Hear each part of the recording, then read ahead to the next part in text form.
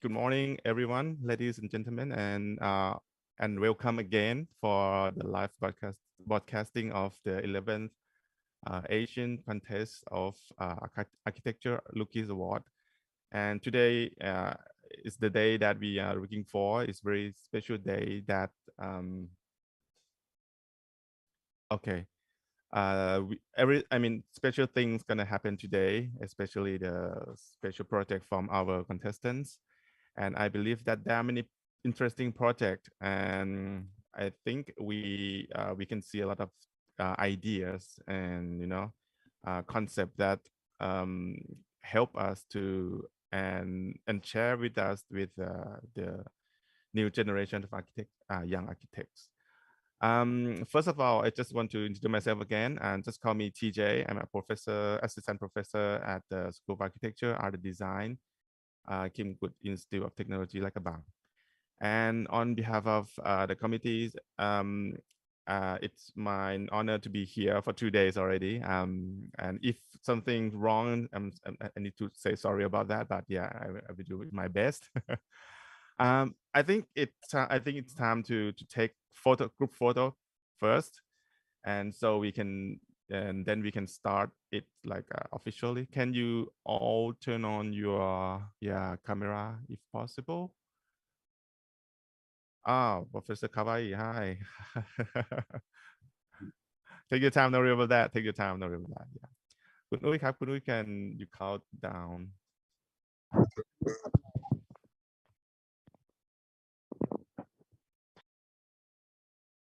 まだ戻ってるところなの？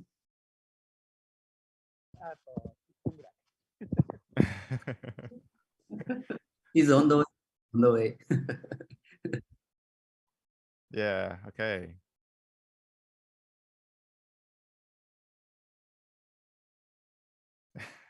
Thank you so much. Thank you. And yeah.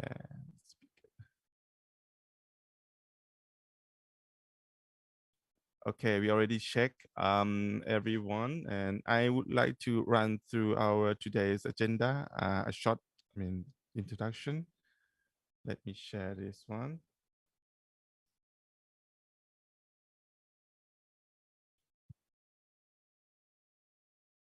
Okay, now we already did the photo time already, and we already checked system. And next, I would like to ask Dr. Lee and Professor Antika to say something to our contestants and jurors. And then for the contestant, and you know your cue already, and the first one you need to prepare yourself, in advance. And we're gonna do like this. We're gonna do like the first 5 presentation. Let's say it's first group, first one. You have 5 minutes and 30 seconds for your video, and then we're gonna have a break for 10 minutes, and then the second group is 6 presentations, and then we're gonna have lunch. Today it's a bit early in Thai time, but yeah, I think in other countries, yeah, you can take your break, a long break here for 1 hour, yeah, nearly 1 hour, 1 hour and 10. And in the afternoon session, we're gonna continue another 6 presentation, then break, and another 6, and break again. The last break is gonna be 20 minutes for our judge to take time to to consider the project. And for the process of voting, I will remind you again before after this break. And after that, we're gonna vote for top 8, and the process I will tell you again, and then top 3, and then we're gonna select the first, the best and excellent works, and then we're gonna ask our juror for comments and free open comments, or like any words that you want to comment to our contestants, and then short speech for closing ceremony, and then we can present the award. Okay. Let's see this one. Okay. I think we can start now. I would like to introduce our judge first, and this one. Okay. I just want to run through a quick introduction. This one. There's a lot of file on my screen now.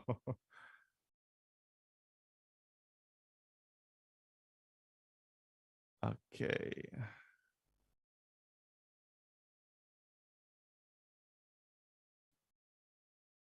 Okay. The first, yeah, Dr. Lee, Yang Yu Lee from AUA, the president. Hi, sir. And the second one, and I'm sorry if I'm pronounced your name wrong, and you can correct me. Okay. Professor Sun Yu Young, right? Okay. Or you maybe Dr. Lee can correct me. 천의영. Okay, thank you, sir. Okay, thank you. Yeah, thank you. From Korea, and Professor Xu Lei, right? Xu Lei. Okay. Yep. Thank you so much, sir.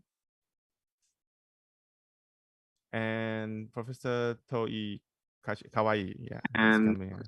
Toi Kawai, yeah. Toshiaki, but just call me Toshi. Toshi, okay. As in Toshiba. Okay. Toshi, okay. Call me Toshi. Okay. Okay, thank you, sir.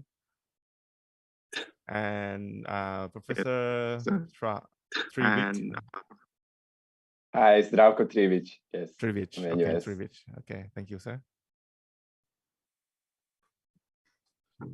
Okay, Professor Huang Long, right? Sorry, sir. Yeah. Just call me Jung. Jung. Yeah, family name. Okay, thank you. Thank you. And Professor Wang Xilong. And Professor here is Huang from Taipei Tech. Nice to meet you here. Thank you. Thank you. Thank you so much, sir. Thank you. Thank you so much, sir. Thank you. And Dr. Prom from.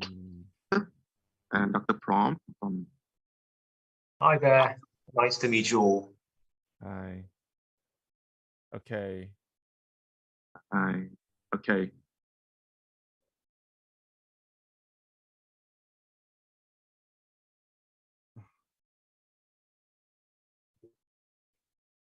Okay, now it's time for us to see.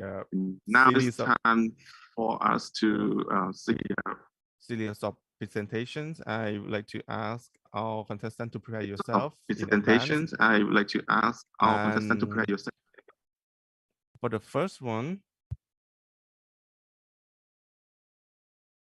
Patnisha. Yes. Okay, can you share your screen? Just test, can you share your screen? Absolutely. Did my screen show properly?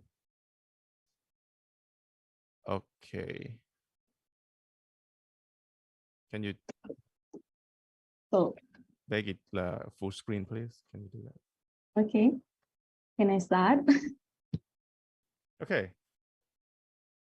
5 minutes. I will count it. 5 minutes. Okay. Thank you. Your time.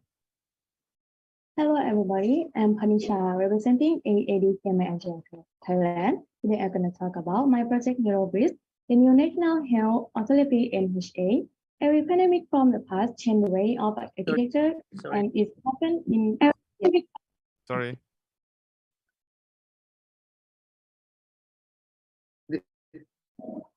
Today we didn't have a speech. Oh, Professor sorry about that. Okay. Yeah, sorry about that. And yeah, sorry, Matalin. Maybe you can ask Dr. Lee to open the speech. No. The Professor Sadisri welcome message is first. Yeah. Yeah. Mhm.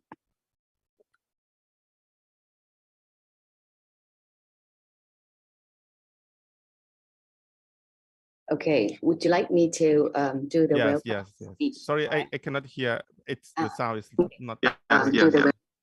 yes. Okay, so I hope my voice is okay, right? Please take a shout if you okay, right? Smoothly. Okay, so good morning, everyone. Good morning and congratulations, everyone, that you get into this round. And also good morning, the jury members. Thank you so much for taking your time like a Sunday morning with us. And also, thank you a lot. Thank you so much for Dr. Lee for your visionary to give this opportunity for the younger generations and the architects to have this opportunity to exchange, their experience and learn from others. Like yesterday, we have the guest speaker. I like to take this opportunity to share our thoughts about the theme of these activities. Yesterday, we talked about what are the next frontier of architecture. We got many speakers from different perspectives, from practice and from academic. And today, from my point of view, working in the academic sector in the education about architectural studies, I like to share some thoughts toward the architecture after COVID-19. In the last 30 years, I think we're familiar with the VUCA world, something that volatile, uncertain, complex, and ambiguous. The thing has changed so fast and people feel insecure. And some of the futurists seeing from now on, since 2020, and they think they got another catchword again, BANI, B-A-N-I. And I think this word can derive something that asks us to be prepared in the near future, because we face now not only pandemic, but because of the crisis, like the pandemic leading to the failure of the economics, and then people getting to fight again, and the limitation of the resource. So I think this is some kind of some generation see the world and then they act what they learn. And for the next generation, I like to share with you all the futurist people thinking that we have to prepare for some circumstance with something like climate change, global systematic change, like the momentum of the globe now has changed to be, in the past we call and we divide the world as the west and the east, the north and the south. But for this generation and for the coming generation, I don't think they divide that way. They might think, okay, this is the poor and the rich, and that's enough and not enough resources. So BANI, B-A-N-I, and come to the world is very fragile, and many people fear over they could happen and something go wrong and don't know what to prepare for that. And many think even the solution can happen as the non-linear, which means something can do as a loop, something you have solution and then you have to go back and to change it again. And many things as incomprehensible. It's difficult to understand. It's difficult to predict. So what about the role of the architect in the near future? And what BANI have to do to us with the city? Of course, when people feel insecure, when people feel like they need a lot of healthier living way of life, in the School of Architecture, Art and Design, we really emphasize on the process of learning, like the process of include everyone into the process of design and construction. We emphasize on the user-centric design. And of course, when people really worry about their health, how the city or urban or even interior design can provide the active design for people who to keep and stay healthy and active way. So you might come across with the name like the active design. Of course, we have like a vertical commute, but how can you design the stairs, for example, to be attractive for people to choose stair rather than elevator? That could be one example. Or when people stay or lock down, working inside their house, sleeping in their house, like yesterday, Joseph Kwan saying that play in the house, including pray in the house. And what about the space that to cultivate the culture and social life? And what about the sunlight? So it's important to think about the public space, give people opportunity to socialize and to keep healthy and to get the good sunlight, to get a good quality of walkway. And what the COVID-19 speeding up? We already do something, but COVID-19 is something like stimulate technology to be getting more fast and faster. We need to aware if the technology come too fast, we don't know how to deal with that. So at the school at KMITL, we try to saying that technology coming in, they have the two sides of the coins. So if we know and to put the activity and learning in the class during the new tool to help them to get the technology literacy is important. And try to use that technology to make people get more accessible to the good education, more equality. And I think the technology have the good sides as well, like to enhance the real world skilling, enhance them to,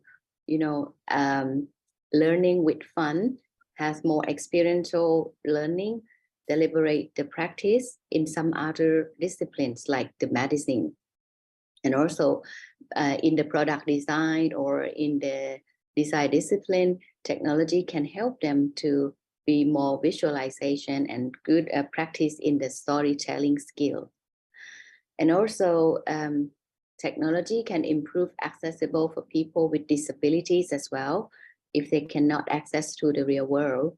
And finally, we see the technology can increase the data capture about the learning performance, so we can evaluate how students learn in different subjects or in different skill. So all in all, about the COVID-19 not only bring us the crisis and a lot of complex problem that we deliver to the next generation, but see another positive side. The next generation then can have a very new technology, but if we as education sector, if we can encourage them to use technology in the good way, so I think the future is more brighter for us all. Thank you so much. And that's what my thought about the COVID-19, what happened to the architectural field. Thank you so much. Thank you, Dr. Antika. Sorry about that. So I'm so exciting, and I think all contestants are so exciting. And then Dr. Lee, can you just say something to our participants and contestants, please? Okay. Good morning, Sawadika. I'm very delighted indeed to hold the 11th Sakara, the Asian Contest of Architectural Rookies Award in Bangkok, Thailand. I'd like to especially thank Professor Antika Sadisri, Dean School of Architecture, KMITL, King Mongkut Institute of Technology, Luang Prabang, and the executive committee members of Accra in Thailand. And also, I'd like to thank the executive committee members who have organized the domestic contest in Asian countries and the students who participate in this contest. Unfortunately, due to the influence of COVID-19, the 11th Sakara will not be held offline and will be held online for the 3 years straight. Architectural design education, which has been the 3 years since the outbreak of COVID-19, is being conducted while mixing online and offline. And we are getting used to COVID-19 to some extent. However, I open here that face-to-face is better suited for architectural design education. Some countries have developed know-how for online education and responding well, but it's also true that many do not. Yeah.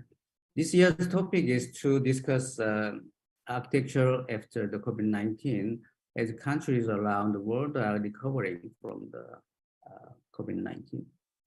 The architectural design is also facing changes due to the influence of the corona, but there are various ideas related to changes in architectural programs and how to use space.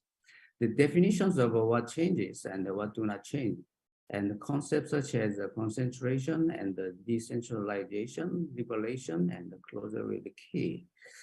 And there seems to be ideas on the topic. One is to design a space based on normal architectural program.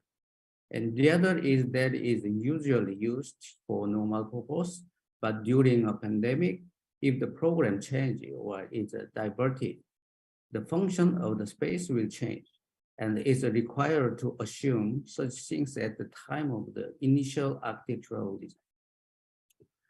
So we are looking for the students' work, regardless of the building type, where is the house, school, office, or the museum. Every year, about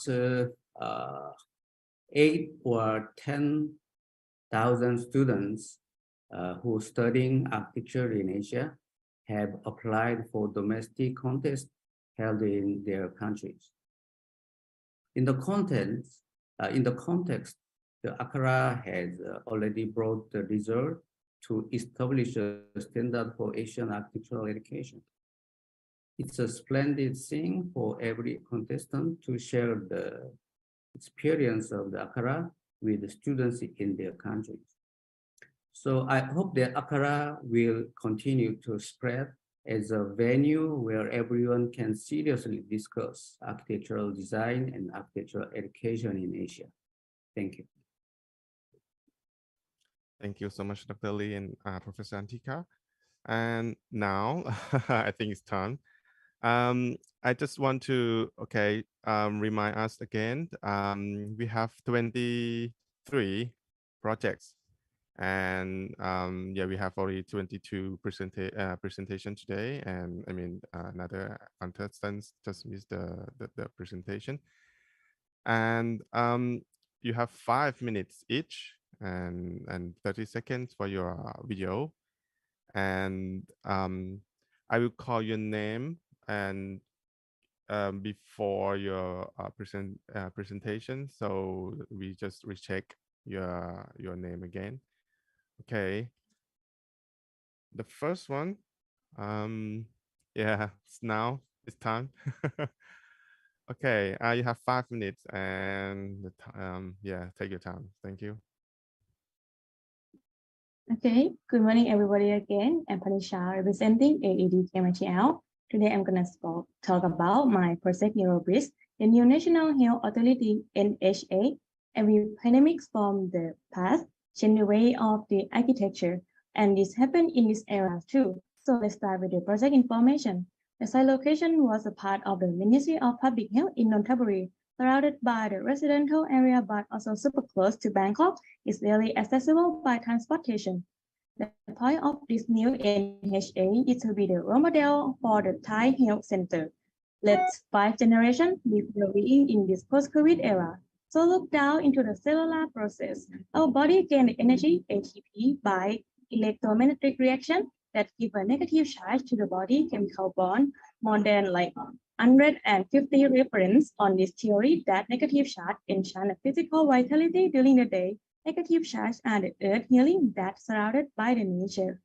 The key point is to enchant the user energy currently in the architecture. So which solution can get the negative charge to the user body as much as possible. And also at the safe social distancing. The WHO recommends us we need like 4 square meters around us. So what is the best formation to keep the distancing? On the right tip is the motion behavior of a human body while we walk. As you can see, we didn't have much about a pattern. It's random. Everything everybody has their individual way because they still have a pattern on their own. That's still too strict to human.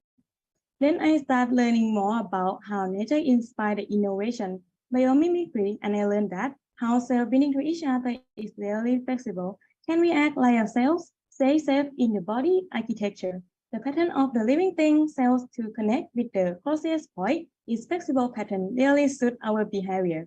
The character of the architecture is inspired by the cell that have a nucleus in the middle. This form also gain many benefits from the environment. The zoning diagram is clearly divided based on the accessible of the function. The spread test and the flexible joint can make this form come true. Next, we're gonna talk about how effective biomimicry to the building. It is how like the wall-noise pattern cover the space from the densely connected shape, and the joint is a ceiling sensor to keep the people at an appropriate distance and one if it were not. This structure is also act like the convey pipe that transfer the negative charge and refresh air intake from the environment and bring the exhaust air to the outside to make a better indoor air quality. These pipes are made from the copper because copper is the real type of metal material that can sterilize the virus. In fact, it's not new, but they recognizing more after post-COVID era. Other tools systemically like the systematic part is inspection area at the entrance and the building equipment keep the automatically to minimize touching the object. The physical form that can benefit from natural light and ventilation. As the character of the nucleus created an overall core to let the ventilation flow the slope part of the building gain more sunlight from an appropriate direction. These are space in the section part. Next, the water-noise pattern is also really area let the ventilation flow over and can keep all of the existing tree as the large open court. And the alternative shortcut skywalk because the direction of this project is a one-way loop path. In the addition, the finishing of the water-noise structure could create like in the alternative way to take a benefit from the nature and other factors. So, in my opinion, the direction of the post-pandemic era need to be design integration. The point is we need to use every kind of knowledge, everything that we have to make the humanity survive in this era. Architecture is not only the term of design and civil anymore. And last but not least, when I learned from nature, I learned that they coexist with the environment and living things more deeply than pure man-made forms. I'm very impressed with it. And next part is the physical, my physical model part. Let's watch. 1 minute.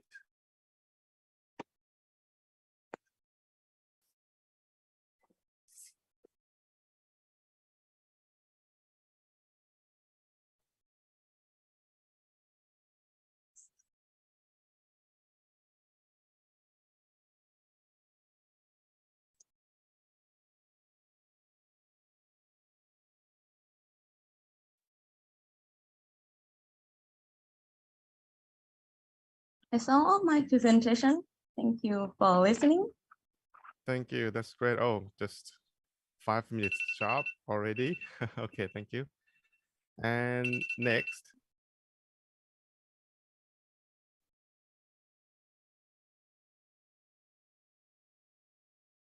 Next, Kim Ji-won from Korea. No. That's a Q&A session. Okay, yeah, as a question time. 5 minutes. Yeah, 5 minutes, sorry. Yeah.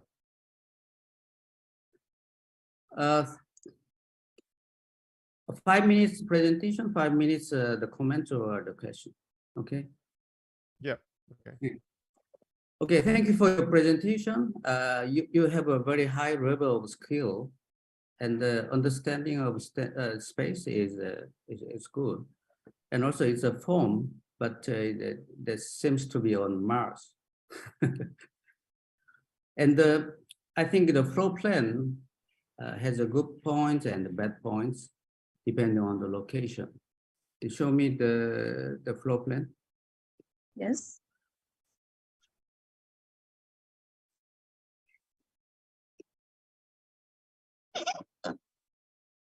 This is my floor plan that I create the one-way loop in every main building and sub building.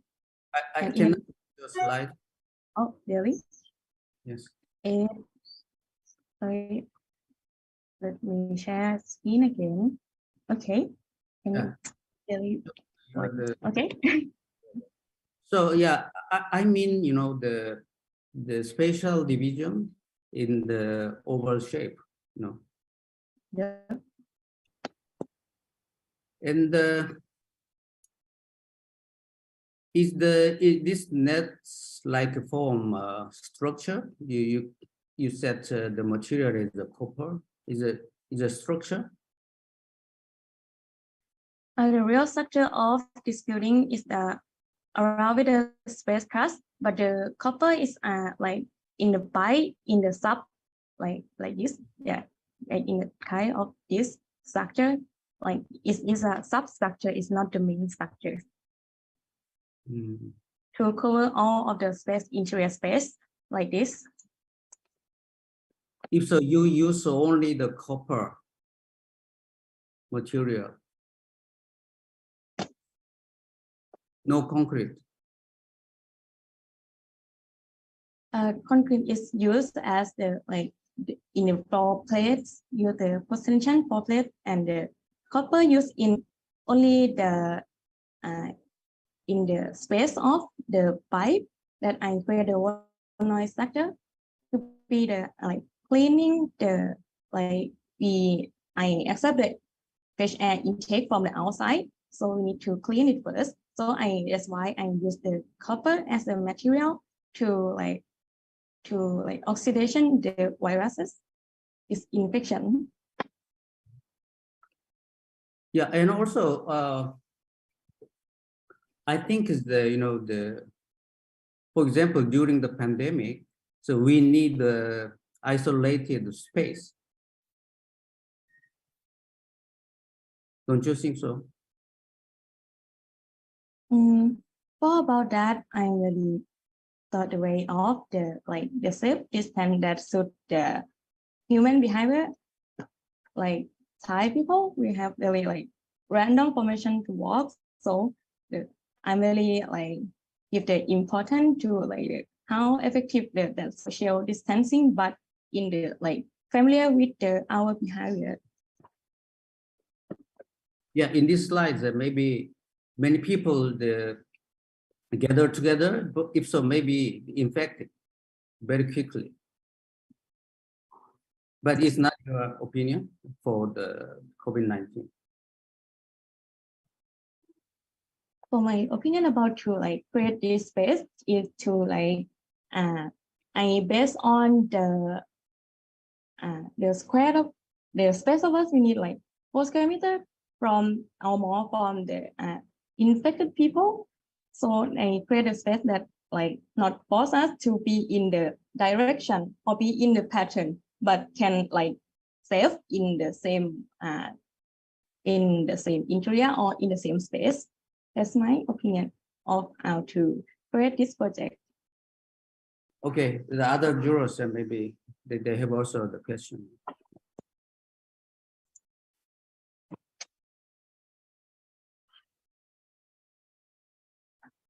May I?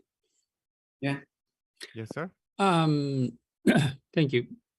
I enjoyed your presentation, but I have one question. You use the shape of or the form of Voronoi. Yeah. And I don't see the real point. Can you explain why you use, because for me, there's no logical reason to select Voronoi as a motif. So what's the linkage or what's the background logic to use this for instance, this is just to cover the two-dimensional surfaces, but you used how to divide area or territory in the personal spaces, but you use it as a kind of structure of the shell. So I want you to explain about the background logic, why you use it for a three-dimensional structure. Because First of all, thank you for the question. I use the Voronoi pattern because from this, so I need to find like the safe distance. We need to find like how can we in the safe distance, but really suit to human behavior, right?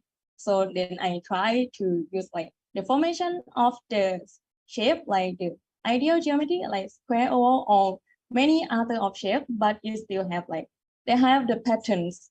The pattern like if you if it be the square space is you can like walk only the on the x and y axis.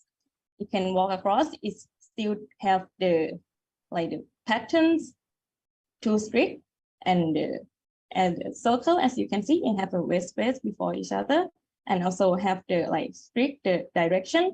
And if like the in the last one is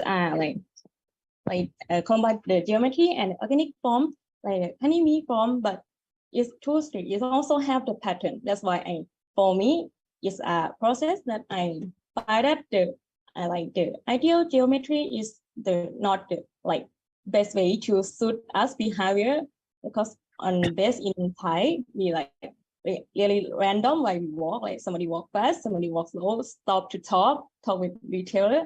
So and why the way more that's very more like the flexible that have the not have like the patterns of the walk. That's why I use these Voronoi patterns for the conceptual idea.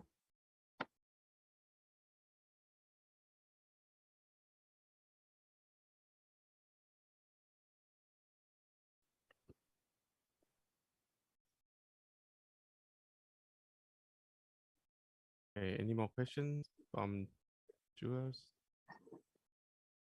May I? Oh. I do have one short question, maybe Yes. first a comment. I do appreciate, hi Patnita, I do appreciate how you try to find the the alternative ways of dividing spaces and putting trust into the users in a way that they would behave, how the space suggests.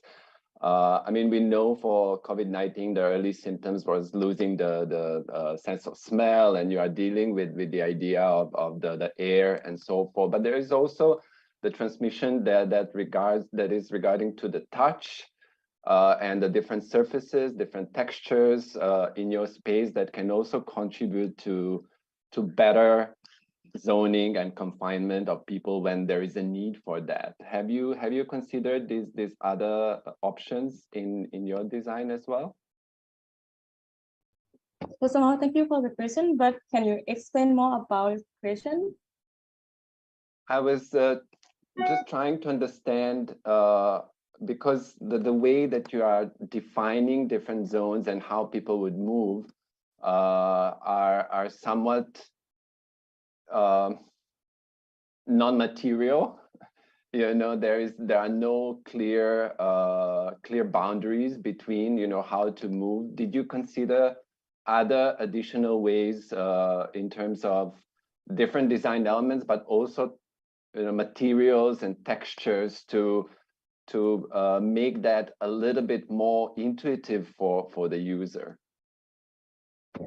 Yes, it's like showing up in the material too. I use the Voronoi pattern as the patterns of the form of the interior space and the landscape to be a bit like separate people from like to be in the space that not too close to each other. But at this point, I'm so sorry that I didn't talk on this presentation, but I'm also thinking about that point too.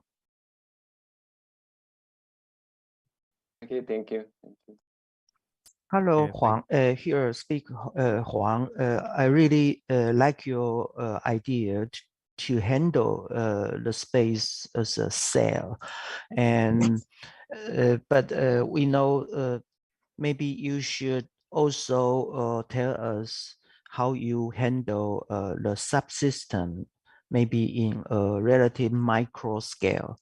How the social distance in a cell could be handled the spread of the bioaerosol, air conditioning, and the fresh air, etc. So your concept is really potentially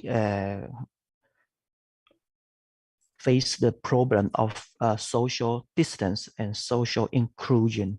So I like it, but I don't know how it works. Just like Professor Lee has just said, how you prevent the spread and the infection of the bioaerosol in a micro scale of space here. Thank you. Okay. First of all, that I used to like the filter people into my building. I use the like in the kind of the systematic way. This part in a, like every like front door of every building, main building and sub building. We also have the like the HEPA filter to like gauge that, to filter that, and then go inside the building. That's how like I combine the knowledge of not only like the architecture, I try to use the innovation, engineer, or technology to better, because I think we need to like use every kind of knowledge to solve this problem in this era.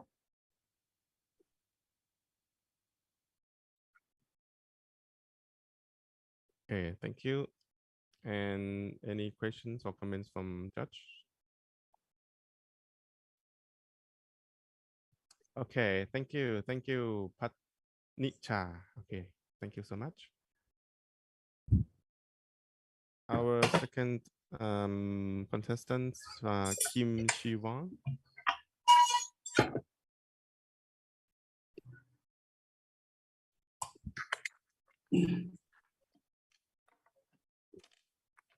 Okay, when you're ready, please.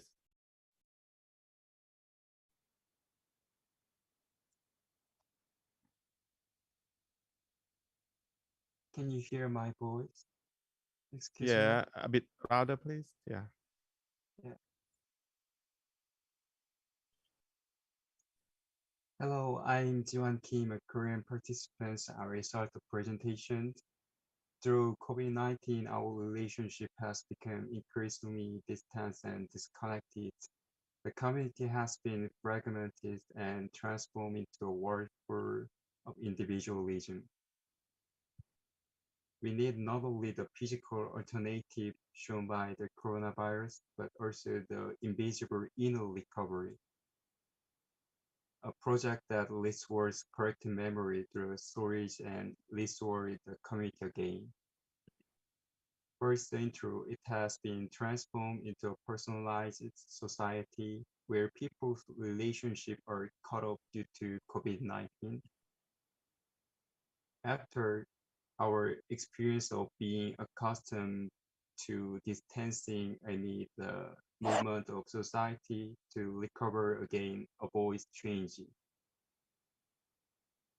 In order to expand the framework of memory, Haebanchon, where various cultures and history coexist, was selected. In the process of architecture suggestion, existing galleries for violent acceptance of information in one direction. Therefore, if you select and accumulate a wide range of memories through a two-way exhibition, it will be a place to restore the community. The scale of the exhibition consists of individual memory exhibition, collective memory, and national memory.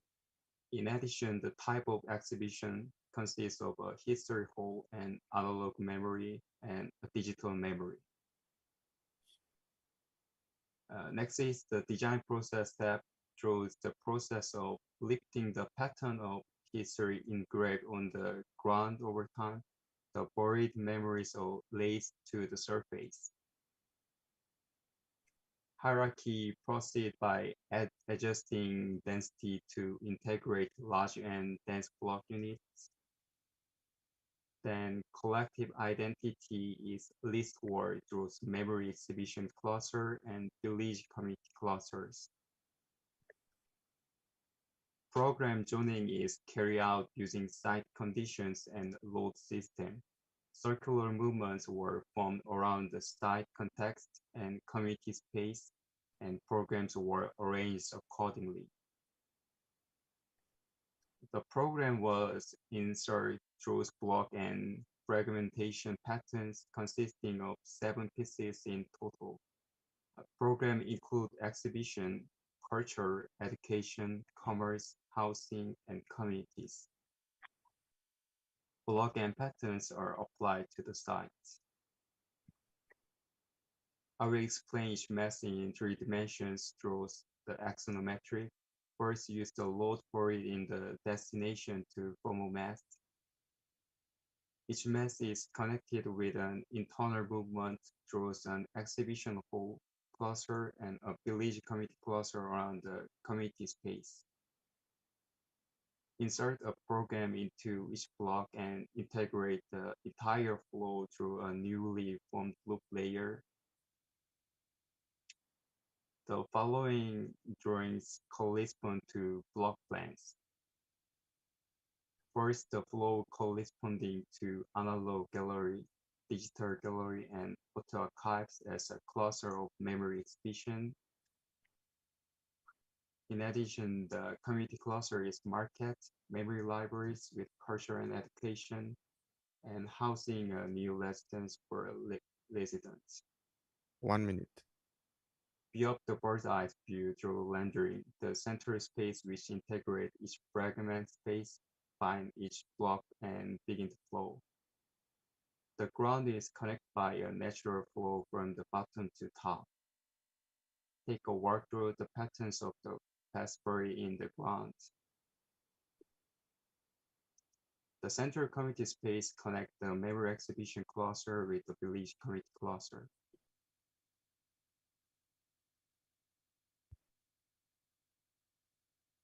Through the 7 fragment memories and the memory trail that integrate them. Our relationship, which has been cut off by Corona, will restore collective memory through memory storage and restore community again. Lastly, I will finish the presentation after watching the video. Thank you.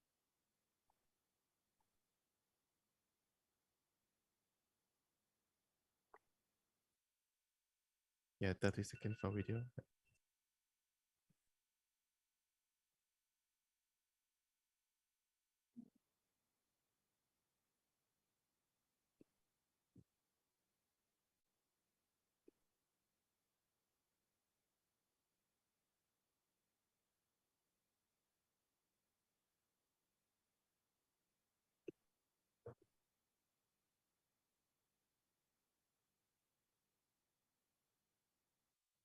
Thank you for listening.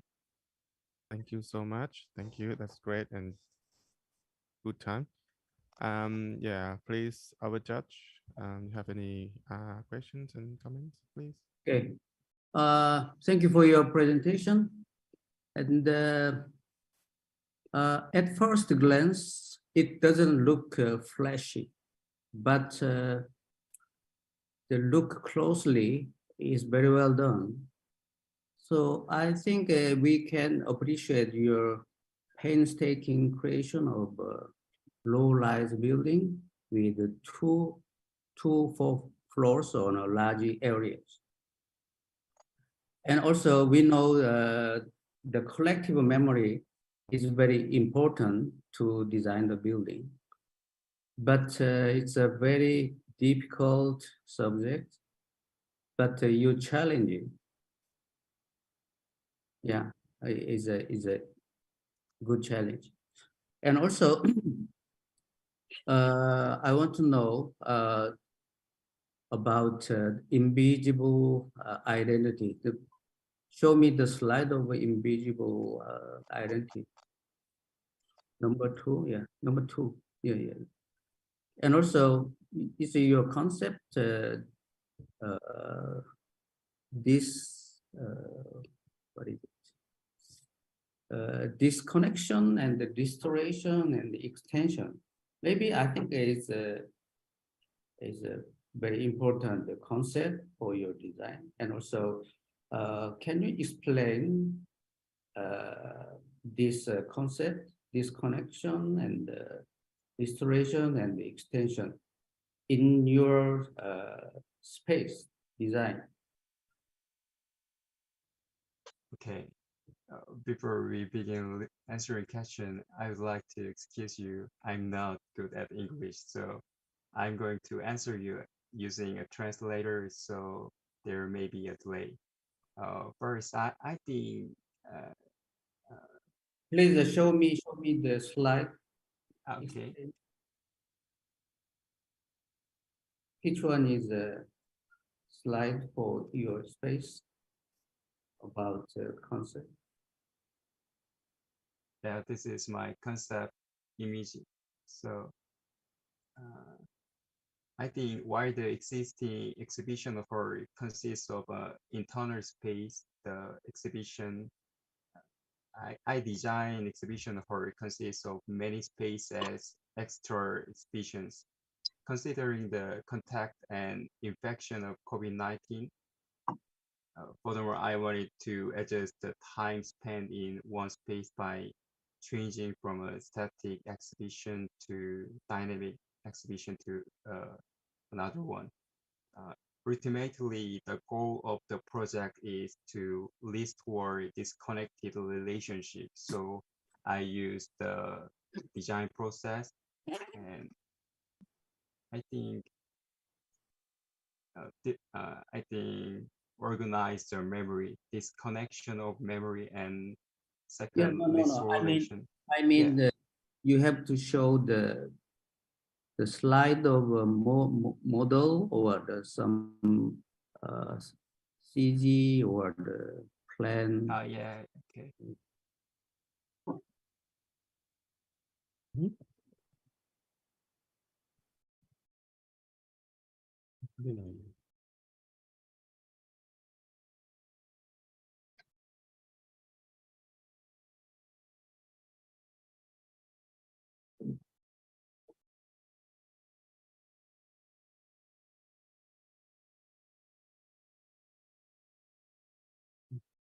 Yeah, okay, thank you. So yeah, please ask him another jurors.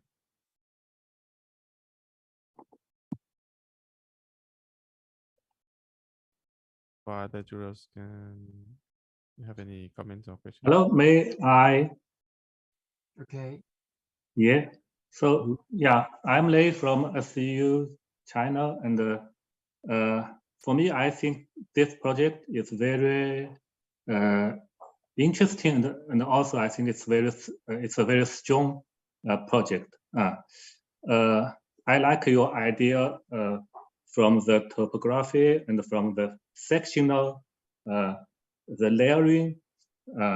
So I think maybe I can give another advice. I think your idea is many from the architecture level to think about these things.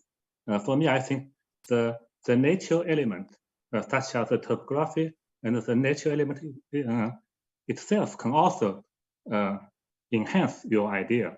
So maybe you can think about it, maybe put together with the architecture element to make your idea maybe more strong. So that's my advice. Thank you.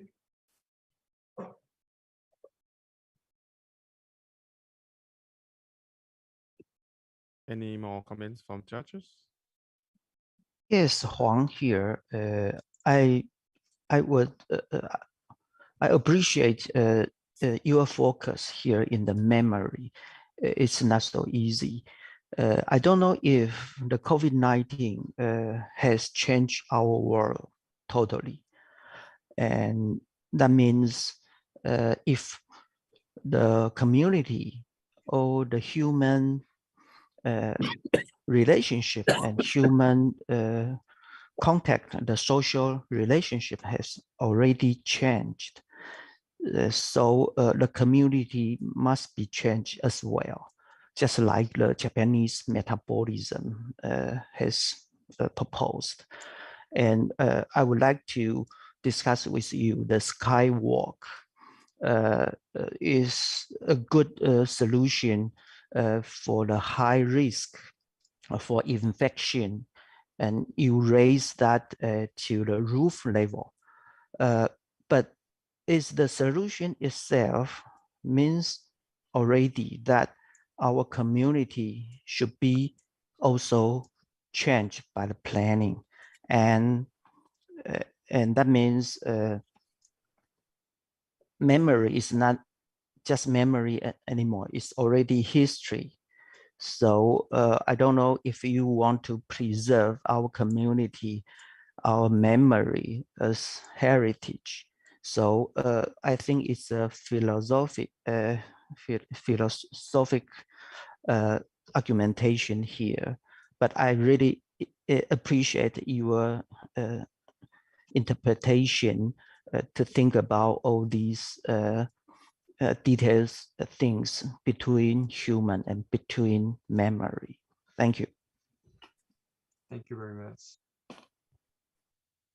Thank you. Any more questions, comments?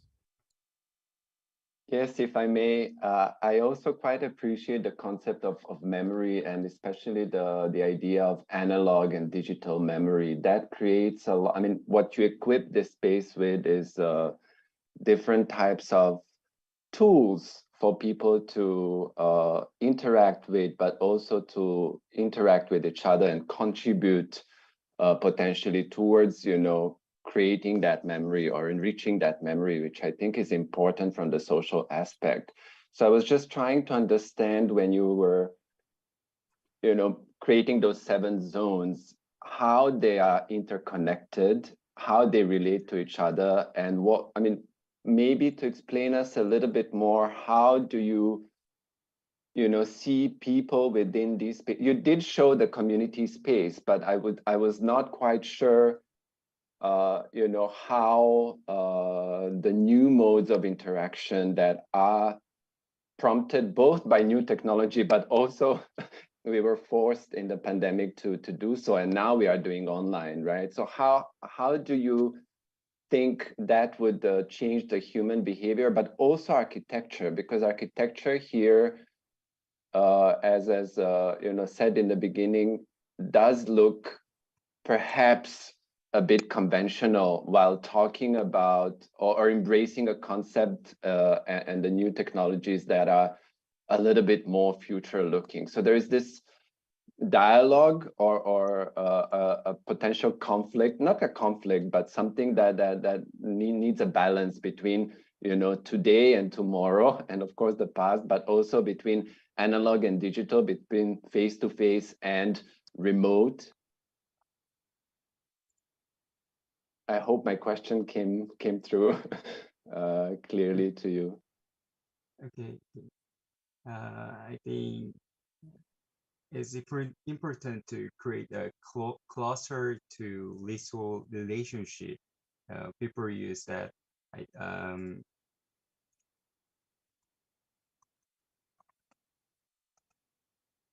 think this is memory cluster, and this one, and another memory cluster, and a village cluster. It makes a new loop layer created by lifting the path of the floor creates a large floor through which small blocks can move.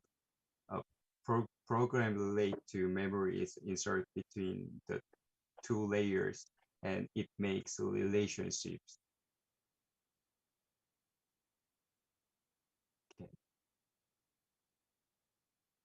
Okay, thank you. You know, can I ask a little bit? Sure. Yeah. Yes. I mean, Trivich was asking, you know, what it looks like, just like a community center, conventional community center. You just have some memory exhibition space, collective, personal, and digital, and VR and AR. But the space doesn't show what is the changes and different modes of interaction within that space.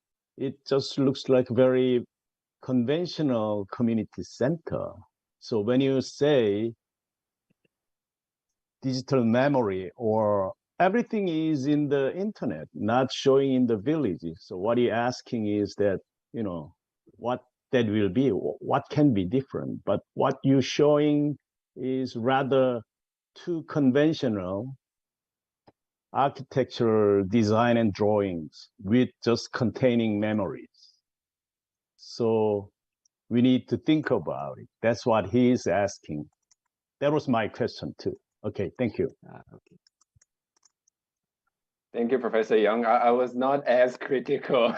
That was not really the point. I was just trying to understand, or hoping to hear where these relationships, because you're creating new interfaces, you know, new ways of people to interact both with memory and the digital environment, but also between people, right? So despite maybe potentially looking conventional, it does kind of show the potential of that, you know, more internal and substantial change, which I think is important. Yes. Thank you. Thank you. I just would like to see a little bit more about, you know, what he's thinking of in new kind of memory storage space. All right, thank you. Thank you. Any more questions, comments? No. Okay, thank you so much. Thank you very much.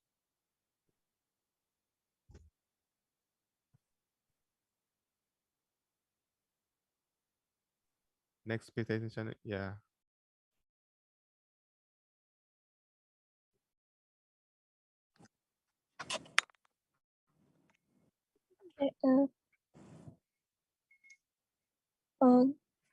Can see the PowerPoint. Yeah, we can see it. Good morning, and my project is architecture as common. And my site is located in Zhonghai University. It's surrounded by teaching area, high school, and residential area. Because of the boundary of the range, contact to the outer world only happens on the border. And in the COVID-19, people have been forced to maintain 1.5 meter social distance, which strongly separates the private and public space, and cause people to rethink how social activities happen.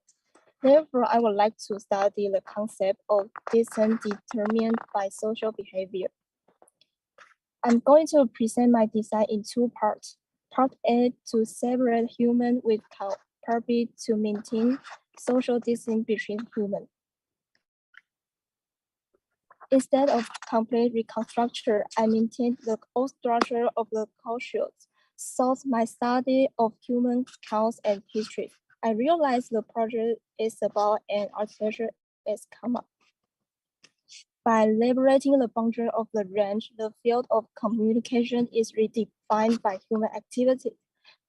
Under the overlapping of old structure and the new adding, just the range and the activity field, I find a way of coexistence between the cattle and human. And part A is about cow and human. Human beings are dirty was the first thing the animal science professor told us. Contact between cattle and humans should be avoided as much as possible. I realized that the main program of the cultural dairy farming, which has special production line to maintain clean products, which also accomplished the goal of part A, to maintain social distance between human and cow. I consider the biosafety of the cattle, classify the distance between cattle breeding step and victor.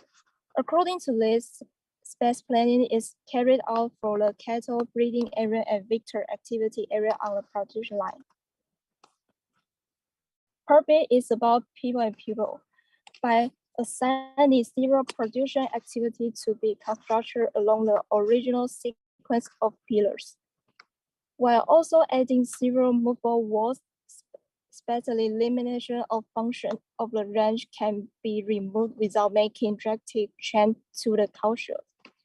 In addition, the appearance of the space will be determined by occasional activity.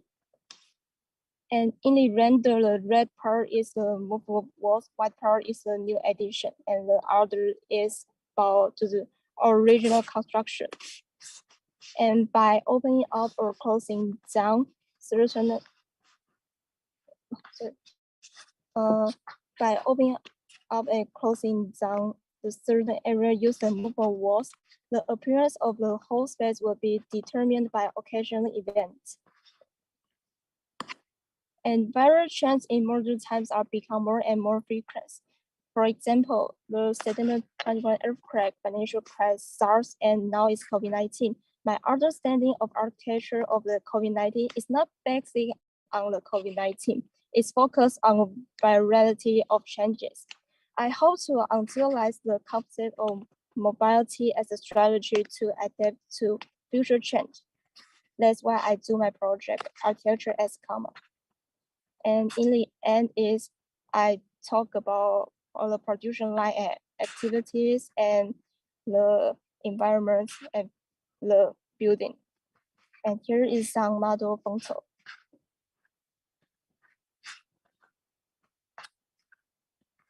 At the end is the video.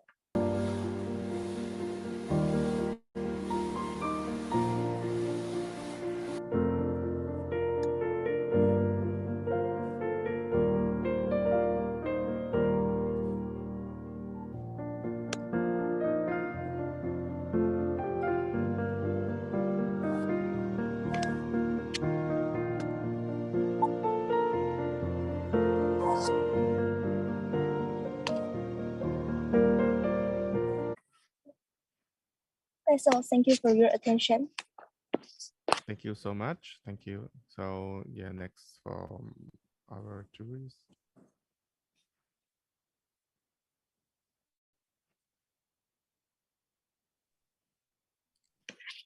Yeah, now we have any questions from jurors or comments?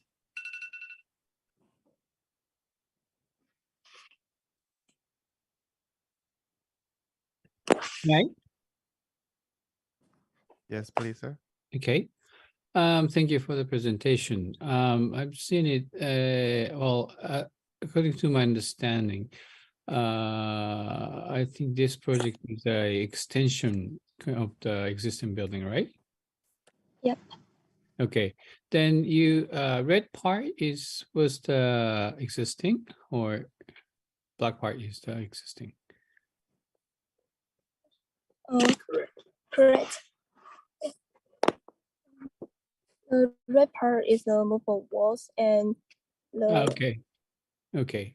But you explain, you applied a kind of structural system with a different axis from the previous one. I didn't see the clear point why you not just like extend the kind of existing structure, but apply a new kind of axis to the existing axis of the structural system. And I increase the grade of new spots on the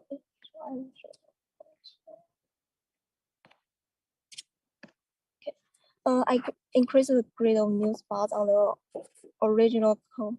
And I want to create some entry space between the two. And in this plan, you can see the production line that belong to the cattle along the pillars. And by the walls to creative activity area follow the grade of the new spot.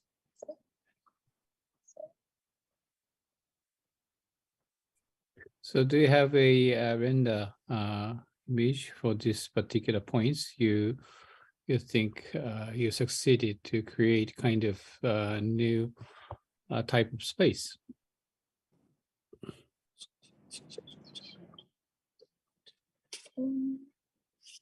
And you can see, for example, in the render, if the right part and is the wall, the shape like a wall and the pillar, and you're able to have an appearance to do a interesting walkway and the experience. Well, for me, I can't find a kind of clear point, or like maybe you should develop a kind of better way for the presentation, because you said use like mobile walls to divide this, and I think you should have kind of drawing to illustrate. Okay.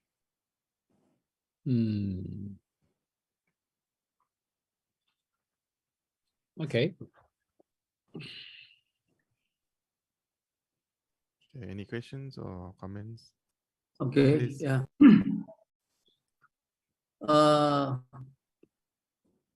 I think this, in your work, the architectural program is so interesting. You know, I didn't see like this. The program is maybe it's the cow, and maybe they intercount of some space, man and cow. So you inserted the new space axis in the old space axis, and so I want to know what happened in the misalignment of two axes.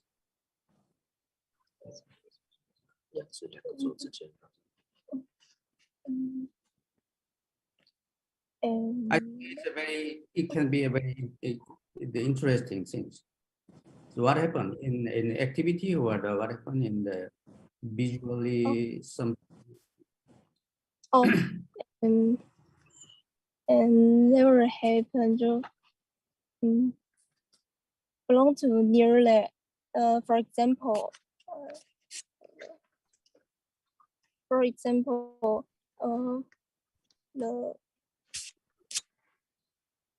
there already have the many function area, just like school and the teaching area. So their users have many much of.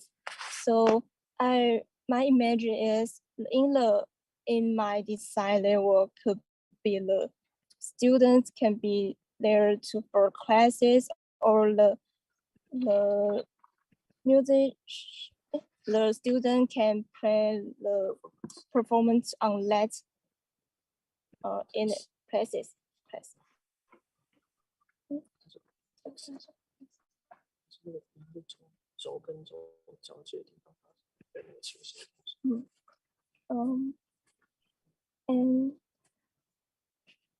And in the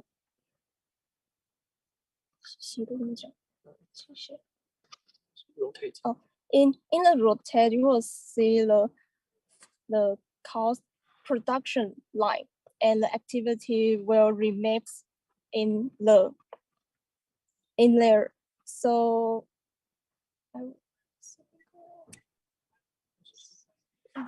your human activity space is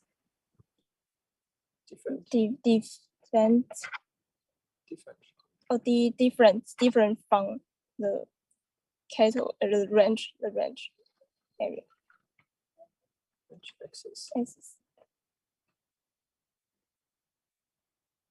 Okay, any comments? I think Professor Travis, yeah, please. Yes, hi. I appreciate this. I mean, yes, it's a very interesting project, and always the relationship between, people and animal, and how can we create architecture that is, maybe animal centric rather than always, people centric, and where they intersect is something that I guess other judges also were trying to understand, you know, what kind of new space you created, because the idea is very interesting, right? But what we see is an exhibition space in your renders. We don't really see how that really, that public space or, you know, intersect with the production line, as you call it, you know, and I think this is very important because, for instance, in Singapore, we had issues during the pandemic when it was locked down. You could go only to the parks. People started feeding animals, birds, you know, like they felt that urge to connect with animals more, even though we understand that this connection and interaction might pose risk. So there is this tension of you know, psychological need. If I can't interact with other people, then at least, you know, I can interact with nature and animals around me, and how to create that kind of safe environment and safe interaction for both, so that, you know, we protect both people and animals, and of course, any form of pandemic, any virus,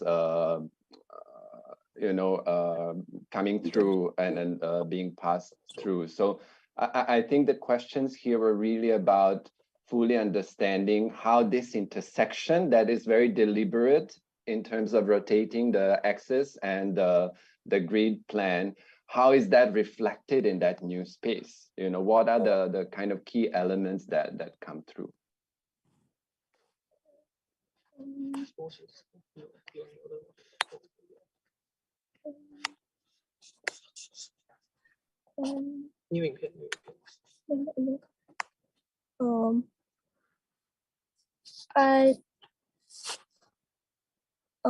I drive into the coast.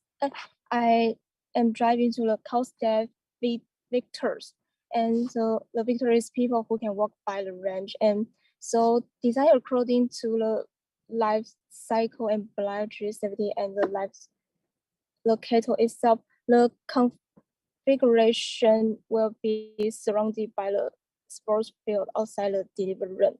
As the protection, it will also cooperate with the cattle life cycle.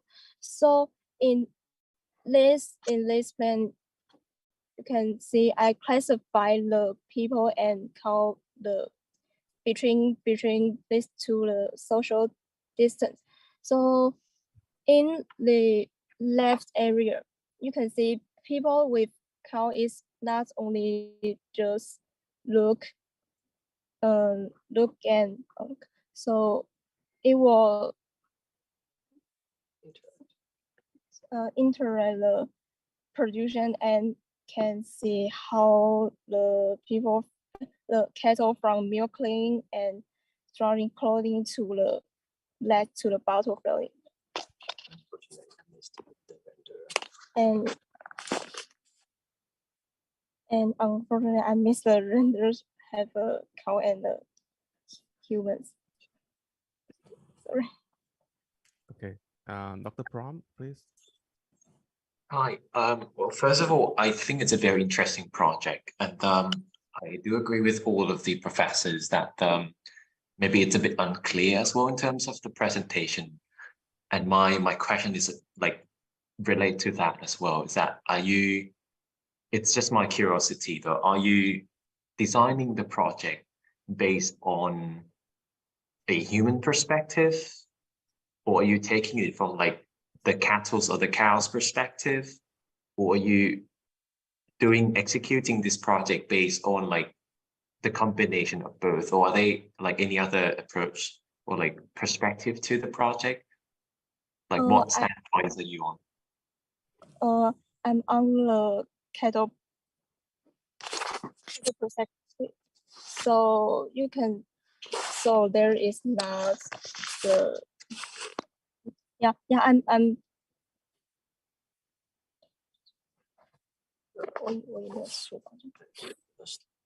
Oh, yeah. So I start from cattle. Yes. Oh, okay. So you're designing the project based on the cattle's perspective, right? Yeah. If that's the case, then I think maybe your execution at the end, where you talk about the operable walls or like the movable walls, maybe that part is the part that actually steer you away from the cattle's perspective Because if you're actually designing for the cows, then maybe the execution, the main point or the primary area of your design should actually deal with the cows and the process of cattle farming within the ranch itself. But so yeah, that was the part that confused me. But thank you for answering. That's all by me. Thank you. Thank you.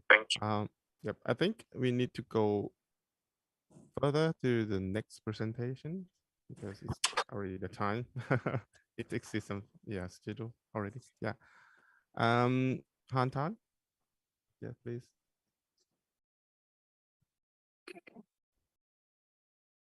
So because we have 5 minutes for presentation and 5 minutes for questions and comments, but I can see the gap between the time, so I can manage it at the moment, so I can do it.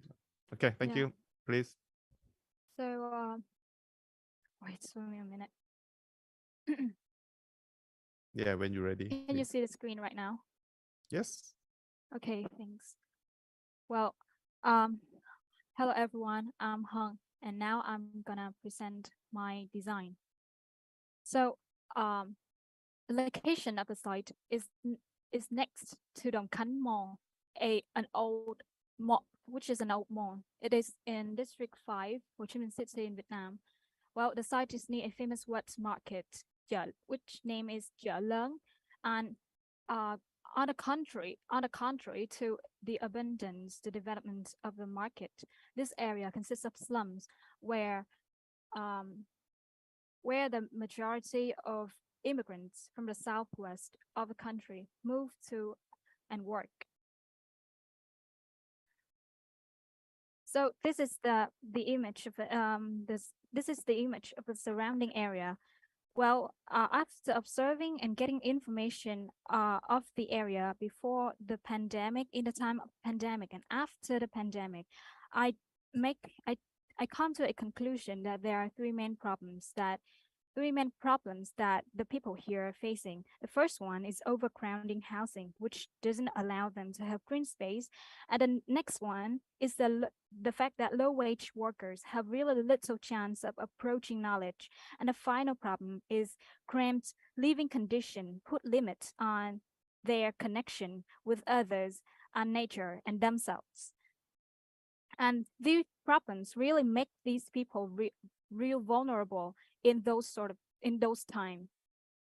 And this is the overall my overall design. And I've moved to the first one is the plan layout. The circles are arranged around and all looking into the center, which is the core.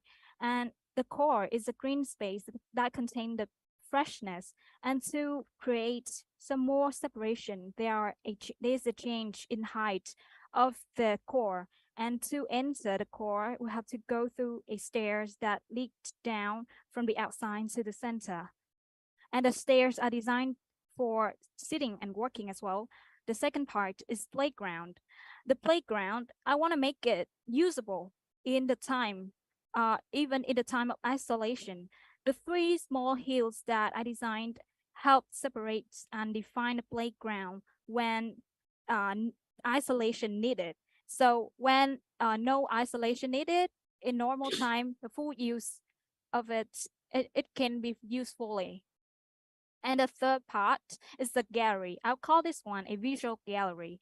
That a visual gallery enable even the illiterate to access to the knowledge and the art that they deserve to access. And as for the separating part, as for the dividing part of the gallery, I use blurred glass, which is able to see through, that helps people to keep control of their surrounding, that they would consider whether to move to any specific area, whether to have any, to know that whether that place is too grounded or whether that place is quiet enough. And the fourth part is the interaction of with nature. The first one is the sun. Well, I want to make, these perforated holes on the floor would help regulate sunshine. In the early morning, the sun is on a low angle. and the sunshine is wholesome for people to enjoy. And at noon, when the sun ray is too harsh, the people would be in the shade and enjoy the nature being in the limelight. And the fifth part, number 5, is nature interaction with this time is the wind. I would use the mechanism of stack ventilation when a flow comes, uh, start from a place of low temperature, which is high pressure, and move to a place that it has a higher temperature, which has low pressure. And this help guarantee the ventilation throughout the whole design. 1 minute. And the final part is the nature arrangement. The first is nature dividing parts. Nature dividing part is sort of a soft dividing part that help people to both enjoy their surrounding that can see through and still can have their own time, their privacy. And also the hills with 2 main curves. The first one is dynamic curves, which are suitable for strong activities that requires effort. And the second one is the gentle curve, which goes with gentle activities and does not require much effort. And this is the semi-basement floor. This is the ground floor, which is the gallery. This is the roof floor. And finally the site. And this is the section A and section B. And this is the video of it.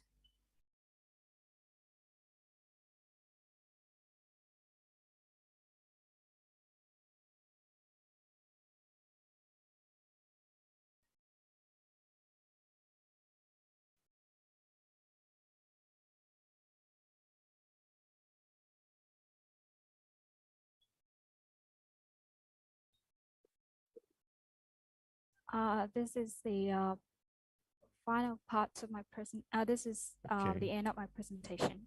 Okay, thank you so much. Yeah, any questions and comments from judges? Do I have to share the screen again? Yes, please. Oh, okay. May I have more questions? Yes, please. Okay, I'm very appreciate your solution for the conditions of the district fire in Ho Chi Minh City. But and I also I'm interested about the idea that you insert here and divide it into various space with in case of increase insulation for the group of people. Yes.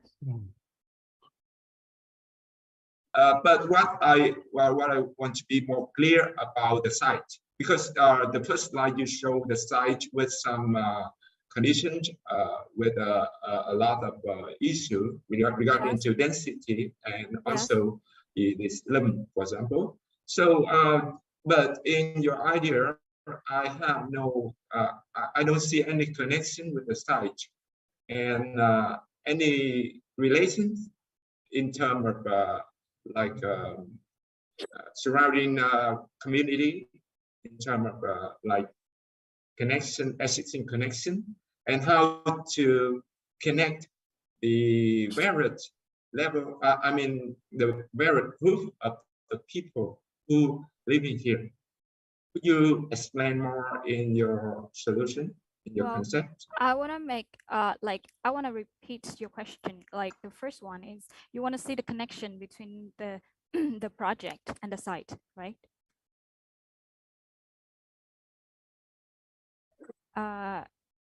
Is it? If so, okay. So as I've said, there are 3 main issues that people here are facing. The first one is their lack of green space, and the second, little chance of low-wage workers to have approach to knowledge and art. And the final problem that I found out is their disconnection with the nature, with other people, and with themselves. So the connection between the design and the site is the solution of us to solve the whole 3 problems. As for as for the, the deficiency in green space, like I have tried to create like an oasis of green space in the core of the whole design, and helps them to get to have an easy access to the core, the green space. And the second part is the approach to knowledge. Well, there, as you can see from the diagram, there are these function blocks are mainly for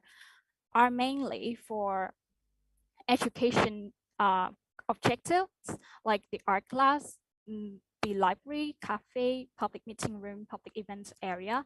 Well, one of the most like, I would say the public meeting room is one of a very essential part, especially in this place, like the District 5, because District 5 is not only for immigrants from southwest of Vietnam move here, but it's a place that, immigrants from China, the people who are, Chinese people who also live here, and they have something that is called clubhouse. Clubhouse is where Chinese these people who are Chinese that move to that clubhouse, support each other, talk with each other, connect with each other.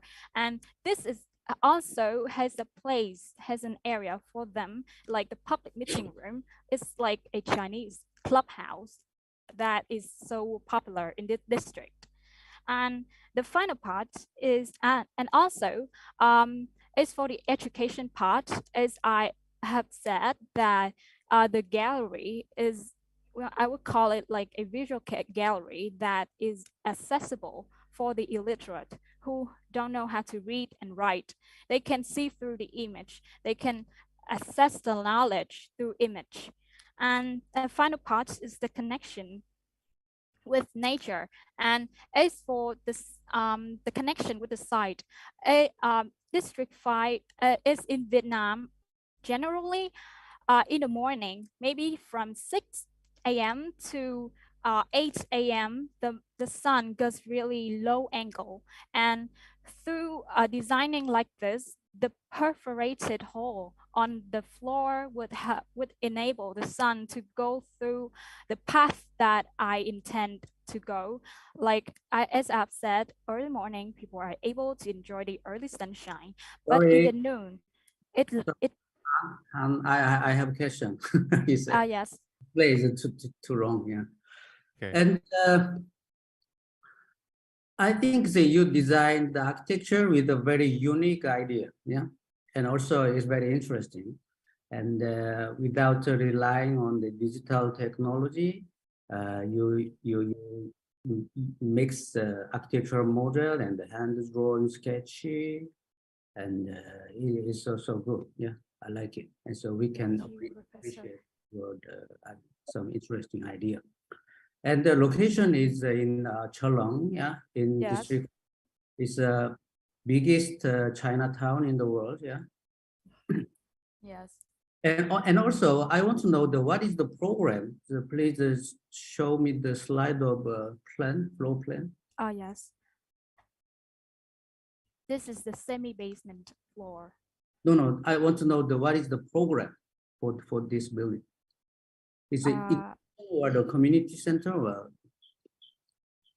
The main function, yeah, function the main of the function, like the I don't really get it. Like you want to see the plane, and I would explain the function of the plane, or what is the main program of the building? Oh well, it's a public center. Sorry, it's a public center. Public center. Oh, yeah. Yes, that consists of education and a, it is like an educational place, and also like a park for people. Okay. Show me the floor plan. This is the semi-basement floor. This is the ground floor. And this is a roof where people can stroll around and see the area, the whole area.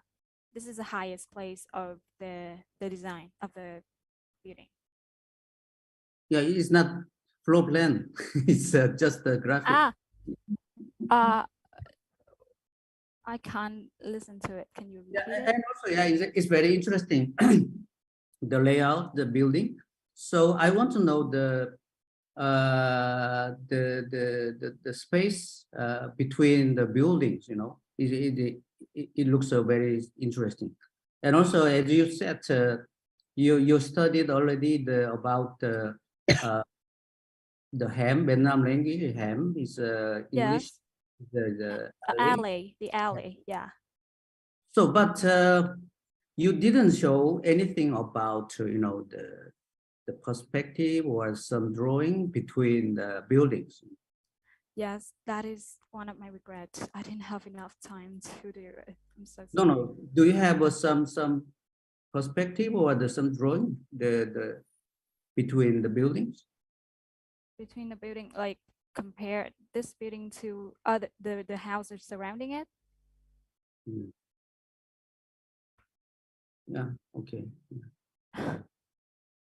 But Sorry, I think what Professor Yong Lee is trying to say is that I think what he's trying to say is that when you're doing a project dealing with the community, with the surroundings, it's really important to actually have the section drawings of your project and the buildings nearby, I get it. so that everyone can understand the relationship between the project and the surroundings. Because if that's really is your main concern, then you really, really need to include that through your section drawings, through your perspective, that kind of thing. Yeah. So I'm sorry, Professor Yong, for interrupting. Thank you for your explanation. That is one of my bad point. I didn't have enough time to make a thing, but I think it would be much better if there would be a section like that. May I have another question? Yes. Yes, please. It's still okay? Okay, so I want to know, I mean, like, it's like a kind of same question, but like, did the people live in this site area before this building happened? Sorry. According to your information with photos, I presume people were living there. Yeah. People who are living.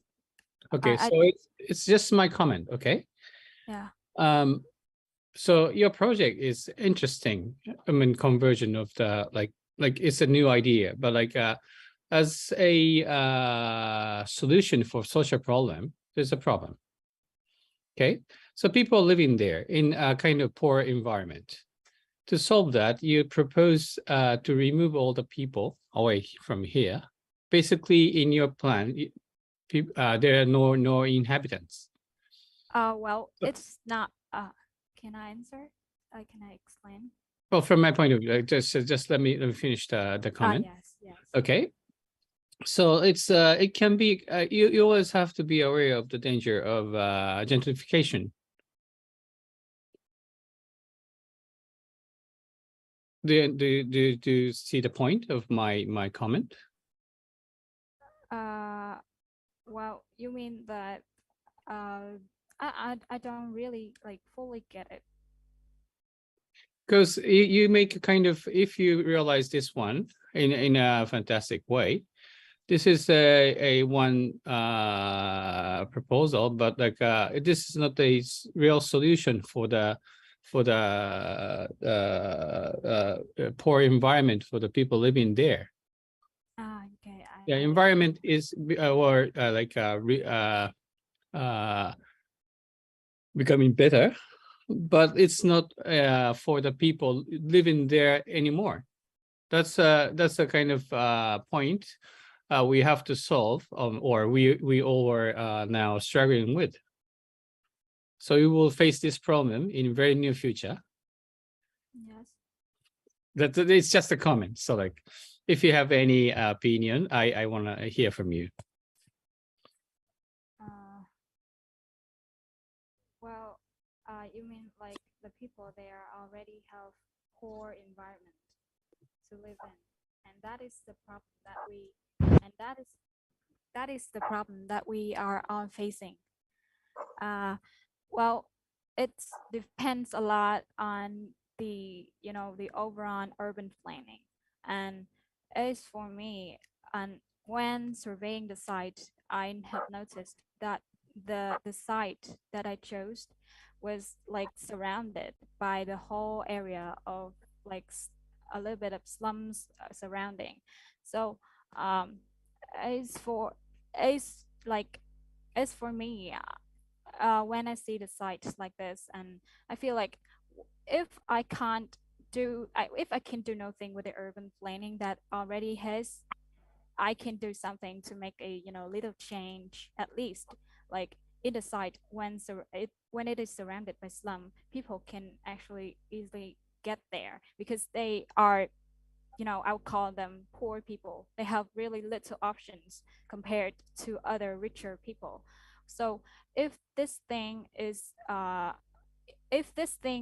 close enough to them and help solve some of their problem, or at least is a place where they can just go there and stroll around and breathe some fresh air, that would be somehow relieve their tiredness with the reality that they are facing. Thank you. Okay, thank you. I think we need to go further to the next presentation. Sorry about that. Sorry for jumping. Yep. Thank you so much. Okay, thank you so much. Yep. Because we already behind the schedule a bit. Yep. And please next.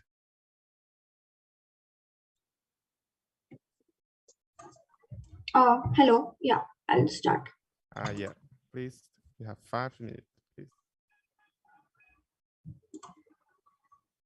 Can you see my screen? Yes. Yeah, just a minute. Can you make it full screen, please? Yeah.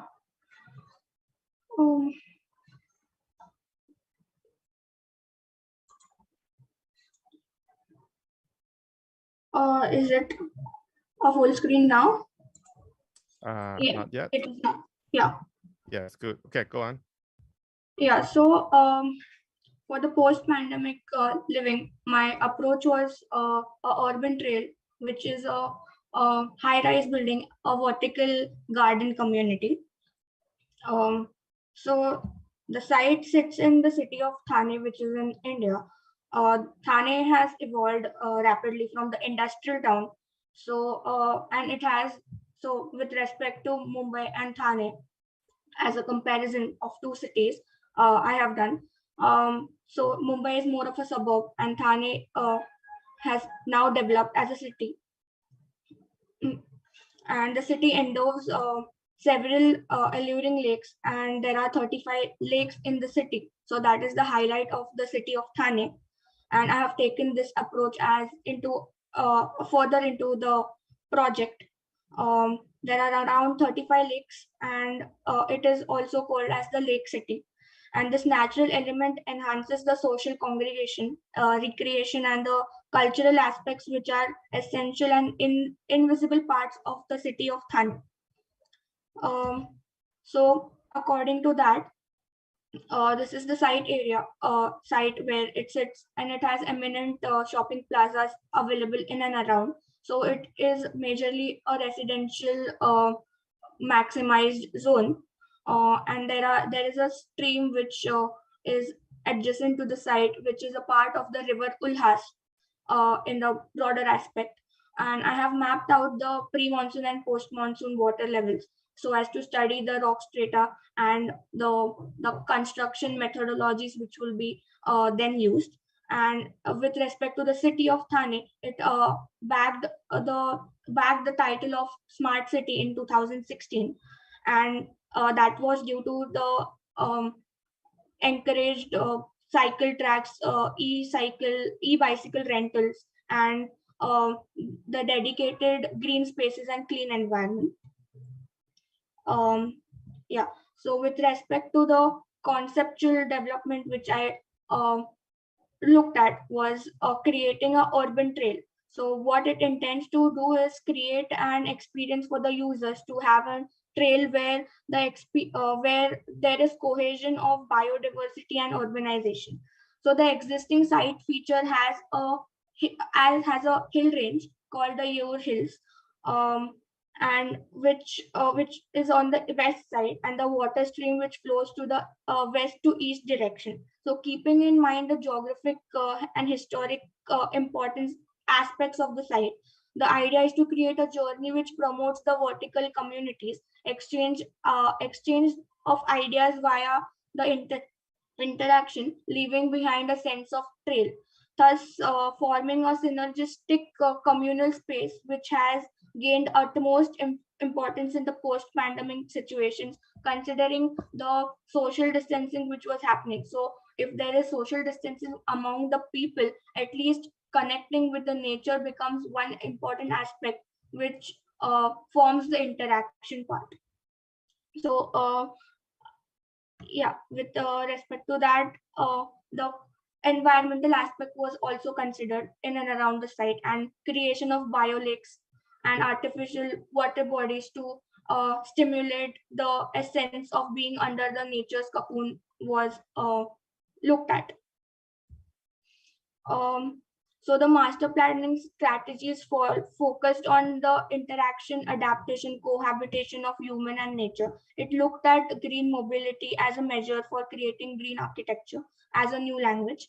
The ground floor actually comprises, so the program actually comprises of retail stores, the library area, yoga and meditation area, redemption centers, quarantine pods, 1 minute. Yeah.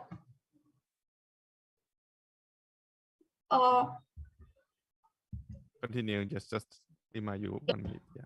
Okay. And there was creation of biodiversity parks. The program was so the height was 245 meters. So that was calculated according to 35 lakes into 7 refuge flows according to the norms, and that gives 35 into 7 as 245 meters. With respect to the programs, again, there was cycling ramps provided and access points. There was the residential community was a cluster of 6. So there were vertical gardens connecting all of these members. So even if they are far apart, they are cohabiting and adapting together as in one place. There were co-working pods and co-working spaces because that gained utmost importance during the pandemic times. The water chiller based system was used and the lifts were segregated. The landscape approach talked about vegetative filter strips used and the biolake creation. The structural system used was outriggered belt truss system and a tune mast anchor, because I'm talking about 245 meters as the height. So for the shifts to Sorry, it's time. Can you just run through? Yeah. Yeah, this is just the video. It was the last slide. Okay, thank you. That's right.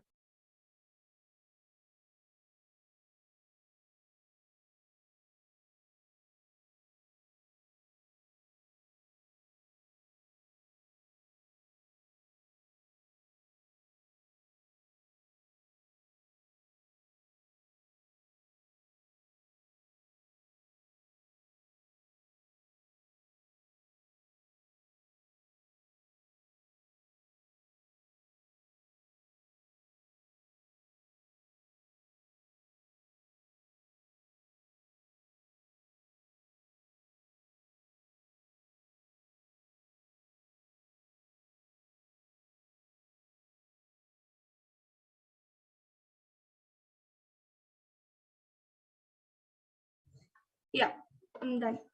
Okay, thank you. Any questions and comments from our jurors, please? Okay, thank you for your presentation. And we use a lot of time for in the morning session, and so I want to ask you very briefly. So I think you got a very the general understanding of architecture, and especially your way of thinking about the environment is so brilliant. To show me the slide of section and then the podium. Yeah, this one. No. No, podium. Podium. Just a minute. I don't know, it's lagging. Sorry. This one? No. Maybe 2, no, 3, slide 3 or 4. No.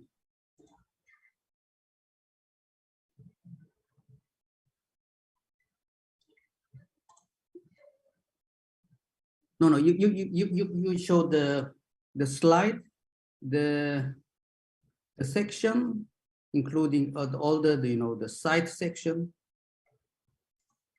Site section. Okay. This one. No. Maybe slide 2, 1, 2. Yeah, I'll do that. 2. Yeah. Next slide. No. Slide 2. This one. No. Oh my God. Second slide. This is my second slide. Oh. Okay. Yeah. Second slide is okay. Yeah. And so yeah, it's so nice. Yeah. But it's not. Okay. Show me the first slide.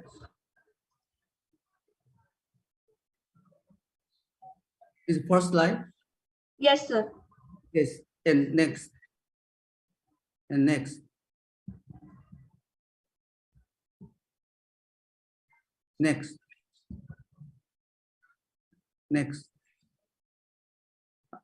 Okay, yeah. And also, yeah, I want to ask you about the floor plan. Yeah. There are some reason for the hexagonal plan.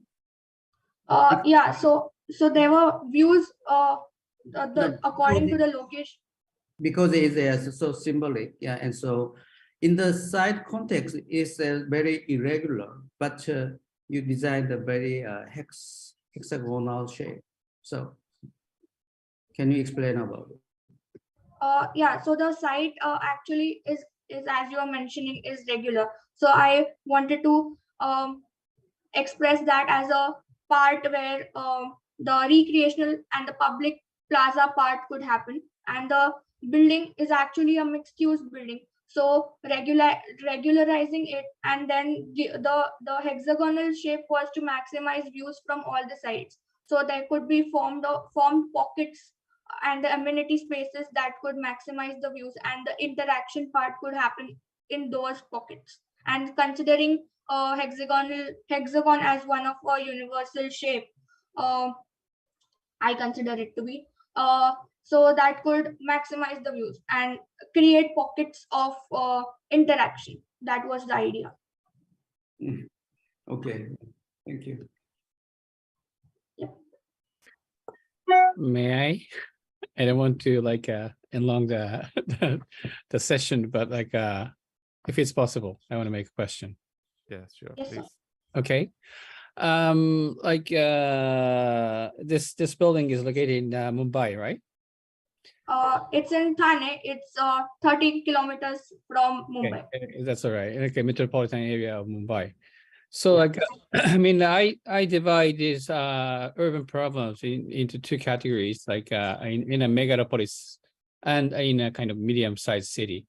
So this is a typical problem of this site is to be categorized in megalopolis. Then in megalopolis, I think the use of the building of the skyscraper is inevitable thing. It's my thought.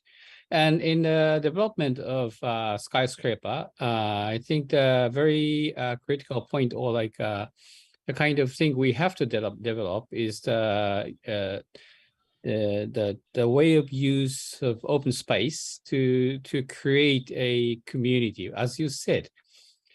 So in traditional or conventional urban development or the design of architecture, we use a garden, as you said, as a tool, and as you use in your project as a tool to unite the community. So we have many wisdom or idea is to use it in horizontal way. But in fact, in skyscraper, we need a kind of new idea, architecture idea, to connect community in a vertical way using open space. And I think I didn't see any, not any, but I didn't see that much in your project, in much architectural idea of garden or landscaping, because your landscape drawing is still sticking to a horizontal idea. So I think this is what I'm struggling with. So you are my competitor, and if you succeed to develop that, you will be a top leading architect in the world in a second. So it's just my comment, okay? So I think you keep on working to develop the idea of vertical garden, as like Jean Nouvel or these people are trying to. Thank you. I enjoy your work. Thank you, sir. Okay, thank you. If there's no any more comment, and maybe any comments, please, sir? No? Okay, maybe we can have a short break. Sorry about that. So can we come back maybe within 5 minutes? Yep. And for the next presenter, Thanaporn from Laos, can you please prepare yourself? And yeah, just a short break. Maybe you can just grab coffee, go to toilet, something like that. Thank you.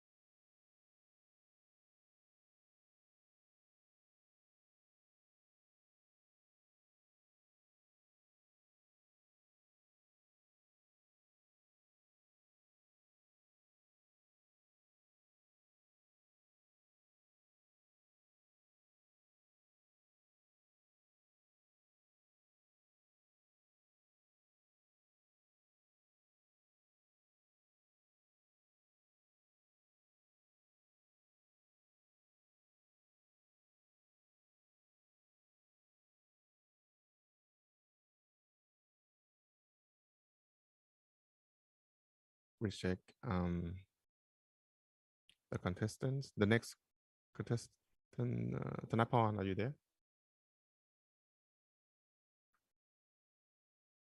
And yeah, just wait for our judge, please. Second. Can you see my screen? Yeah, can you turn it to the full screen? Yeah, that's good. Okay.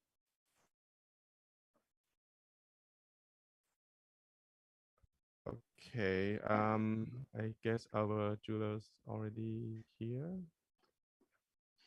Let's check first. Okay, yep. Okay, your turns now, please. Good morning, everyone. My name is Thanaporn, architecture student at National University of Laos. Today, I'm going to present about Epidemic Emergency Support and Health Introduction Center. First of all, I want to tell you that COVID-19 pandemic in Laos, we don't have enough hospital. School indoor stadium was determined as the field hospital, but the prevention is not as high quality as it should be. So I want to design the building that can support people both now and in the future, especially in the rural area. And the location of my project is in Nong Khiao village, Ngoi district, Luang Prabang province. From the map, you can see that Nong Khiao is the center of the rural, and they still have many villages next to Nong Khiao. People here like to travel by boat. They will ride a boat to Nong Khiao and then take a public transport to go to the city. It takes around 4 hours. Yeah, the distance is quite fast, so wouldn't it be better for many of these people if they have health center here and they will get accurate medical information? Everyone is truly vaccinated and become a healthy community. Okay, now this is the direction analysis plan. And the concept of my design is once upon a time in the pandemic, because in my opinion, COVID-19 will not disappear, but it will become the endemic that people can handle. And it will become just a story for new generation to hear how serious it was in the past. So we have to change and prepare to deal with another epidemic in the future by 5 main open that I show you here. Okay, for the master plan, I design landscape that people can spend time together. I think it will be good for good interaction between people. And the first is the garden for sitting for our local plant and health here. And next is the courtyard that for sitting and chilling here. Next is the parking. Yeah, for sure this is for parking zone. And next is the exercise zone. You can jogging, yoga, aerobic dance here and else. And next is the gathering ground. You can gathering here, and this can be the vaccination site, broadcasting place. And this is the multi-purpose area. We have a pavilion here for sit back, read book, and watch scenery outside. And this is the special one that I really like is the plot. You can view the scenery along Nam U River here, modeling paid for boat because people here like to travel by boat, right? And this is the place that you can calm down your mind far from the problem, and it's a great source of idea, I think. And this is my building design. Okay, now this is the diagram, concept diagram.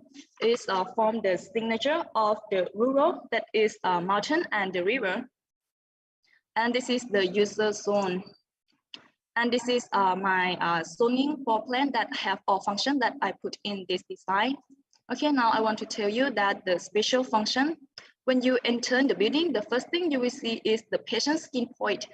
Infected person will be separated on the left side, and uninfected person will be separated on the right side. And we have waiting zone here that will be separated by the vertical garden like this. And next is the health support exhibition. This is for educate about the disease that is clearly spreading, like a symptom of infected person, how to prevent themselves, treatment method, and example of each vaccine and drug, like this. Okay, next is the back reading is the place for people who infected COVID-19, divided into 3 levels for servers that they can see the view outside, but they cannot go outside. For the moderate and mild symptom, they have the patio here that they can sitting and get the natural sunlight here. what I want to say that I want to create the social for people who infected. They will feel comfortable, not street, and don't feel like they cut off from the world outside like this. 1 minute.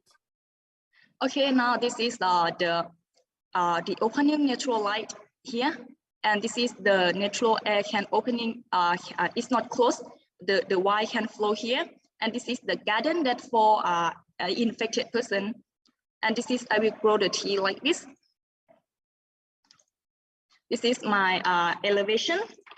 And for the structure, I want the fast construction. So I choose half knockdown because we don't know what will pandemic in the future, right? So the first is quite important, and I want this project to happen in another rural in my country. So I choose this section.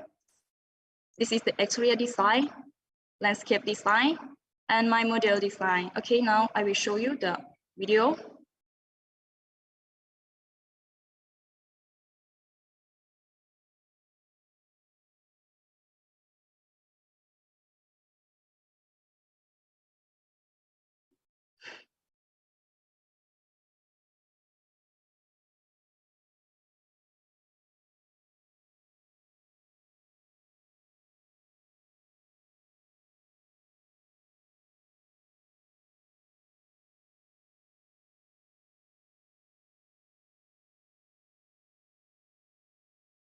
Okay, thank you so much.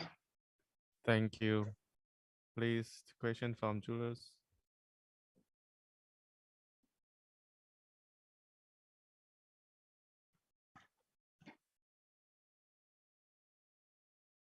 Maybe I can ask the first question. Thank you Yeah, very sure. much. Thank you. This is you know, an interesting and maybe more straightforward way to deal with the pandemic, but with I mean, you explained very clearly the need for it, and you know, what can we do at the end, you know, when it really happens. I'm intrigued with you know, understanding a little bit more what is the, you know, logic or the concept behind creating this hospital or the healthcare center, as opposed to maybe, you know, the conventional hospitals. You know, what guided your understanding and arrangement of different programs and spaces? Is it about, you know, the medical procedures, or is it user oriented? Or we are not necessarily talking about, you know, calling them patients anymore, but just trying to understand that a little bit. What is the underlying, you know, concept behind this particular proposal? Thank you. Okay, actually this building was designed for treatment my underlying disease and helping people prevent the endemic that occurred in that time. And present time is COVID-19, right? So I prepare for COVID-19 in that time. And in addition, we function to prepare to settle with the epidemic in the future. Okay, I will explain about this. First, okay, I'll explain about this first. We have a whole exhibition here, right? The whole exhibition here that can view. Okay, first choose.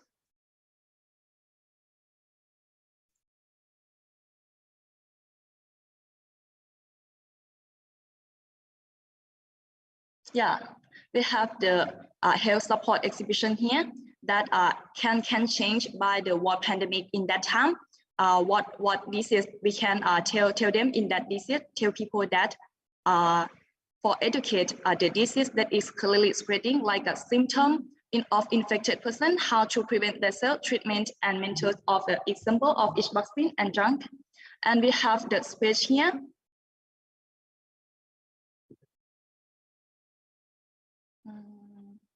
Okay, wait a minute. Okay, and we have the space here at the back. This is not a real wall that I mean.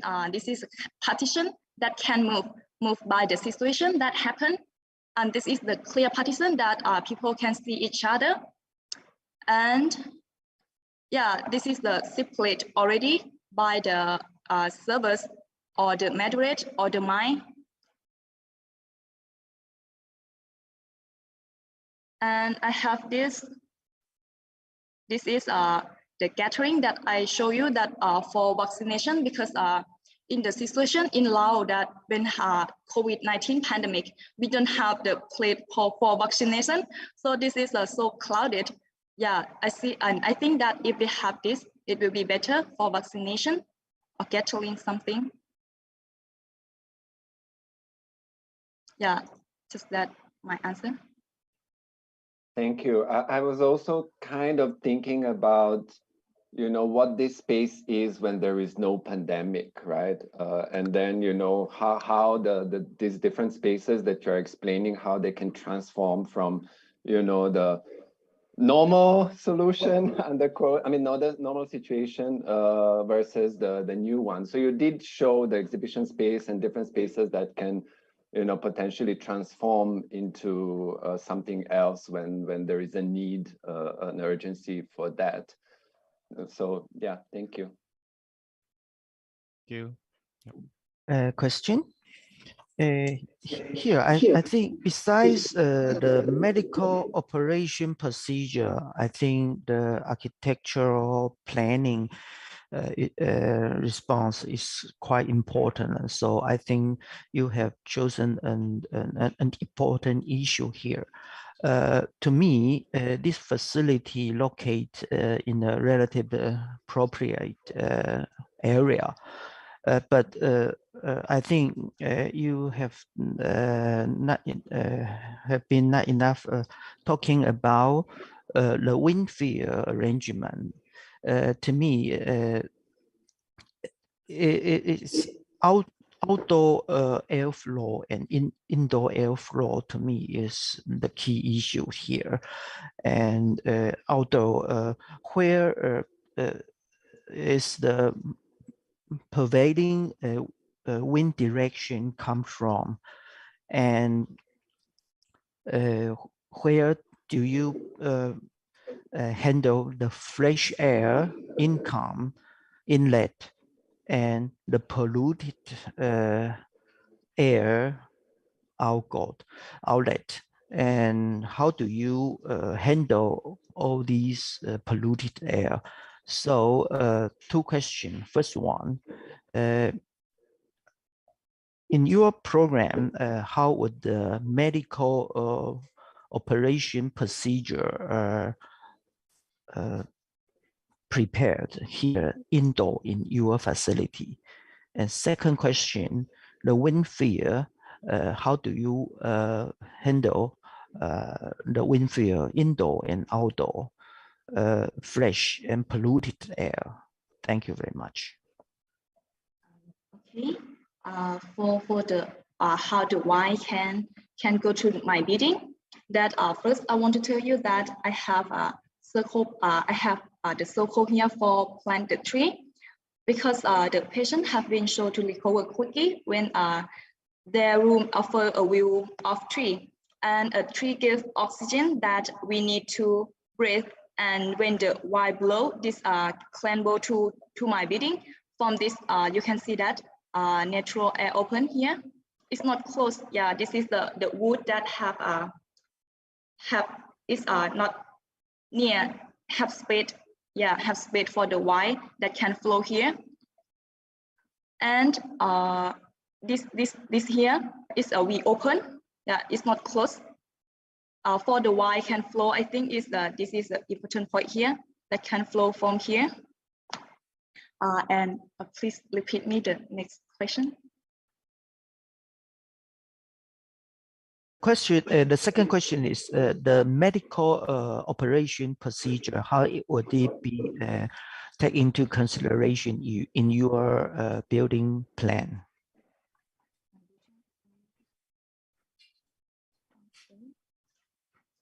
You mean how about the it's quite complicated. It's quite complicated. Screaming and somebody is suspected infected, and somebody is minor, and somebody is severe infected. Actually, it's quite complicated. Okay, So okay. it should be taken into consideration in your architectural program, to my opinion. Thank you. Okay, when you first enter my building, you will see here, this is the patient screening point, and infected person will be separated on the door on the left side, and uninfected person will be separated on the door on the right side. But everyone must press to the disinfection point before leave this room, and infected person will be from this way. You can see my mouse. Okay, you will go here and go from this door, and uninfected person will use this door here. Okay, they will have a different door, and this plate is for infected person and nerd, and here the nerd can go inside here, but they cannot go outside in this way. They can go inside here, and this is you can see this is the disinfection room, and they will go outside here. From the pan you can see here. See, can go inside here and outside here, cannot go inside and outside in the same way. That is I designed for. Okay, and I still have this. Okay, yeah. I say my question is my last question. And this center is located in Luang Prabang, in the North Laos, yeah? Yes. And it is very far from the Luang Prabang city, yeah? Yeah. And also, I want to know who used this center. Is normal people or the infected people? And the next, which one? Both?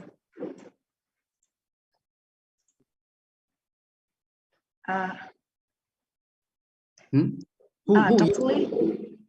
The internet is not good. Can you repeat that? Absolutely. Okay. So who used this hospital? Oh, okay. I understand now. From the infected people or both? Okay. This building is infected people and uninfected people can use, but we will have the function that separate from each other already, and for people. Okay. And also, it is very far from the the Luang Prabang city, and so it's very difficult to go there. And also, I wonder, so during the pandemic, so many infected people go there, and then they treat this. But normally, who used it? Oh, okay. Actually, in the city, we also have the center or hospital for take care of this already. But in the rural, at here, we don't have. So I choose the slide here, Nong Kiong, and you can see that is the center of the rural. And people here will ride a boat, right? They will ride a boat to Nong Kiong Inlet and then take the transport to go to the city. It takes around 4 hours. The distance is around 140 kilometers. So, and what I want to say is the people surround here will use this. If so, how many people use this center? How many people use? I prepare for around 20. I think it's around 100 people can use this. 100 people. Yeah, 100 people. If so, the people or the another. Can you repeat, Dr. Lee? Yeah. If so, the 100 people is from Luang Prabang or the another province? No, Dr. Lee is from another province that live in the Nam U River bank here. They will use this. For the city person, they will use the health center at Luang Prabang. Only for the rural area here, we'll use. Okay, and next question is, I cannot see the photo of inside of building, Yes, okay. Do you have inside of this is my whole exhibition here that for give the knowledge about what is pandemic in that time. The time is COVID. Yeah, we show about the COVID. What time is malaria? Next time is malaria. We show about malaria, how to protect themselves. Example of each vaccine, how to take care of themselves, how to everything about medical in the right way, because people in the rural area here, they don't have good or the right knowledge about the medical. Do you have another one? Only Yes. one inside of building? Only one? Yeah, this and this one, and this is the room. Yeah. Slide more. Yeah, it's inside of building. Yes, this is the inside building. That is a room that have partition that can move. It's not fixed. That can move with the situation. What happened? And also, when I take a look from the outside, is there's the hole in the roof. The roof, yes. And also, when we take a look from the inside, we can see this one. We can see the sunlight. Yes. The sunlight can go inside the building by here, and this is the exhibition hall that I tell you before, and this is the meeting room, and we have a list room here or toilet that we will keep the sunlight to kill the bacteria here from this way. So if you have some perspective of can you show me? Yes, I have. Okay, wait a minute. This is the perspective of my exterior design. And this is the picture here. Inside of building. Inside of building? Yes. Is there only, there's one. Okay, yeah, thank you. Okay, may I just have, for me, I think the most key point is the density, is the quantity. So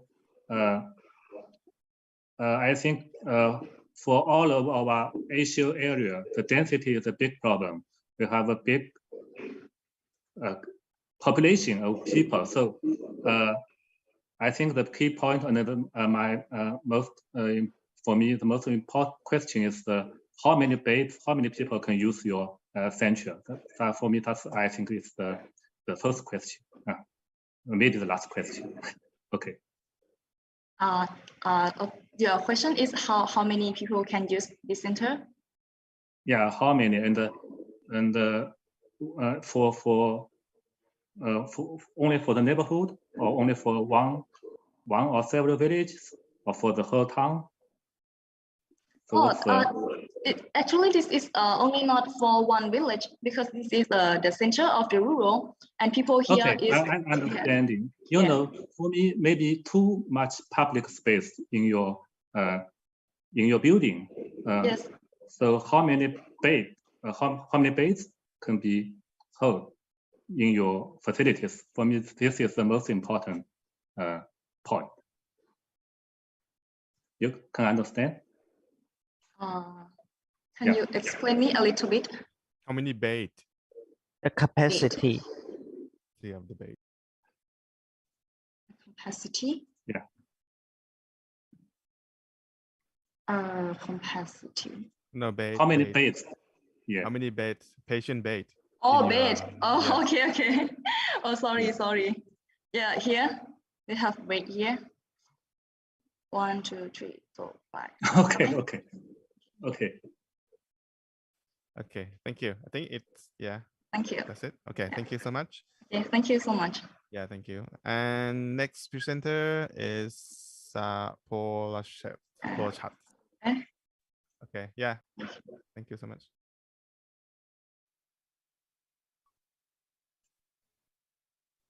Okay, if you're ready, just, yep.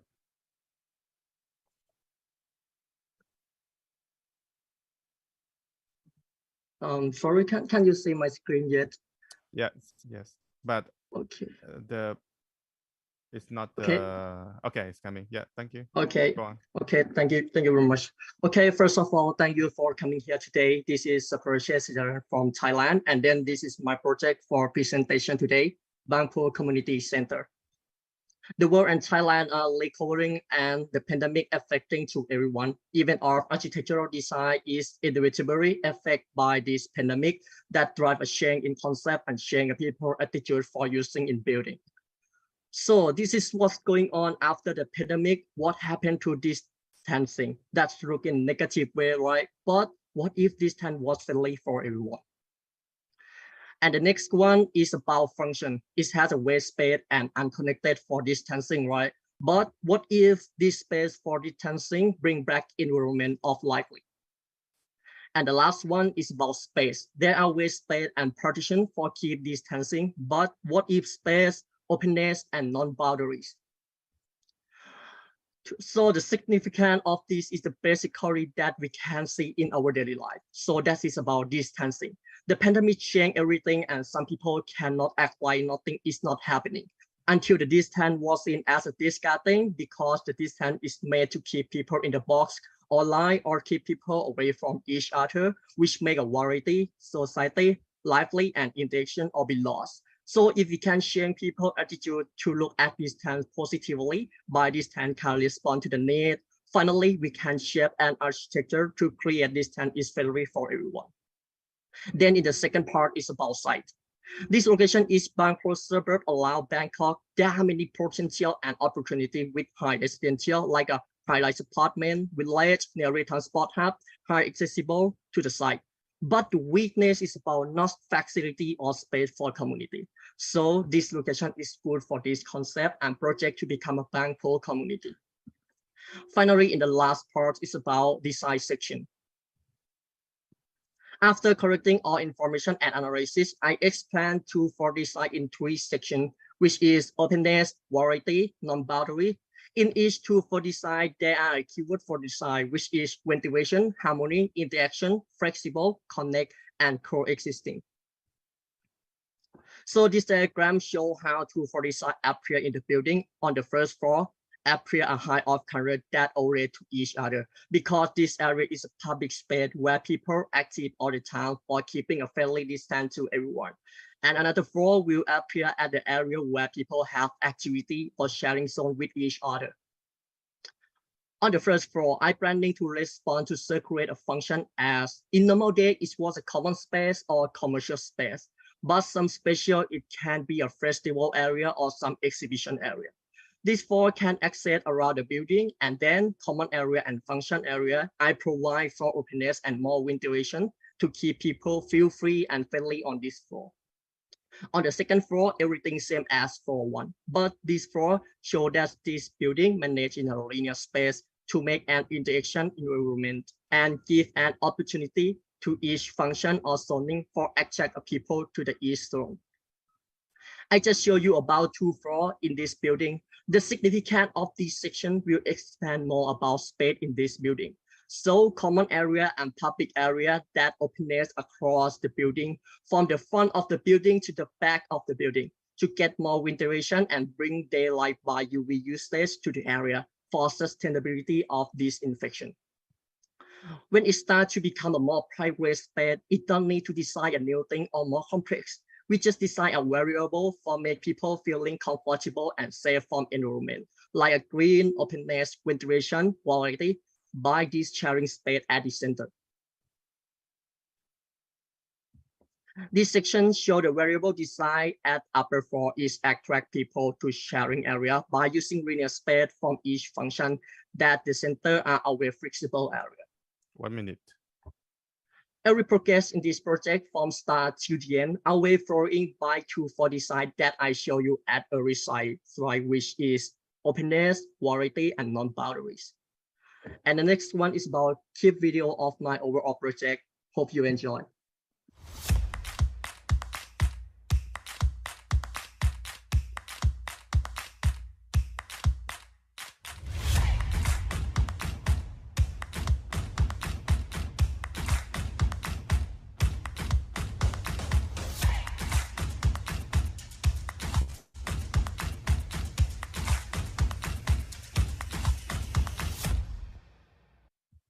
At last, please feel free to interrupt me if you have any question. Thank you very much. Thank you so much. And yeah, any comments or questions from all Julius, please?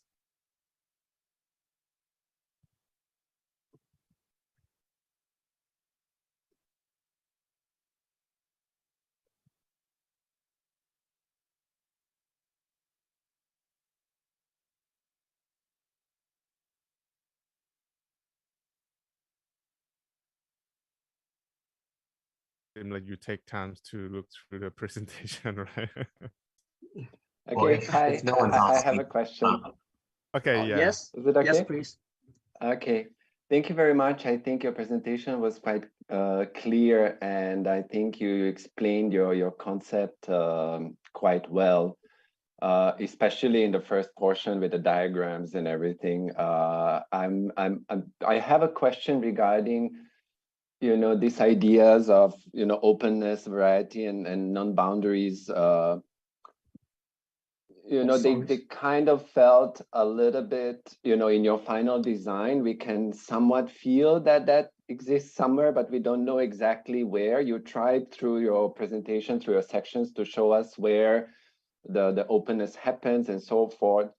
My suggestion was only to maybe, focus a bit more on these particular areas where this idea of openness or no boundaries really flourishes, and how that enriches the entire design, because the spaces are still somewhat, in their own bubbles, and then you have these open areas and common areas that try to connect them or put them in a certain relationship that was maybe not, entirely clear in the way you presented, but I could somewhat see that, in your renders, which were very nice. So can you maybe just explain, when you talk about, distancing, or rather, where is the main, where do you see the highest need for creating this openness between which programs in your building? Or is it a kind of a general principle that you apply to all spaces? So how these happen? I'm talking both about, indoor and outdoor spaces, but also between all the programs. Or you mean about relationship, right? How Yes. space work with space. Okay, thank you for your question. And my point of view is about, I just consider it about how can we change the variable to shape a human behavior by architecture. So space distancing is separate to each factor, like a height of space, space for environment, flexible space, and personal area, or daylight space. So space, I just try to expand about space after the COVID pandemic can friendly for everyone. Because after the pandemic, before this big pandemic happening, distance is just a distance, right? For keep privacy, keep for each other space, right? But right now, space is about distancing is a disgusting thing or something in a negative way. So I just try to make this friendly for everyone. So the definition of this friendly is extended about into for design that's I choosing in this project, like a openness for disinfection, like a UV usage, more ventilation, and more daylight effect on this building. And the next one is lively for bring back environment for people, and friendly for this tent can be free, and variety for bring back society. So about, let me show you in section. So this section will show how about my 240 side is exposed out. Like in every share area, they have two factors to fix about this pandemic behavior that we can use in this time, right? But this have a key factor that's about openness that's across the building that front from the back. And about in the building or some inside is I just try to change the variable to shape a human behavior by architecture, so people can have a choice for use space that we define in plan. So this is my answer that can touch your point. Yes, so you're mainly talking about the visual connection, the Yes, transparency. Okay. Yes. I just think about this time in Thailand. In my daily life, I see about partition, like a partition plastic in the public space or something like a, sorry. This picture will expand about my vision. Like this one, early in public space, they have a plastic partition or some partition that not slope problem is not exactly point. So this project try to expand out about family distancing for everyone. Thank you very much.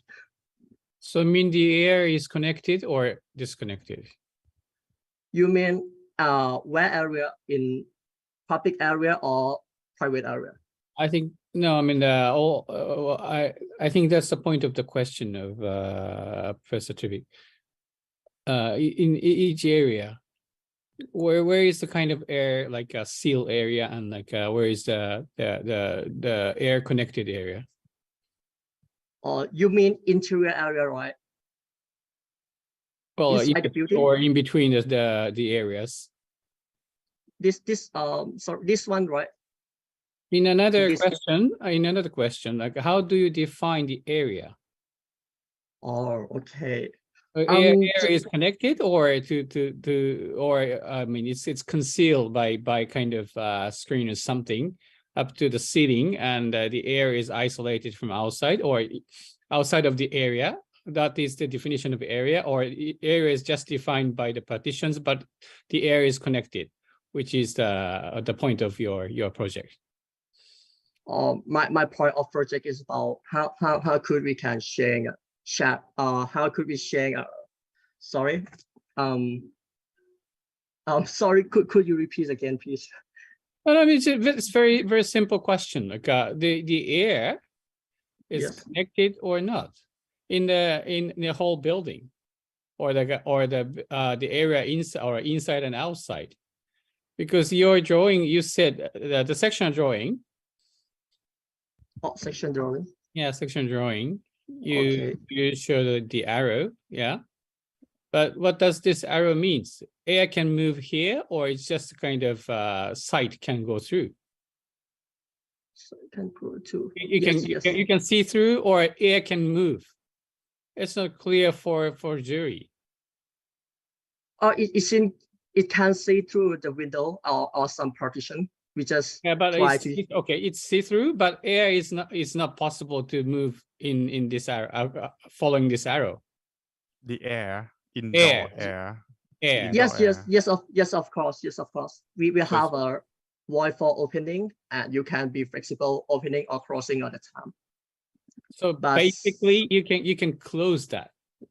It's not kind of permanent opening. So yes. Okay. So sorry about that. Because if you don't open that, you cannot. I mean, what's the point, or what's the kind of like weapon you have to prevent infection inside a space?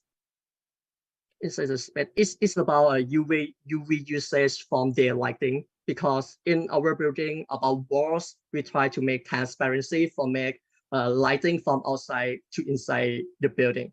So, and then we have a flexible wall or enclosure that you can close and opening at the top. But I'm regret about some detail. I can't reach it in the detail. So, but like I mean, like it's not that very big point, but like in the room, there's no you don't want to use that kind of like items we use now, like a kind of plastic partition, or just a kind of sign not to sit on this couch. So like if you don't use that, what's the point I mean, what's your idea to prevent infection inside the room when this room is closed? I get this point, but this project I'm trying to expand about how can I call that? It's about variable for how can we bring people useful in the public space.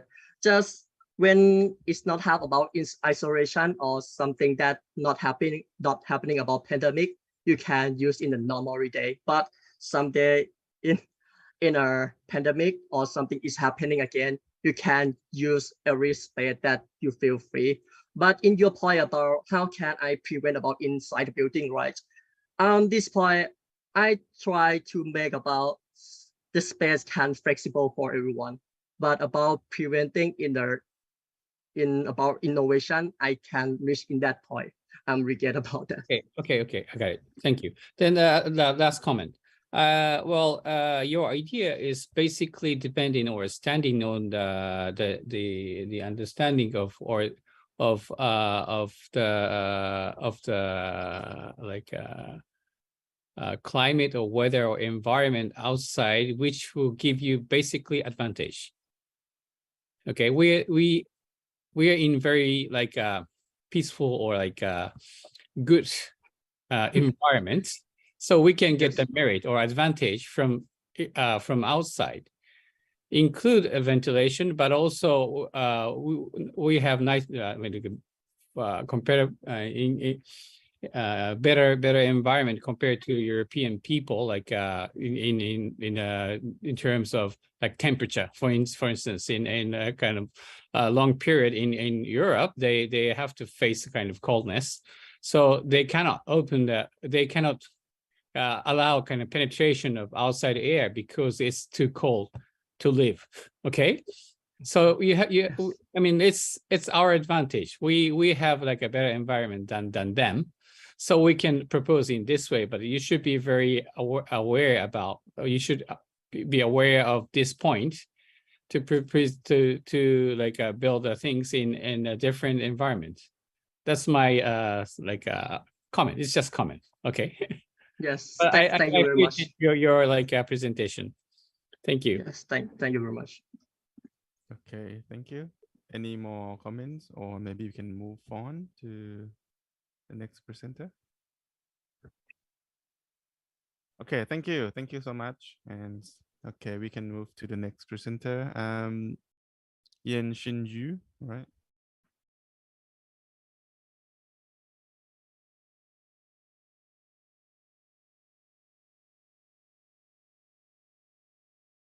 Yeah, we can see your screen, and can you turn to the full screen, please?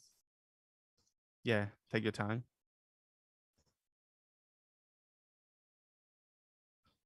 Is that okay? Yeah, clearly, yeah. Okay. Go on. Hello, everyone. I'm Yuan Chen from Taiwan. The name of this building is called Clean Air Shelter. The reason I designed this building is because in the future, the air will be filled not only with rampant viruses, but also with all kinds of pollution. Clean air has become a good quality of life that people need to trade in their labor or money for. At that time, the social pattern will be humans need to wear helmets when they go out, equipped with oxygen transport system, and provide clean air at all times. Therefore, I designed a shelter where people can enjoy the clean air that it produces and serves as a place to trade clean air. The main structure is made of wood and the building's skin with a filtering function, which allows inhabitants to live self-sufficiently in the filtered environment. I imagine that many buildings with similar design ideas will appear in the future. At this stage, due to the development of heavy industry and other geographical factors, Taiwan has serious air pollution problems in all regions. Among the many sources of air pollution, carbon dioxide is the most polluting gas. Whether it is factories, cars, or exhausted gases from human breathing, it is the cause of the gradual increase in carbon dioxide emissions. Regarding how this building filters air, I propose such as Purdue. First, the filtered air is sterilized one last time by the innermost UV sterilization method, and then sterilized by the pipeline system in the building. Last, supplied and sold to people who come here to buy it. The next is the photosynthetic filtering method.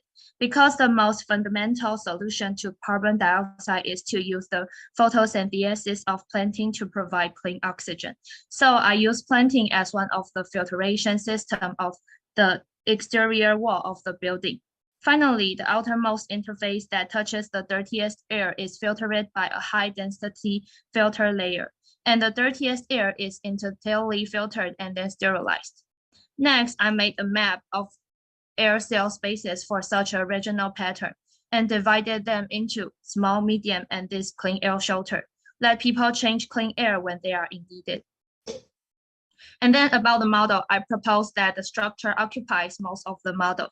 The user's living space is compressed and can only be wrapped around the outside of the bracket as a use space. The scaffolding as a structure supports the attachment of the cortex, but also erects the structure of the entire building, like a greenhouse ventilating against the building, isolating outside from the inside. The main reason I use wood structure is because wood is a sustainable material. Trees have a carbon sequestering effect. As they grow, trees absorb carbon from the environment. And when converted into wood to build buildings or furniture, they store the carbon. Compared with plastic and other materials that consume energy to produce, the use of wood can help the sustainable use of earth resources and mitigate climate change.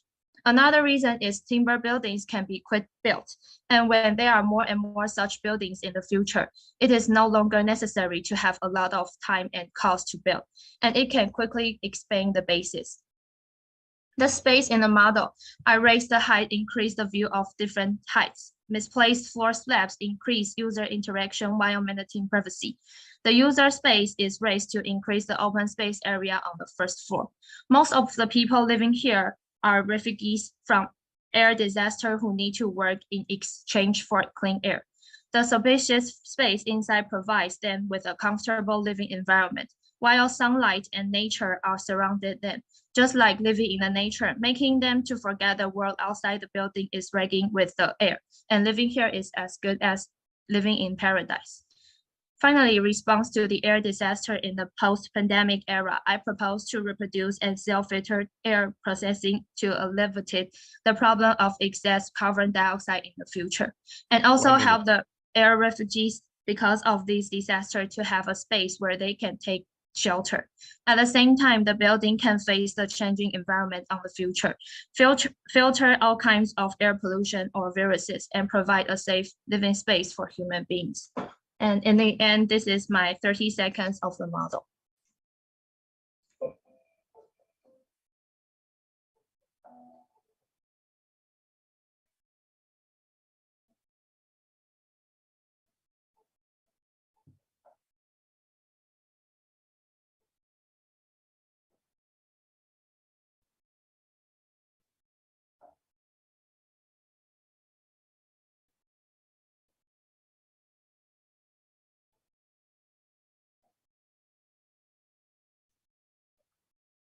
Thank you.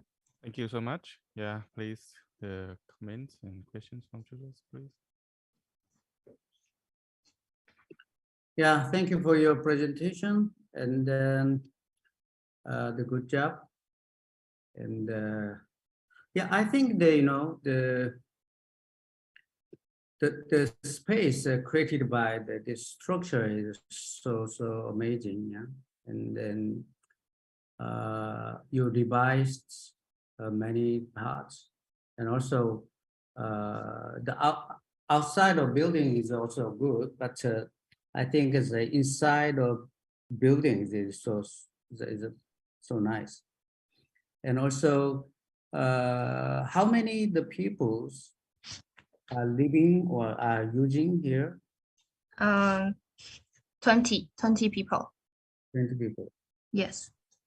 So who is them? 20 people. Most of the people living here are refugees from air disaster who need to work in exchange for clean air. So they need to do some heavy lifting to help filter the air and keep the building clean. And they can live inside this building. If so, why did you decide that only 20 people? I think that there are not that much. There are not much people that need to live inside here, and this building is all around different cities, so the people don't. There are not too many people. They have to stay inside, and because this shelter sold air too, so some of them can buy the air out and not just living inside. If so, this center is public or private? Public. Public. If so, Yes. who selected the 20 people? Only 20 people. For no money to buy air, or no money to buy air, because in my imagine that the air need to buy in future because it is too dirty. Yes. Okay. May I? I'm sorry not to, I try not to belong, but this is very important issue. And I also want you Yan Chen Yu Yes. to like consider about this throughout your career. This is very philosophical issue, and this is very classic contradiction about let's say idea like protection.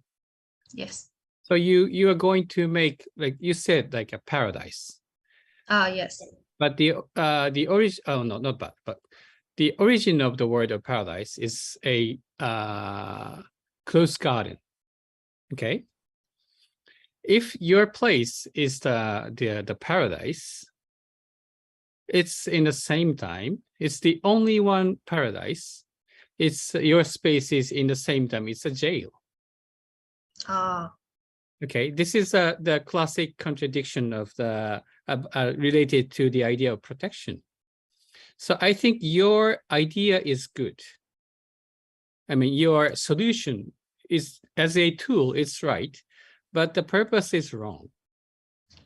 You should think, you should use this idea to contribute to improve the quality of the air in a society. Because the air quality or clean air should be social asset. Otherwise, without the improvement of the air quality outside, then what you make will be a jail, because you can never be out of there, because outside environment is worse than yours. Yes. So you cannot go out. So I mean, all the tools you have developed here is good, efficient, but you have to like shift the direction of the design to or targeting the point to be as a kind of to be as a solution of the social problem, because you see the social problem. There are people who cannot get the kind of benefit of clean air because of the poverty. But like, I mean, like as Professor Lee said, basically it's impossible to save in that direction because they cannot afford that. So society have to spend money to save them by isolating in a clean air. It's a kind of paradoxical thing.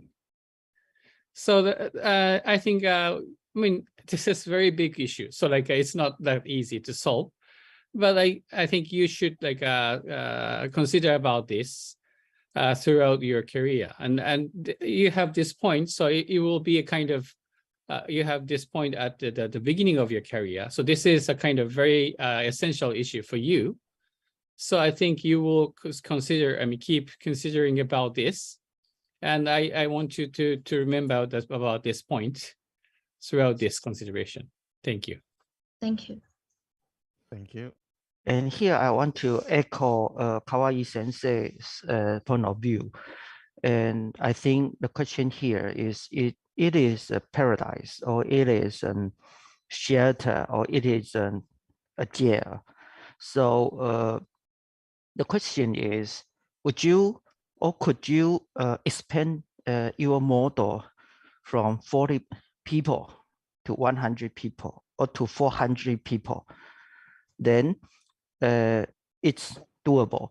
I mean, this model, you can think about a prototype.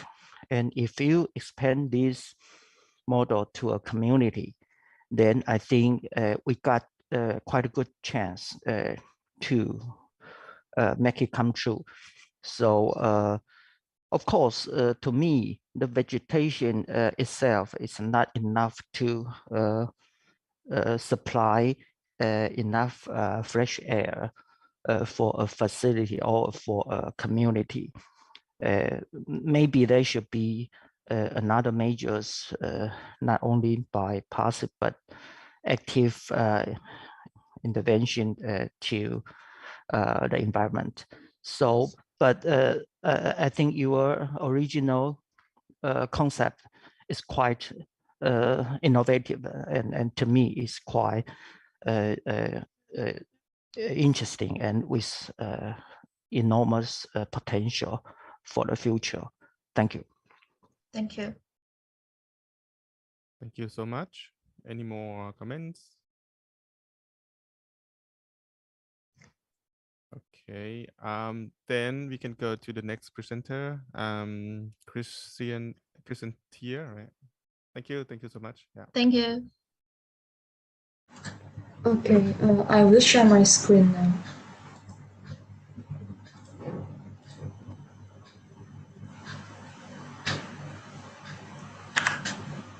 Yeah, we can see it. Okay, thank you. Is my screen now on full screen? Yes, sure. Go Yes. on. Yeah, take your time. Okay, is my screen now on full screen? Yes, yes. Okay, I will start now my presentation. Good afternoon and greetings to all the judges and audience. I'm Krisensia from Indonesia. Before I start my presentation, I will inform you about the objective of my 6th semester project. As you can see, I have to pick one location along Kertajaya Road, design a symbolic building to strengthen the local neighborhood, and adapt to this post-pandemic era. Then I was given this poem by my teacher, and immediately I was thinking, I want to make a building that helps people learn more about Surabaya and Kertajaya Road. And that's how this project was born. I titled this project Amarta Jong because Amarta means eternal, and Jong is a type of ancient cargo ship originally from Java. This etymology definition explains that I will use Jong ship as a symbol and base for my post-pandemic design. This is my thought while making this project. I want to engage people to dare to come out, to fix the economics during pandemics, and also safe to use in this post-pandemic too. So I conclude that I want to make a healing space, but I haven't decided the specific function yet in this stage. Now that I have my thoughts in clean order, I reread the objective and poem given again. There's one question that popped up in my head. What culture? What can I find in Kertajaya? What do I want to tell? And I found it. I reread Kertajaya and Surabaya history and I found these facts. Before, Surabaya was a vegetable farm in Kertajaya and it was famous because it was exploited by the Dutch. And at the central area, it was used as a trading area from the vegetable farm. And at the end of the area, it was used as a big harbor that carries the vegetable that trades from the trading area, and this leaves me with the next big question. What possibly that can be the representation of these three things? And it was Jong ship.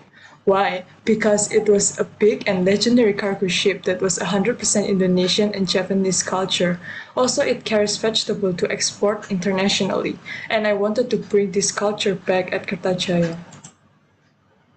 The next big question is, Jong is a ship, not a building. How to adapt it to become architecture and post-COVID friendly?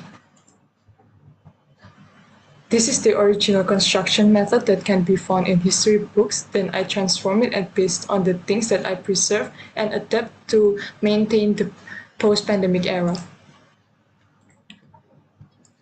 So I transform the original Jong ship form. I preserve what I can preserve and adapt what needs to be adapted. And here is the adaptation. I made the ship more perforated. I preserved the layout of the Jong ship, but I made it for a smaller capacity, so there's individual spacing. For the trading area, as you can see, it was crowded at first, but I adapted it to become indoor space to control more of the capacity. But I added a translucent barrier so this building can breathe, not like the original Jong ship where they use massive blocks. This is the implementation of the design using Kingokuma theory, and I implemented it to adapt the post-pandemic situation. Next is the progress that I made for this project. This is the street zone classification. I choose specifically this site because it has a good humidity and enough sun to grow a farm there. This is the site plan of my design. This is the first floor plan. This is the second floor plan. And this is the basement, only used for maintenance and services area. Next is the section. The particularization wall make the building breathe. This is the elevations. And for the details, I choose to make the facade detail. Also, I detail the structural details as the representation of Zhongship construction methods. And lastly, this is the interior perspective. Let's watch a short video of the architecture model that I made for Zhongship.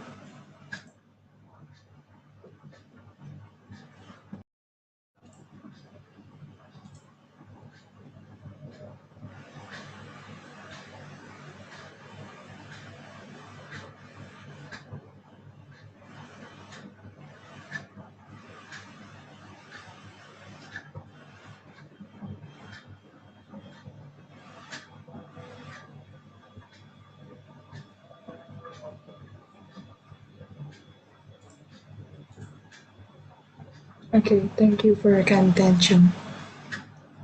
Okay, thank you. Good timing. Yep, thank you. Please, our Julius.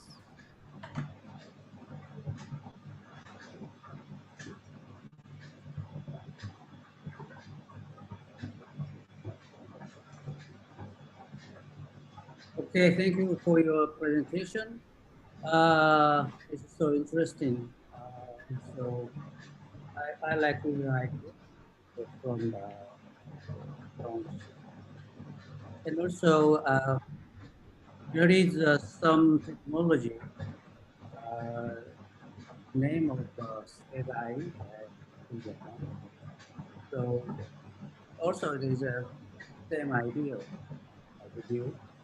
So, but in the case of Japan, we focus on the shape of the roof, is from the shape structure.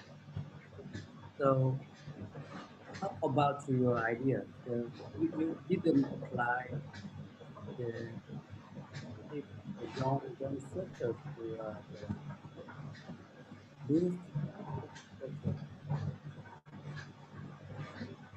When I take a look, the roof is different from the ground shape. Oh, the roof. Can you see it clearly here? The one on the new open farming. Yeah, it's not from the Zhongship structure. Yeah. Oh, from the original Zhongship. Yeah. This one. It's a no roof.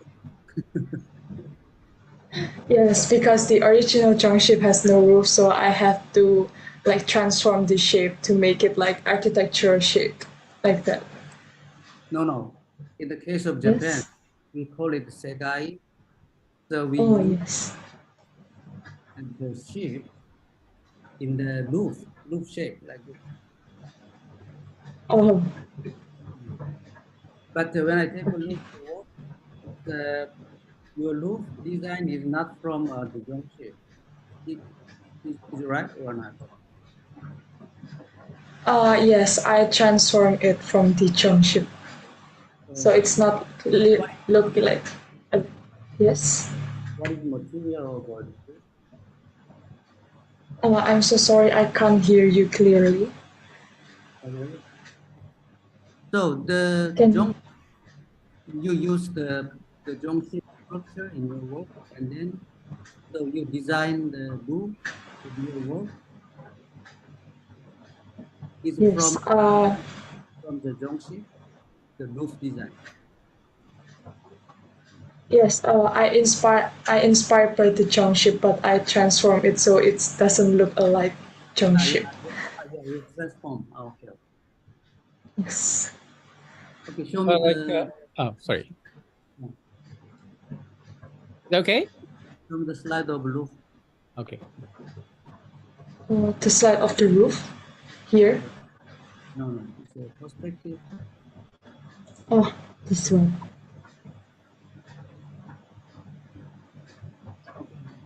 Okay, next. Thank you. Please, any comment? Yep. May I? I should like hesitate. Like It's free, sir. okay, very quickly. I want to know if you have used the shape as in an aspect of function or the function of the junk shape, or it's just a metaphorical or a metaphorical use as a Uh, Hmm. I'm sorry. Is do you ask about did I use the shape only the shape of the for the metaphorical of my building? Yeah. Yes, I use the shape for the metaphorical of the shape of my building. Because I think it's a pity because the shape is a very serious result of very serious like engineering or functionalism. Oh my! I'm sorry. I also add the function of the shape here at my building. How? So the ship itself, the junk ship, is used for it is a cargo ship that was used for carrying vegetable. So I transform it because Surabaya is known for the vegetable farming, as I explained earlier. So I added the urban farming at the top of the ship, as you can see here in this slide. This one is the place for the urban farming. So actually, the ship is junk ship that carries the vegetable here, like that. Okay. But like what I wanted to mention was like junk ship is driven by only the power of wind. So with a shape, with a design, with the technology, or the ship construction is following very serious like technology to create like a huge force to carry like harvest as you mentioned from for long distance. So it's a kind of shape. The shape is not just the shape of the sail, for instance. Shape of the sail is to create a huge force to drive ship. They don't have engine. They're just like navigating by only by they're just like driving ships only by wind power. So I want and also the shape of the boat itself has idealized to be driven by the kind of force created by wind power to reduce the kind of conflict from or the stopping power by water. So it's a very functional shape as Le Corbusier used a boat ship as a kind of ideal target of modern architecture. So I think it's very good idea to like pick a junk ship to be a kind of symbol or of Surabaya. But in the same time, there are many space you can develop more by reviewing the technical point of view or like a functional point of view. For instance, to prevent the infection of COVID-19, it's quite known to ventilation is always has a great advantage. So the shape of the sails the kind of shape to deal with wind power. So you can take advantage of the shape of the sail to to create better ventilation, for instance. Or the better advantage of the shape of the boat have like to organize the direction of the wind. So you can pick many points from the shape of the boat ship or the technology behind that. So we have to have that kind of attitude to study, observe and study from the existing architecture. Both is also one of the which were accomplished by the contribution of the people in the past, our ancestors. So we should have like great respect for that kind of wisdom or integrated wisdom to design buildings, not just transform the shape as a kind of metaphorical item, but also there are many points. I recommend you to think in that way. In addition to your, I mean, I appreciate it. Okay. Yes, thank you very much for your input. For addition information, I also learned about the Chongship shape, as you mentioned before, and the function behind it, and I implemented it to my design. This slide is all of the original construction method that used by the people in the past to build Chongship. So I implemented it in this form too, but I haven't have enough time to explain it all in my building. So thank you very much for your input and for your question. Okay, I would like to have questions. Could you explain more about the function of the building and who participates in the building? I mean, the people who work or live inside the building. What activity include in your buildings? Could you explain more? Okay, so for the function of the building itself, it was an urban farming and market area, and the people that participate in it is the local people around the Kartajaya Road, so they can participate here. Also, they can participate to an urban farming workshop, and also we also have another function. In the behind of the ship, there is a workshop area. So it's for the preparation for the urban farming. So they can join to try to make the urban farming system itself like that.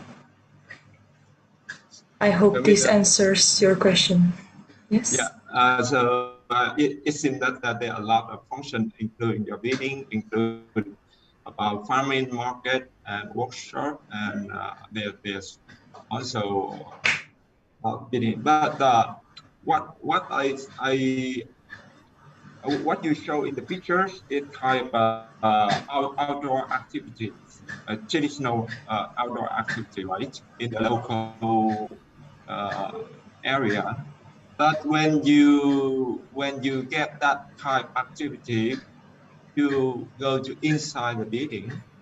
So is there anything that you bring the sense of the outdoor into your building, so that the people feel that the same thing with the traditional local sense? Oh, so because the activity is on the inside of the building, I also know that Chongship, the original Chongship, is so close. So they are made of massive blocks of panels. So I transform it to make it lot of particles. So I changed the massive panels to be a wicker bamboo. So it has particularization, so the air the air circulation is good, so the sun ray is also came to the inside of the building. So it's like translucent wall like that. So people inside can also feel the outside. Yes. I hope my answer answers your question. Okay. Thank you very much. Thank you very much. And to me, thank you. To me, it's a pity if the sailing boat symbol is just a metaphor for the navigation center. That would be such a pity. Just like Kawaii Sensei has said, it's about wind. Sail is about a wind. And if the sail is for you to guiding the wind into the indoor area so that you can ventilate and improve the indoor air quality under the adaptation of a pandemic event here today. So, and for example, a sailing boat is about the harbor, about the dockland. And once upon a time, the dockland is so interesting, full of events and full of news. So it's nowadays on your side, it's a dockland, it's community center. So I think here much about your interpretation on the function of the site plan and the urban design. So I think it's a quite interesting project, and there are much more to develop. So I just like it, but I think you should apply more such kind of citation from the history. Thank you very much. Thank you very much for your input. I will definitely hear that. Thank you. Yep, thank you. So I think we can jump to the next presenter. Thank you very much.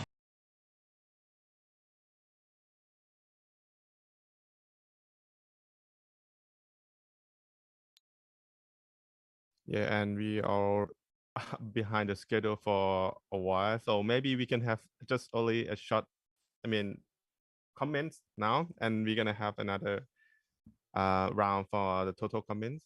Yeah.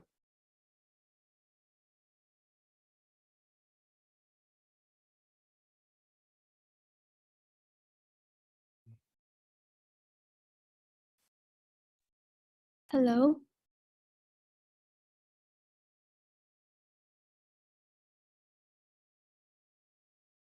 Yeah, please. Yeah. Sorry. Can you share your screen? Yeah. Yes.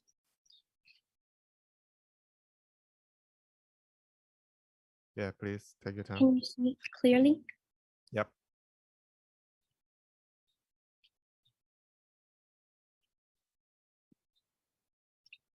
Can I start now?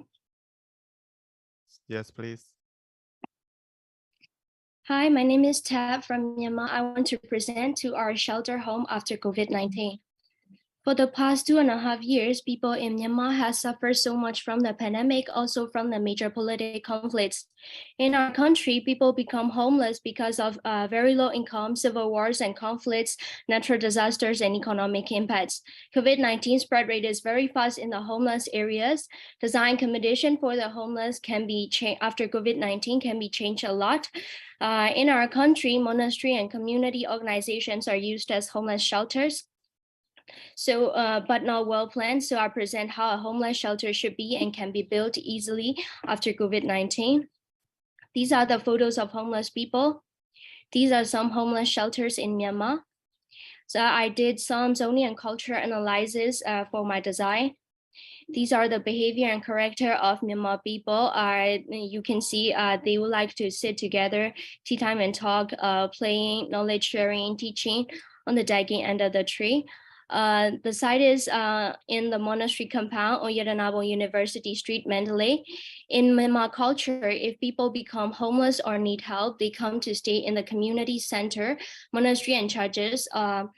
Although they are not named as homeless shelters, they have a multifunctional halls for homeless people. The site is chosen because homeless people often come to stay in that monastery, but these places are not fit in COVID protocol and become unhealthy environment. They are needed to develop. This is the current site condition and condition. These are the facility I use for my design. This is the analysis I did for my design so that I can use some features in my design. In the proposed design concept, homeless people are mostly villagers and basic people. In the village, people from 2 or 3 houses, no matter rich or poor, come to the courtyard sitting under the tree. This will be my main concept. These are the initial sketches. You can see the courtyard and the digging will be connected to be convenient for social distancing. This is the zoning. The existing shading tree in the center will give the protecting effect that makes people feel this shelter is protecting them from the disease or other problems. This is the proposed site plan and building approach. You can approach easily from the Yadanabo University Street. These are the problems in multifunctional halls used as homeless shelters before in the monastery. No enough for social distancing, no good spatial planning, no safety furniture, do not have good terraces and balconies, not good barriers between outer and inner space, not enough spatial planning, sleeping together with infected people. This is the proposed plan.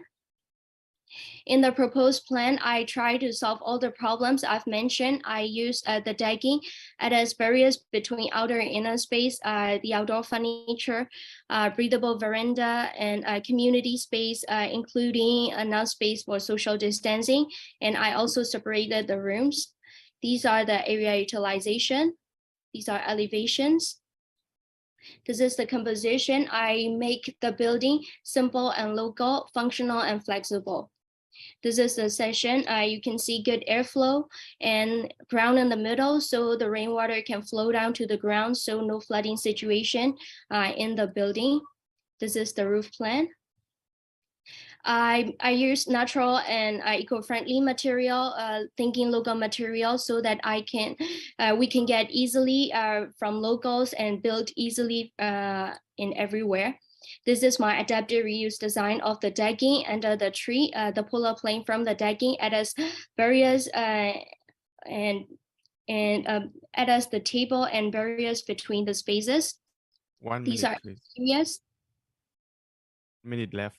Go on. Interior, living room, the dining, kitchen, garden, the entrance, veranda, the rooms. So let's look at the video.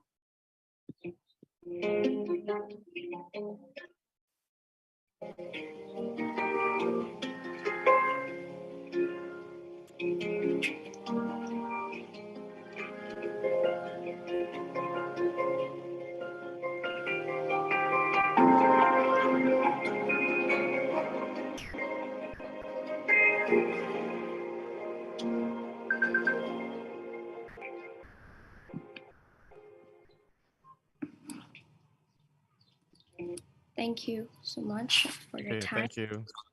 Yes, please, Julius.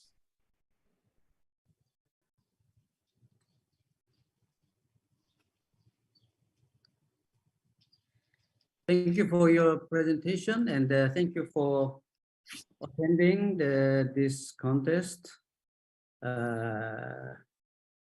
in this very difficult situation in your country. Yes, thank you. And it's so nice design, and also I think it's your understanding of architecture is so good. And also every year I have seen the works from the Myanmar, but this year is very different, the work. Yeah. Thank you. Mm-hmm. And so have you researched about the traditional architecture in Myanmar?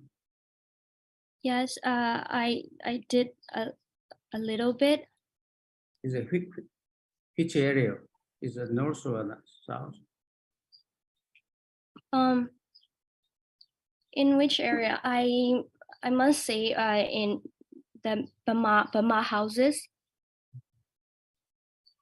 Yeah, in Okay, and then, so in this time, when you design the building, so how to utilize or the some ideas from the traditional house.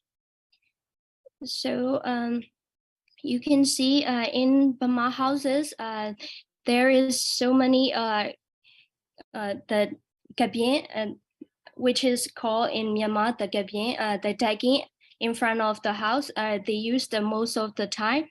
You can see this is the gabien there, and this is the they spend a lot of time in there. And also you can see the tree and the it is called the kubie. You can see the like that the tree in the middle, and they build the dagging around the tree. So I put that in my design together, the dagging in front of the house and the tree.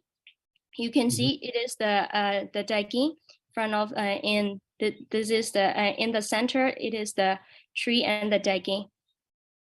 Yes, this is, yeah. You can spend time in that area, and there is so much space, so you can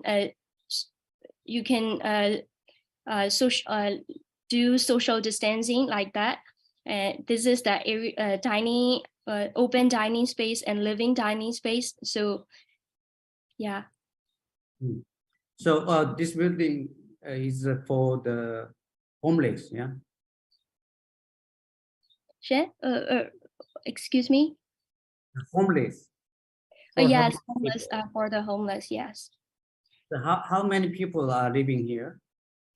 About 20 or 30 people. The 20 to 30 people, yes, you can put them in that shelter. Okay, if so, during the pandemic, what happened to this house? So how to use the Yes, I did that shelter as a sample. If some monastery or community organization can build like that shelter in their compound, you can put in the pandemic. You can put that will be a little help for the pandemic. You can put the homeless people in that shelter, but in that shelter after until they are vaccinated. Yeah, you can contain them in that shelter. Yeah, I think this shelter shall have so many in the Myanmar. If so, why did you decide only 20 people for this shelter? What does it mean? Yes. 20 people, because there is you can like it is a small shelter. You can build easily everywhere, and you can build in another monasteries and use space. This is my this is my design. This is the sample of the design, and you can build in some in other monastery. As you can see in my side, there is this in this space. You can put like 20 or 30 people. So I decided to make the small shelter, the small one, so we can build. You can fit in every site. Yes. Okay, thank you. Thank you.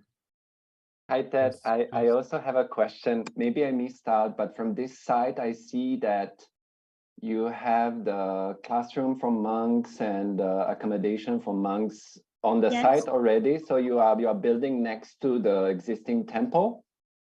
Yes, it's a little bit far, but and this is the monastery compound. So there are so many building, classroom, accommodation, but I did this in the NU space of the monastery.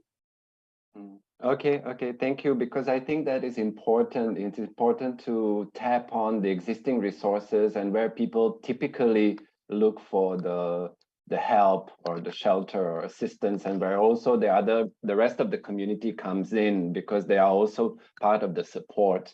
So because my question was then, why is your program mainly the accommodation space? It's a housing space.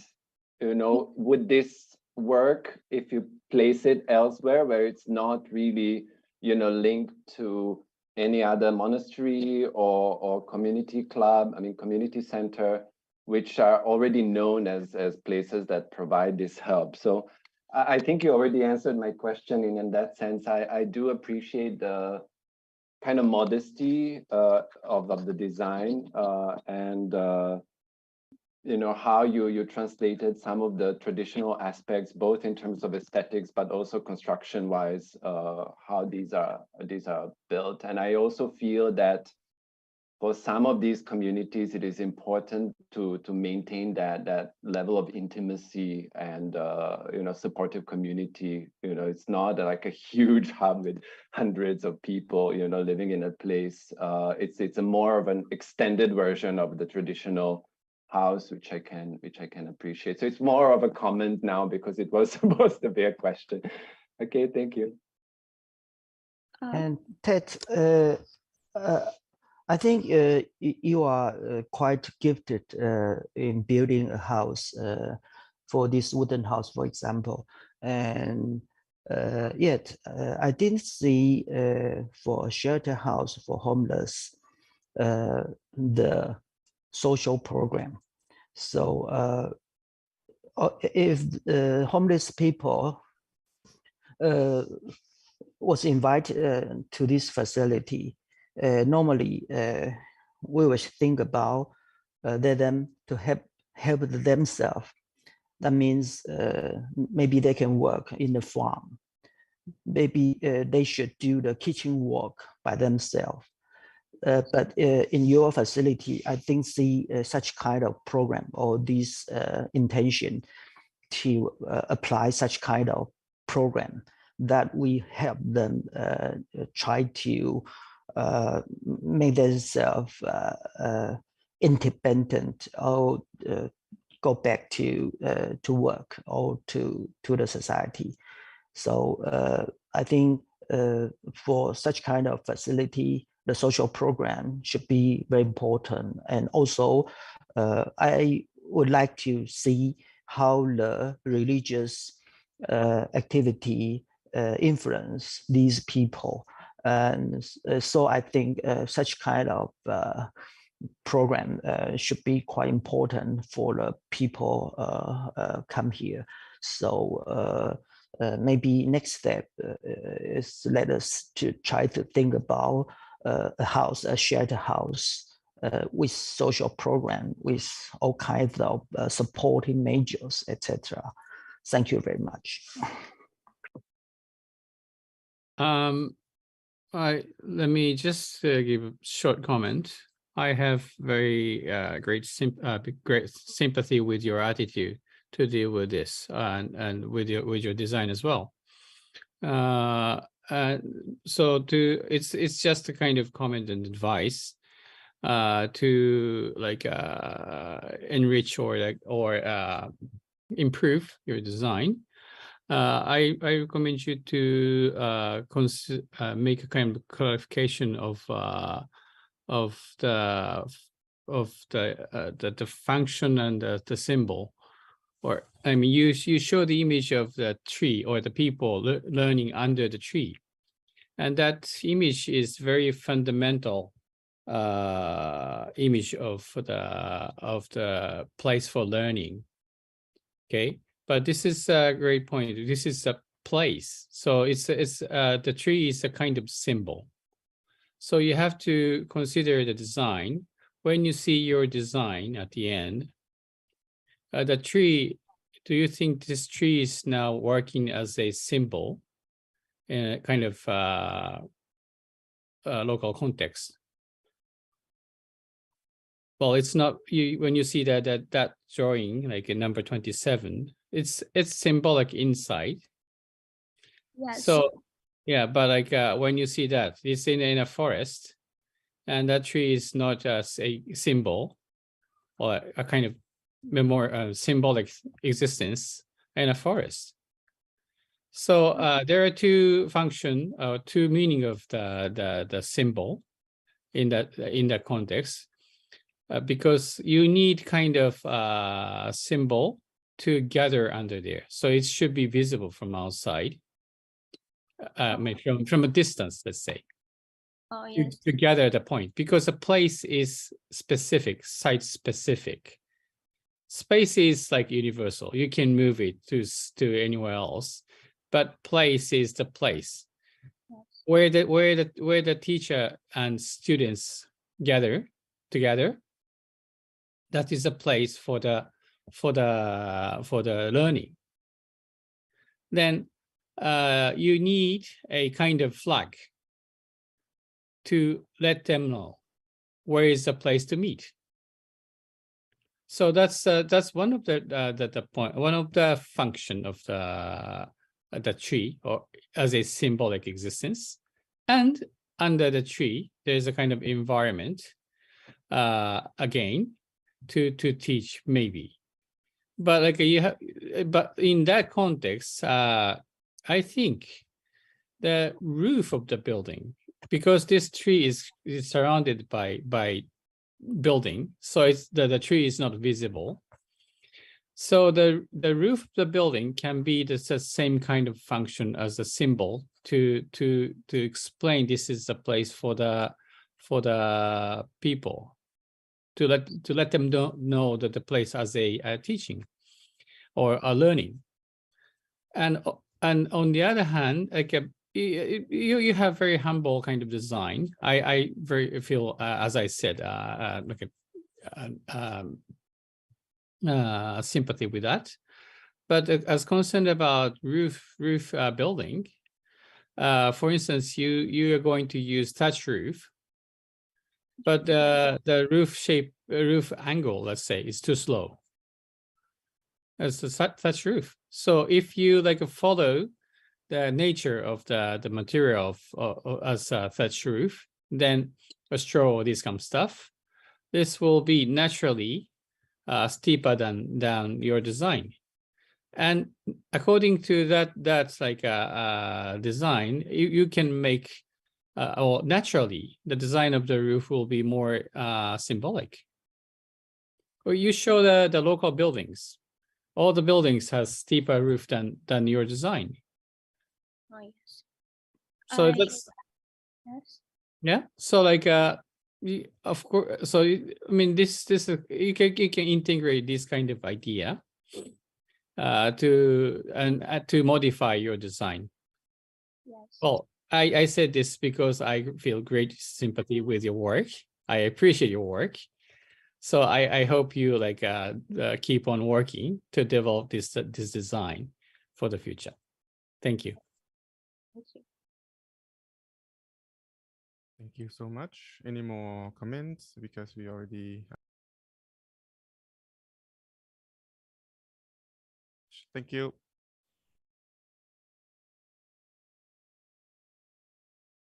One for this session.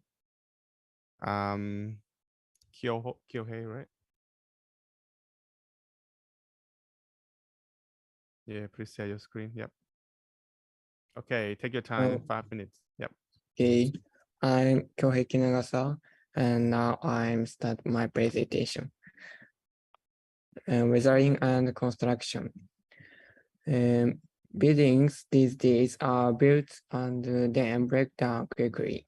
If the architecture were to collapse more slowly, or if it were to be renewed gradually, people would have more time to confront the memories of their time spent there.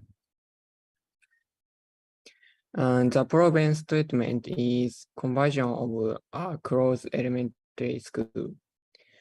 And the site is Kyoto City, where history and modernity coexist. And before the war, the RC school building was suddenly built in the middle of wooden houses, creating a disconnect with the town. Now it has been taken in by the growing city and is now destined to be demolished as an abandoned school.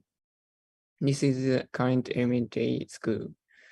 And the analysis shows that the school building, nearly 100 years old since its completion, was aging with cracks in many places. I propose that the building be reduced in stages and allowed to decay naturally. The withered appearance of a building shakes the viewer's consciousness, and the traces of the building's existence will remain in people's memories, even though the form will be gone. And this is a design technique. Structurally fragile structures such as sashes, equipment, and slabs are reduced fast and then expanded to compensate for them. The extension will be made of wood to fit in with the Kyoto cityscape, and the foundation will be extended according to the model of the existing school building. 100 years later, the architecture will be extended to the Central Plaza, and the existing school building will serve as a buffer zone between the town and the extension. In the existing section, the frame is lost through direction of the building, and in the extension, the space is formed through repeated construction. The school building's frame was gradually transformed into a plant through the intervention of nature and human hands. In the extension, people can freely interact with each other in generous wooden space. And this is first floor plan and second floor and floor. As the slab and the floor lines climb up the existing building and addition. Existing sections will be outdoors as they are being reduced in size, and trees will be planted to match the structurally weakened areas. And the existing space along the existing grid will be a place for people. While well-used spaces are careful, in the existing nature will antagonize with this boundary. Greenery overflows from existing school building, and the gradually decaying building becomes an urban landscape. And this is the picture of Whisker model. And the existing school building is gradually turning into a forest, and the additions are being built repeatedly.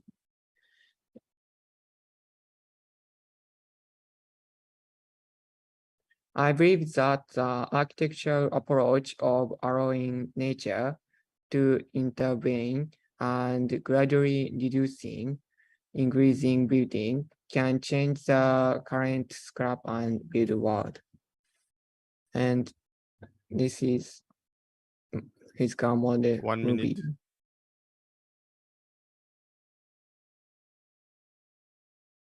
It's 1 minute left. Let's go on. Sorry.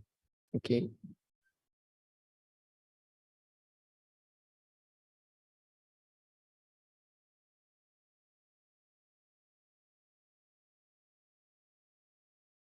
So you want to continue the video, right? Yeah, yes. just go on. Sorry.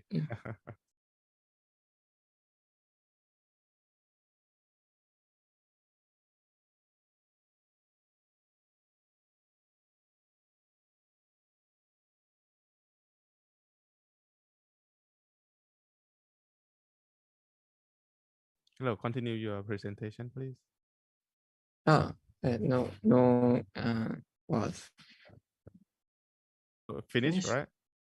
finish. Okay. Okay, so you don't have Yes. any video clip, Thank you. right? Okay, thank you so much. Yeah. Please, Julius. Yeah, may I have a question? Firstly, I think I very much like your idea for the weathering, for the two different kind of construction. But the only question for me is your program, or what's your relationship, or what's your answer for the post COVID-19 area? Yeah, what's the relationship between your Okay. I think existing structure become media center where people can know the history of the town, and addition area becomes community space or for people. And COVID-19 make people isolation, but this building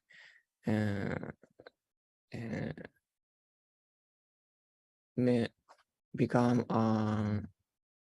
for people's space.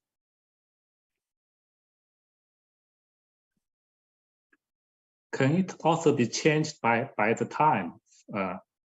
What's your Yes. imaginations or your suggestions for the time changing the program and anything like that? Yeah. This is for 50 years later, and this is 50 and 100 days later. So the building break down so slowly, and the function is changing from elementary school to the public space for the city, where people can know the history of city and communicate with each other. Okay, thank you. Okay, thank you. Okay, I have another question that is related to this. I'm trying to understand, because you did mention that even at this stage, the existing building has some cracks, some issues potentially with structure, and in the 100 years time that is your framework, time frame, it's going to decay, and you are embracing that decay. And I think that is an interesting idea of when the nature takes over the space. And but the question is, would it really be feasible for it to be a publicly accessible and a safe environment, especially because it's a kind of a frame that is now left, which is taken over by nature. And if you are talking about a kind of a data center, exhibition space, something like that as the main program there, there would be a lot of users coming to that space. So I'm just wondering, at what point of time you would finally decide that the decay of the building is progressing that much that it's not safe to go there anymore. And then, how would that affect the structure, the new structure that you might have next? It might collapse, it may not, given that we also know the kind of earthquake conditions in Japan and so forth. The question is also regarding the structure.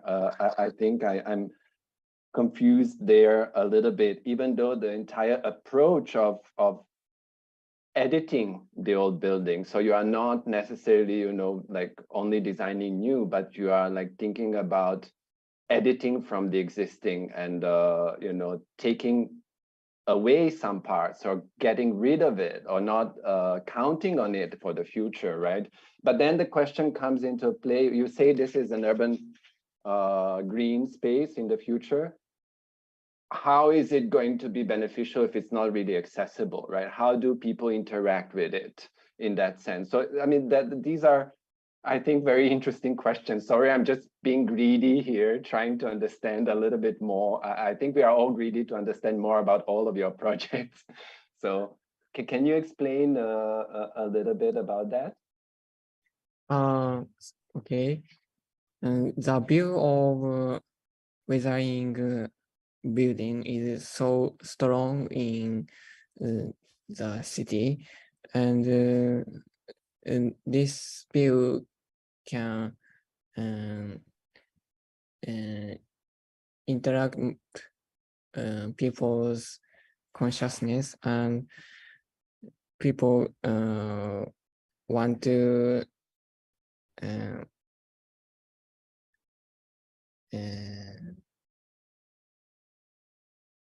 come here and repair or adding the building. Okay.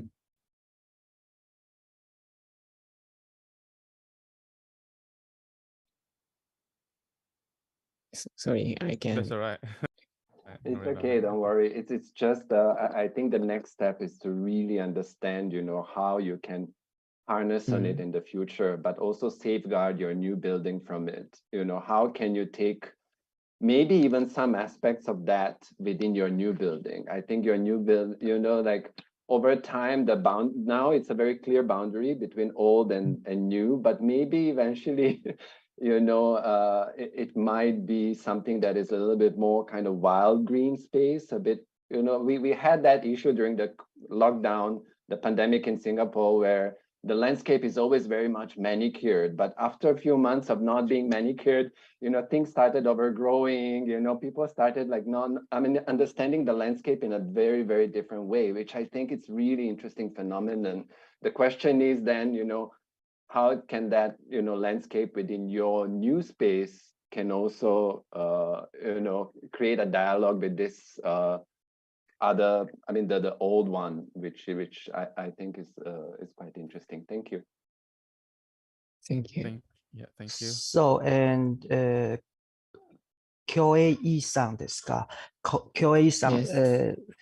I think your project is a kind of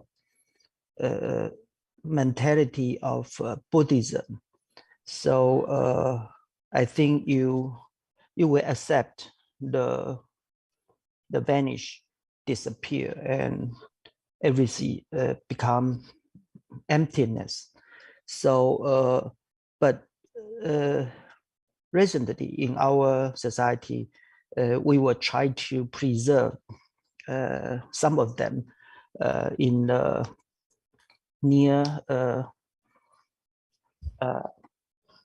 history. So I mean, you have analyzed in year of 910, 940, and now it's 2020. So in the past 100 years, many things and many events happened in this place. And if you let it just withering away, torn apart, then how do you evaluate the memory we have for our father, for our grandfather, for only 3-4 generations memory? And we call it, that's why we call it historical heritage. And I think it's two different kind of mentality. So what the history means to you in your project? And I appreciate your project a lot, really. Thank you. Okay, thank you. Thank you so much. Thank you. Okay, I think, yep. Anyone? Okay, yeah, thank you. Thank you Okay, thank you so much. And now we gonna have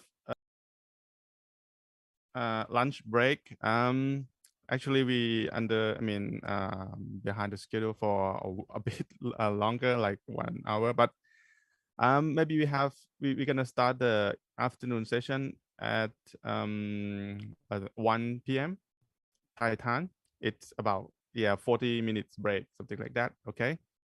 And for the next, for the afternoon session, maybe I need to, time keeping about the even the presentation and comment. So it's about 10 minutes for each contestant. So sorry if I just jump in and at your comment. Okay. Okay. Thank you so much. Just see you within 40 minutes. Yep. See you. We're gonna open this room always, all the time, all day. So just feel free to jump in and jump out. Yeah. Thank you. See you.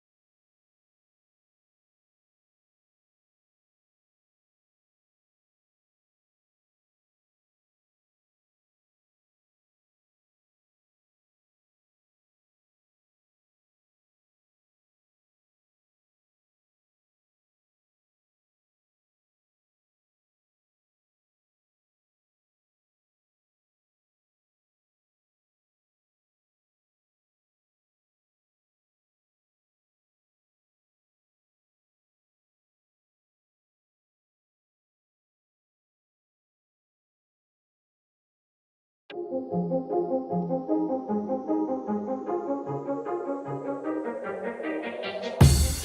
Faculty of Architecture KMITL. We are unique not only as a school that transfer both science and humanity knowledge, but we are an important part to move Thailand architecture, design, and art forward. We prepare world citizens ready for the new age of innovation through learning process by the first-hand experience.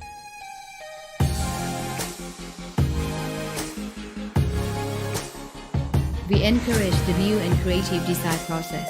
What happened in faculty can all together construct our strength, one and only here in Faculty of Architecture, KMITL.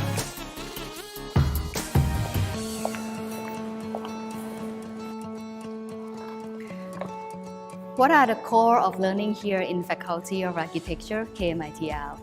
We have 5 distinct departments. It ranges from Department of Architecture and Planning, Interior Architecture, Industrial Design, Communication Art, and Fine Arts. All of those share the same core, which are innovative design, smart art, and creative craft, as they are important skills for the younger generation to tackle with the more complicated world challenges. And more than that, we emphasize on providing our students learning skill in 21st century. They have great opportunity to learning by first-hand experience, balancing their right and left side of the brain.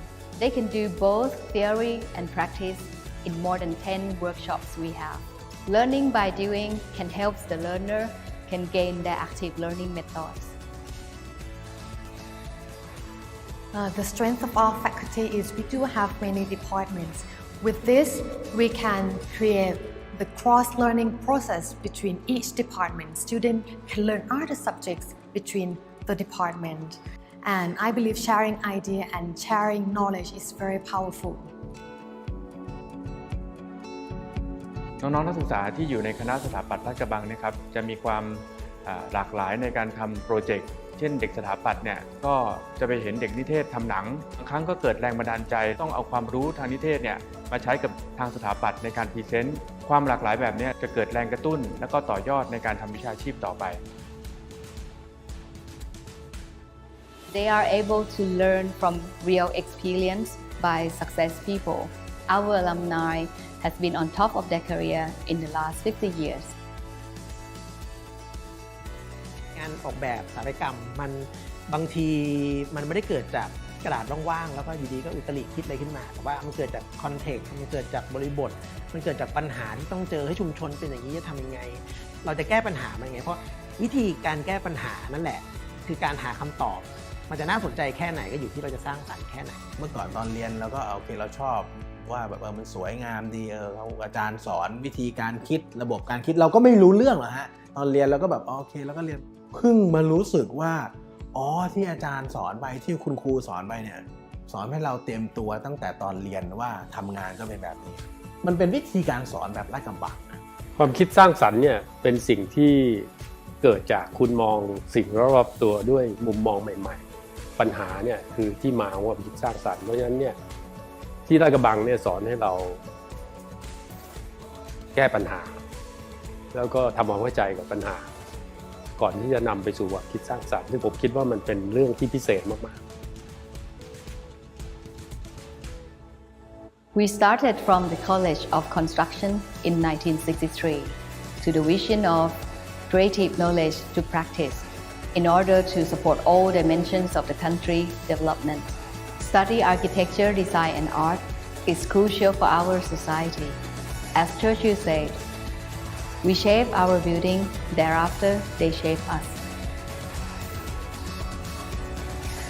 We believe that design discipline play initial role in tackle and create the new condition of the world in the new cutting edge. By providing learning fundamental in innovation era, we can make it happen in the environment in the Faculty of Architecture, KMITL.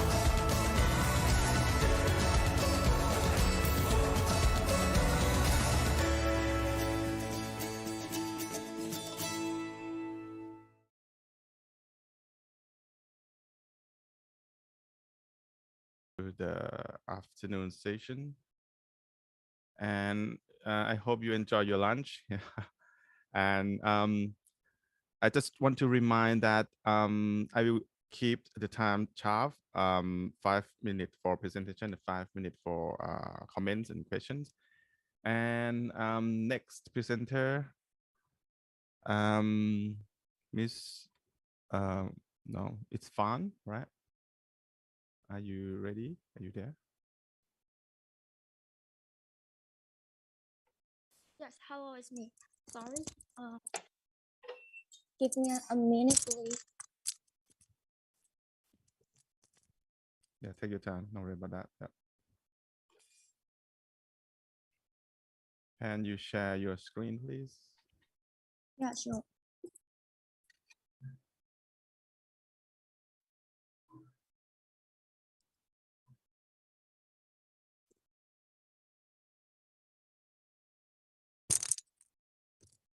Okay, we can see it. And can you turn it to the full screen, please?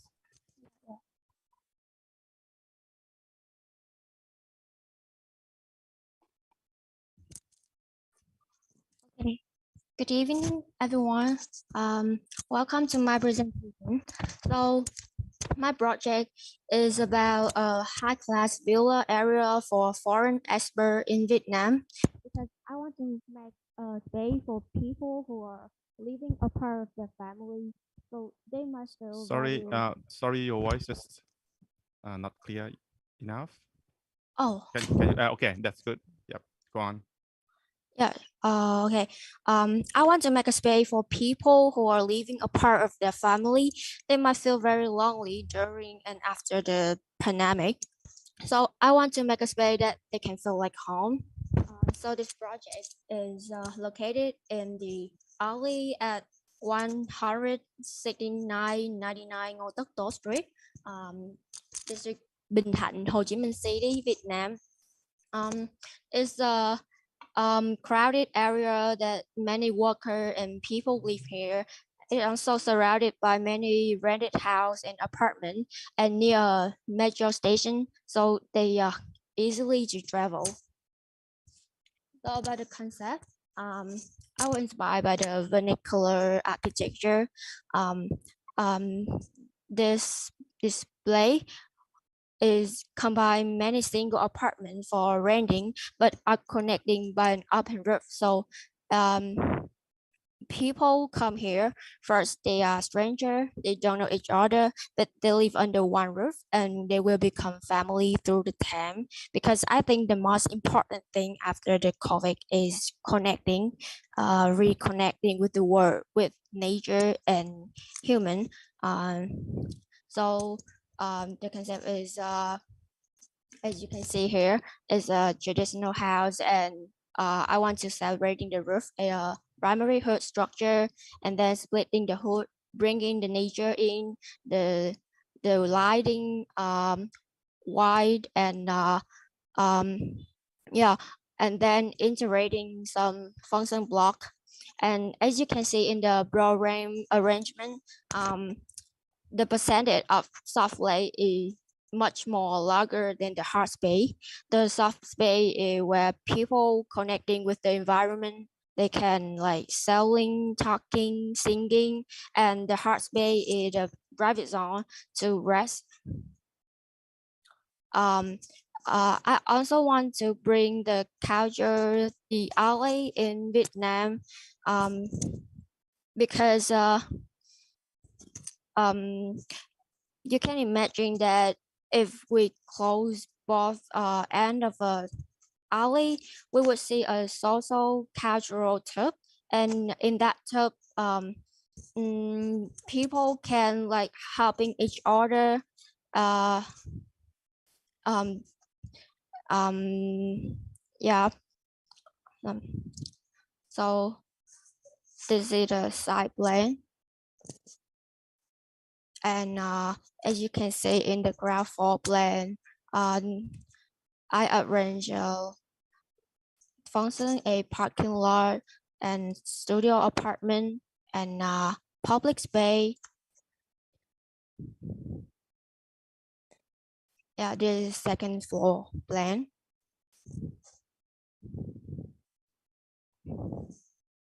There are some sections. Yeah, in the plan, I think the most effective way to divide the space is minimize the auxiliary function and save free space for more common activities. 1 minute left. Yes, and this is some module that the interior in the module. Yes, and this is a view 3D of one module. Yes, is it a perspective and physical model?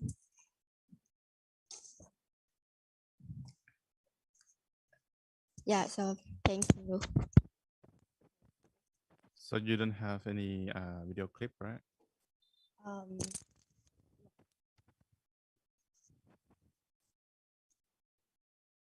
No? Yeah, I don't have.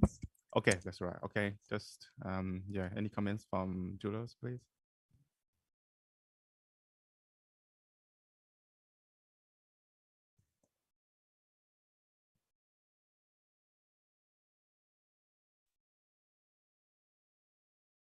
Anyone? Maybe I have a more general sure, question. sure. Yes. I mean, just to understand, the intention behind catering to this particular group of users and in this particular area. I'm trying to understand,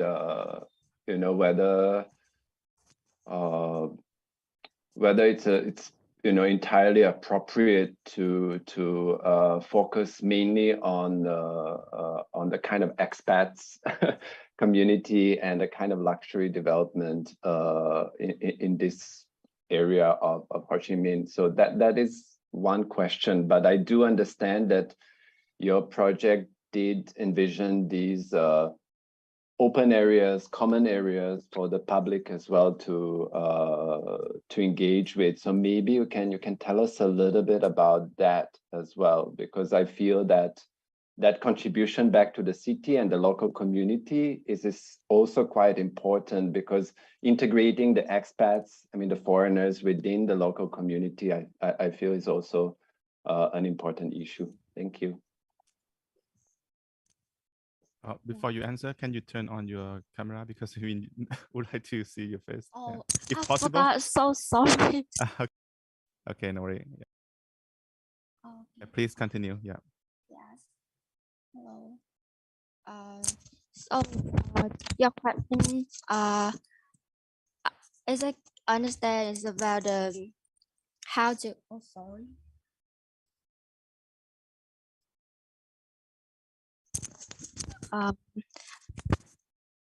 How the foreigner living here can communicate with the social.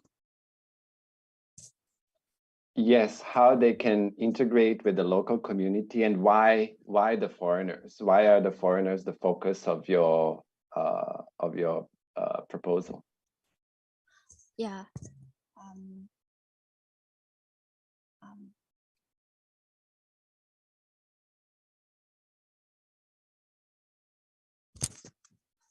So in my proposal, first, I integrating the cultural of Vietnam into the project, that you can come here and like experience the culture in Vietnam, and beside the like the private zone, that it have many public area that we can communicate and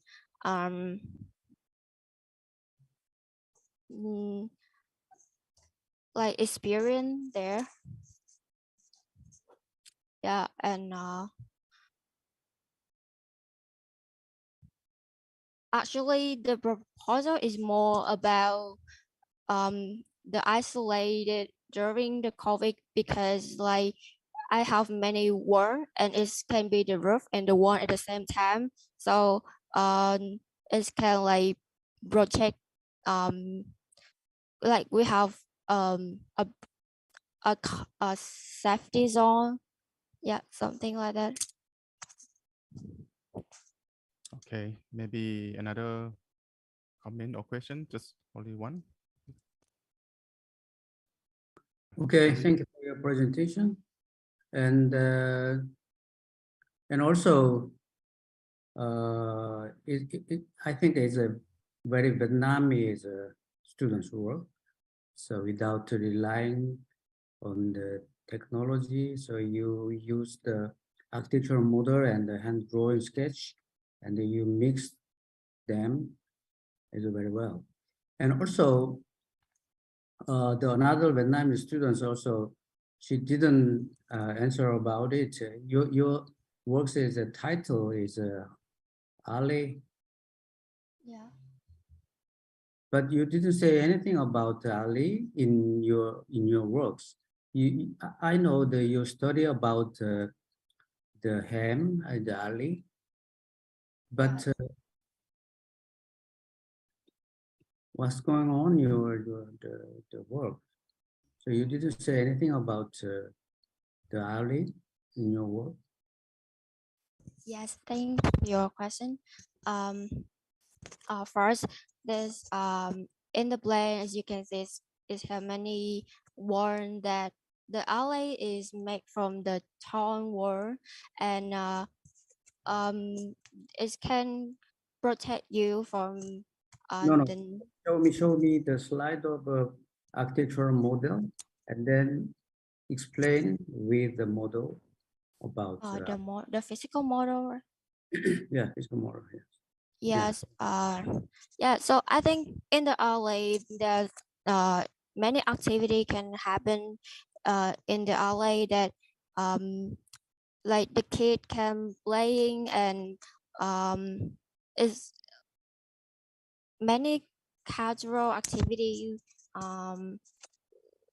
like selling and this house is not only for rented but it's also for I think commercial service.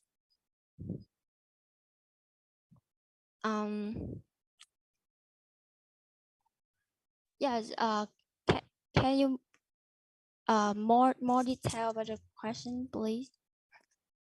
Yeah, okay. And then the buildings are crossing the water, crossing the river. Yes. So yes.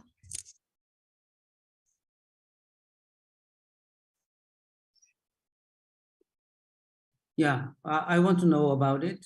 The crossing the river. So how to use this the river in the activity? Okay. Yes. As you can see in the here in the section 3, the one that is a like lower into the river, so here the wind can come through into the building and bring the nature into the building, and two sides of the canal can communicate through the bridge in the river. Yes, and the winds come through the river can bring the cold. Yes, the cold the weather, because the weather in Vietnam is quite hot. Okay. Yep. I think maybe we can go further because we already have finished 10 minutes for each one. Okay, next. Thank you. Thank you so much. Thank you. Lung Kanika, right? Yes, hello. Hi. Okay, yeah, you can just share your screen, please. Can you see my screen?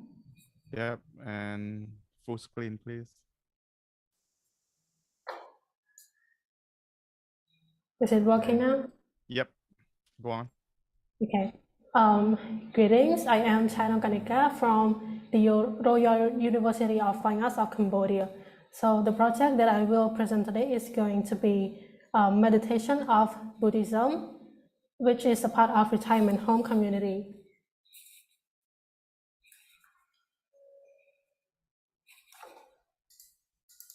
Sorry. Life before pandemic, because it has been a tradition in Cambodia since long ago that older people like visiting the pagoda. However, during the outbreak of COVID-19, they were required to lock down. That leads to the question of how does lockdown affect mental and physical health issue. For the concept, in Cambodia, many retirees believe that the pagoda is a sacred place where they can visit and chant to get their mind out of all distractions. The idea of healing for the post-pandemic was inspired from meditation by chanting in pagodas. The concept of meditation of Buddhism is also centered around the meditation sessions in which retirees like to participate. The site location is located in Dangkao district of Phnom Penh, where the site is covered by nature along with the west side lake, and it's considered as a quiet place since there are less houses and buildings nearby. In response to COVID-19 pandemic or post-COVID-19 pandemic, the design incorporated natural ventilation and natural light along with nature in order to heal both mental and physical health issues, and also spaces for connectivity.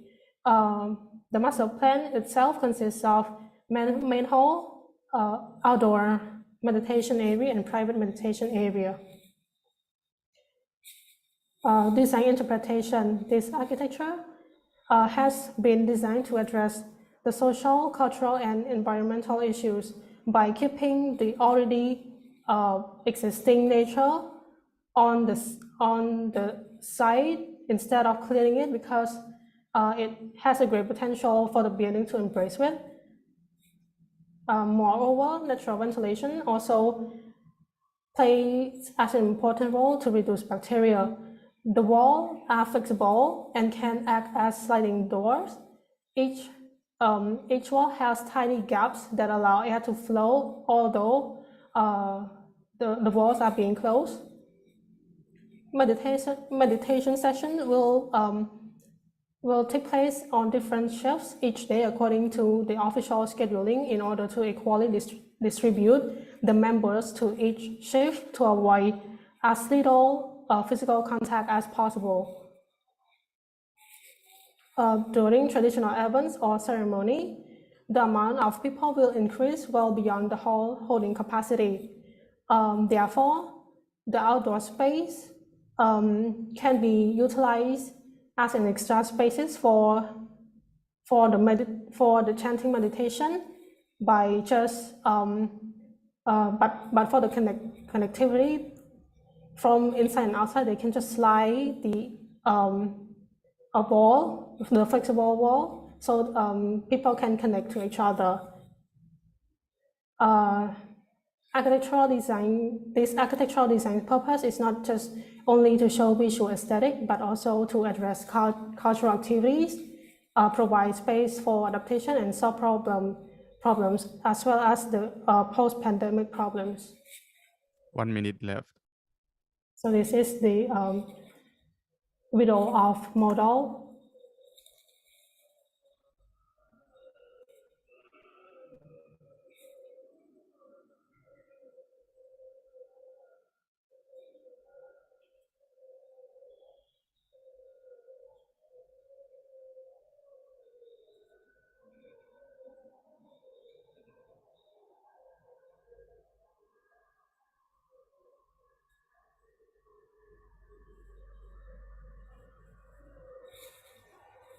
That's all from my presentation. Thank you for your attention. Thank you so much. Yes. So now the voice from Julius, please.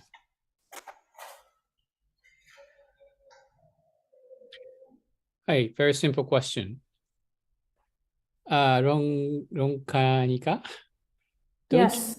Yes. Can you like concentrate on meditation when you see a mosquito or fly or insects? Yes, I haven't think about it, but I think it's not the big or a big deal of a problem, because I think it's a system problem that someone can solve it. Like people can like spray or something, but Someone. Who else? So you think you don't need or they don't need architectural solution? Yeah, since this building is not on the site alone, it is in the retirement home community, so it's a big project. It's a part of a big project. Yeah, but like you mean it's a retirement home, so it's not you mean, or you're, I mean, the old person is future of you. So if you're not comfortable with insects, it's not comfortable for elderly people. Yeah, sure. And because your concept is much relying on the idea like a breathable opening. Yeah. So when you think about, I'm trying to, I feel sympathy with that. So I try to encourage you. I just point out the point you have to take care in the future. So when you think about kind of breathable architecture, then these kind of details becomes very important. Yeah. If you're not ready to solve this problem, even if you present a breathable architecture idea to the client, if they reject because of if they don't want to have insect inside, then that means the rejection of the project itself. So please consider about the details or keep on working. Yes, to answer to your question, I think the insects like mosquito, for example, I don't think it's always come for all season. It has like season, especially rainy season. I don't think it affects too much to the building. Do you think so? Yeah. I mean, as I said before, we are in very rich, like natural environment compared to Europe. We have rich vegetation. We have rich diversity of wildlife, include insects. So the important point of your project is to create a kind of space to give a kind of serenity in their mind. It's a very crucial thing for the quality of life to have that kind of moment to chill out your mental state. So I think your proposal is very like important kind of program in the society. So that's why I recommend you to consider about all the negative factors to disturb the concentration in the process of meditation.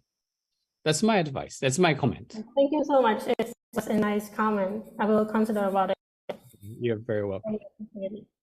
Okay, maybe you can have just one short question, and question and comment. That's 1 minute left. Yeah. Okay, thank you for your presentation, and also the composition of the space is so simple and very refined. Yeah. And I think some tension in space you design, and then, for example, show me the perspective from the entrance. Jose, do you want me to show you the entrance? Yeah, this one, yeah. The long distance and very define the space, and also it's so nice. Yes. Yes, I like it. And also, when I take a look at your work, I reminded the Indonesian students' work at the 3 years ago, the Accra in Tokyo. So she also designed the meditation center. It's not the Buddhist. She also Buddhist. Yeah. And then in that time also, she designed a very similar the feature of architecture with you, and then now I remind it, and also sometimes I feel the feature of Tarawando architecture. So, who is your favorite architect? My favorite architect is Norman Foster. Norman Foster, or is very Yes. different? Quite different. Yeah, it is very modern architecture. Yeah, so Yes. And also, how about the Cambodia has a very wonderful history, the heritage in. Have you been there? Can you please? I cannot catch that. You have a very wonderful heritage in Cambodia. Angkor Wat. Yeah. Yes. Probably I went there most of the time. Have you been there? Yeah. Yes. So in that time also, it's a very long distance from the entrance. Yeah. Yes. So like this. Yeah. We can feel the nature, the working, this entrance is very similar. But how about did you use the water in No, I did not use the water. Why? Nature. Because of I want to keep it the same as the existing site. So yes. Yeah. Yep. Thank you so much. Yep. Thank you so much. Okay. If other jurors have any comment, just put it in a chat box. So yeah, we can go further to the next one. Next one is Lee Xiao Han, right? Not sure. Is that correct pronunciation? Yes. Okay, sure. Yeah, go on. Just share your screen, please. Okay. Can you see my screen? Yep. In full screen. Yeah. Okay. I cannot see your screen. Not yet. Share it again. I cannot see your screen now. Not I yet. can see. Really? Is that okay? I'm not sure whether if other can see, it's okay for me. Yeah, I can see. Okay, go okay. on. You can see, yeah. Good afternoon, distinguished judges. I'm Xiao Han. Today, I'm honored to present my dissent to you, Guiding and Gathering Order, the renewal of existing urban community and its focusing market in the post-epidemic era. I would like to share my plan in 5 parts. The design task of the course is themed on existing urban and rural market class.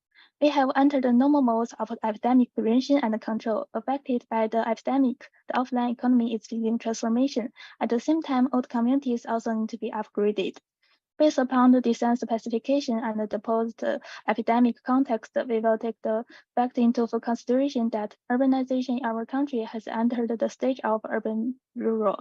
Our design does start from concrete social issues and explore compatible modes for regular epidemic prevention and environmental function upgrading for old communities and their daily living space. I select a folk snake market. The site is located in an old community in the South Mosque area, which is the largest residential area of Hui people in Tianjin. The site faces the urban main road on the east and the inner road on the south. On the other two sides are residential buildings. The site certain on the source mosque, surrounding which lots of traditional snake market developed spontaneously, and there is an old community as well. It is obvious from the photos that the residential environment need to be improved. Meanwhile, the spontaneous development has led to the chaotic spatial levels of the square of the mosque. One can easily discover the existence of dual identity on the site, and there is an inconsistency in between. A snake market should gather people and rejuvenate the city in the post-epidemic era, while for the existing community, lockdown and scattering of customers are crucial measures in face of epidemic outbreak.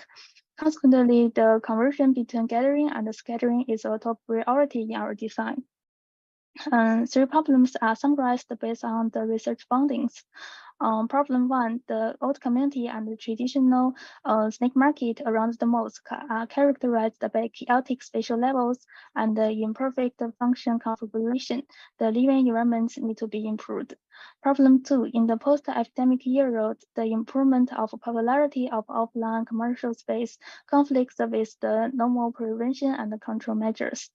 Problem three, the fox snake is an important living integral cultural heritage, but its existing marketplace space is only suitable for the traditional sales pattern, unable to meet the emerging needs of inheritance and innovation. In view of the three problems, we put forward solution from microscopic to macroscopic aspects. Solution one, expand on the space sequences in the axis of the mosque, receive the historical context of the city, and both the snake market and the community dynamic square are embedded in order to enrich the function types and improve the environmental landscape. Solution two, upgrade the layout of existing old community and add convertible space and a courtyard for the snake market, so as to respond to the gathering at time of increasing mortality and the gathering at time of epidemic prevention. Solution three, enhance the spatial feelings of customers during their shopping and meals, and strengthen the offline space experience by means of lights, shadows, materials, and atmosphere. Moreover, produce a new space type to adapt their behavior future based on the cooking process of Muslim delicacies. As a result, the design comes to being. Considering different urban interfaces, we also design different facade and the placement of the function nodes.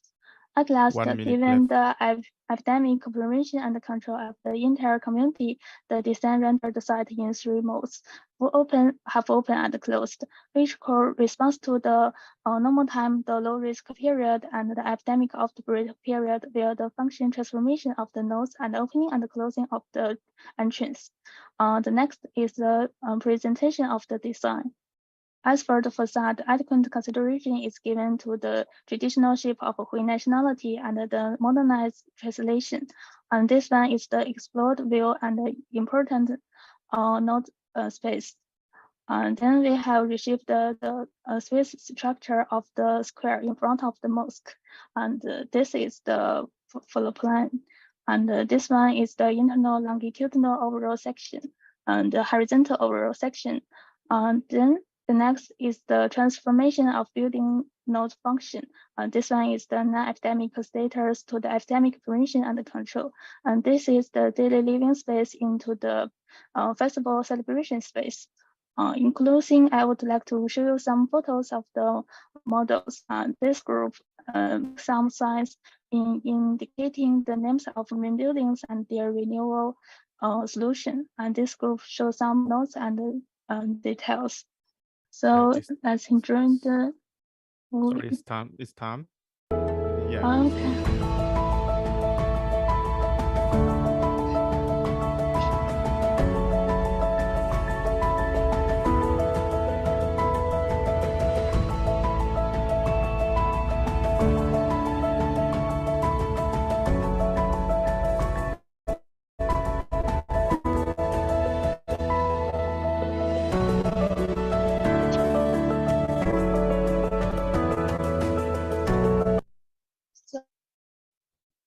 That's all for my presentation. Thank you. Thank you so much. Yes.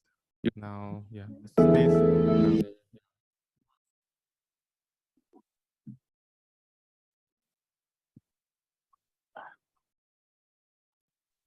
Please, any questions or comments? Please?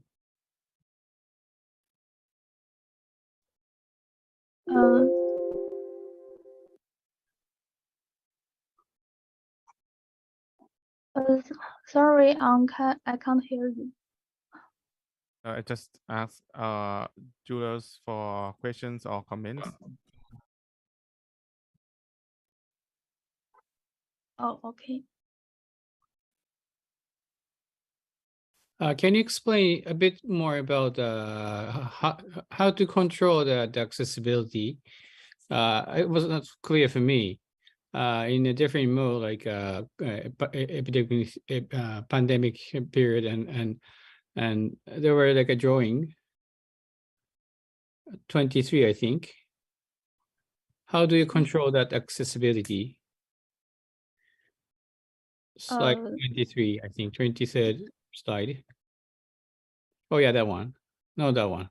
But like the one before, two before that. This one? No. The next. 23rd, that's one. Yeah. How can you control the accessibility to that, or the connection of this area or buildings, whatever? Oh, okay. Actually, I made a system to limit. I rendered the site in 3 modes: the full open, half open, and closed. I actually control the entrance to the courtyard of the residential areas. You can see here are some courtyard inventory of the characteristics of the existing building. The courtyard style and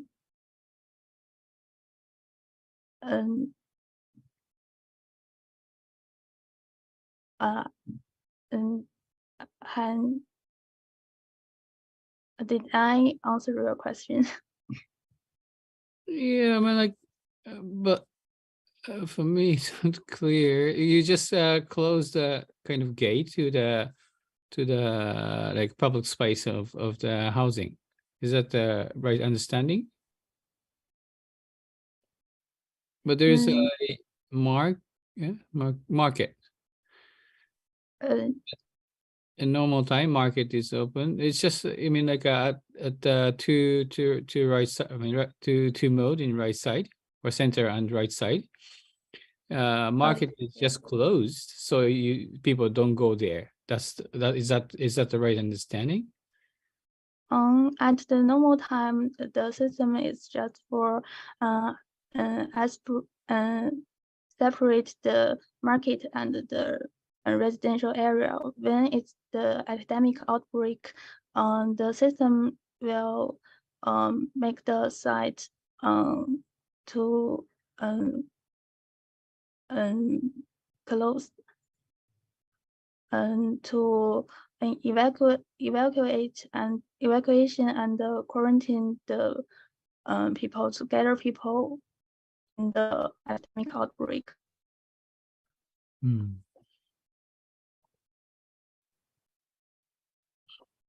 Okay, maybe just another comment, the last one.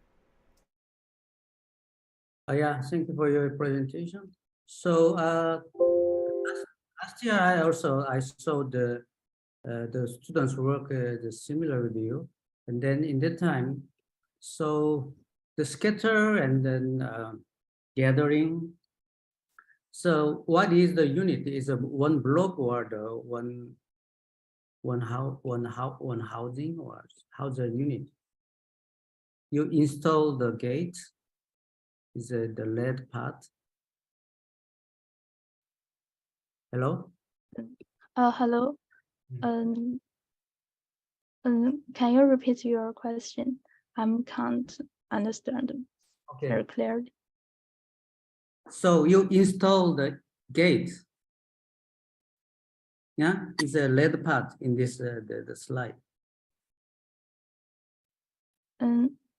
It's a gathering and the scattering. Your concept is a gathering and the scattering. Yeah. Yes. So what is a unit? Is a one block or one housing site or? Oh yes, it's a community. And there is a mosque in the certain of the it's a community of Hui nationality. Sorry, nationality. What do you mean the nationality? Hui nationality is a it's a minority in China. Oh.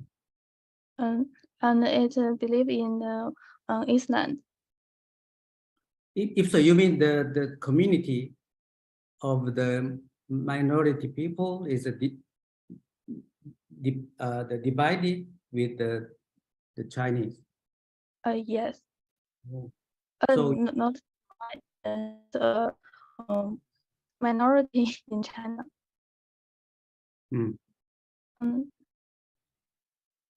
So maybe just quick clarification Sure, as well, just to understand. So what you're saying is that during the pandemic, certain spaces of the market would be converted into epidemic-related functions, including the quarantine and whatever is needed. Is that correct? Yes. Okay. I think you could have, this is just an advice. I appreciate the entire dispersed scheme and also the background information you provided us at the beginning of your presentation, but it was a lot. We couldn't really engage fully with your project. I think you've done a lot of work and a lot of details that got lost in a way, so we couldn't really fully understand everything that you have done here. So just for the future, try to explain the background through your project somehow, somehow engage us immediately with your design as much as possible, because it's difficult. And I also feel that you could have even further explored, because you do say that even during the epidemic outbreak, the market, some part of the market would stay functional, which is really important for the food security, food delivery, and all that. And then how this entire process would also work without necessarily people coming into the market, but the process still needs to go on, right? I mean, to support the community. So there are a few points that you could have spent a little bit more time explaining. Thank you. Thank you. Okay, thank you. Maybe we can go further to another presenter. Liu, right, from Singapore.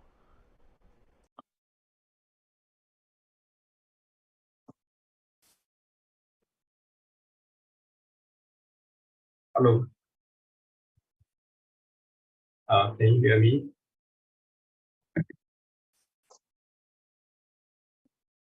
Yes, we can hear. Okay.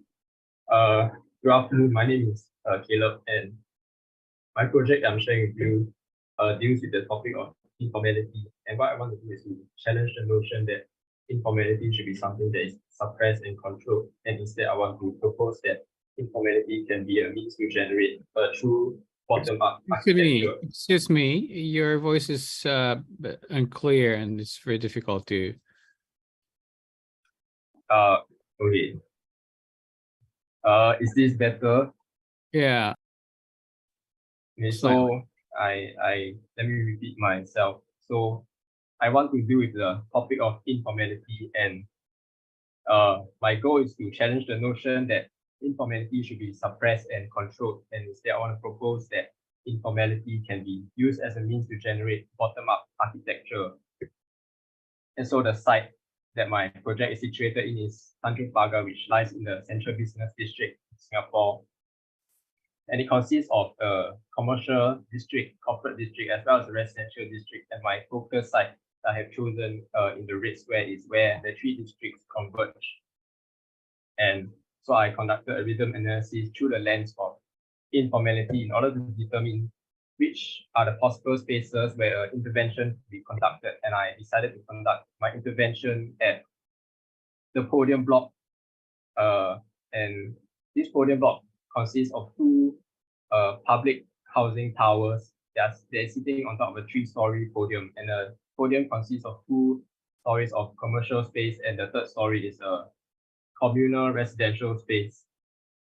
And the reason why I've chosen this podium block is because this podium block was a victim of the top-down approach, where it was overly hierarchical and overly rigid. And we can see there is a tension occurring in the 2 pictures below, where the inhabitants have these informal behaviors where they want to grow out of their spaces and claim spaces within the public areas. So this is the informal behaviors that I'm interested in studying and cultivating. And so in my project, my objective is to reinterpret this podium as a sustainable and future-proof village that is designed by its inhabitants from the bottom up.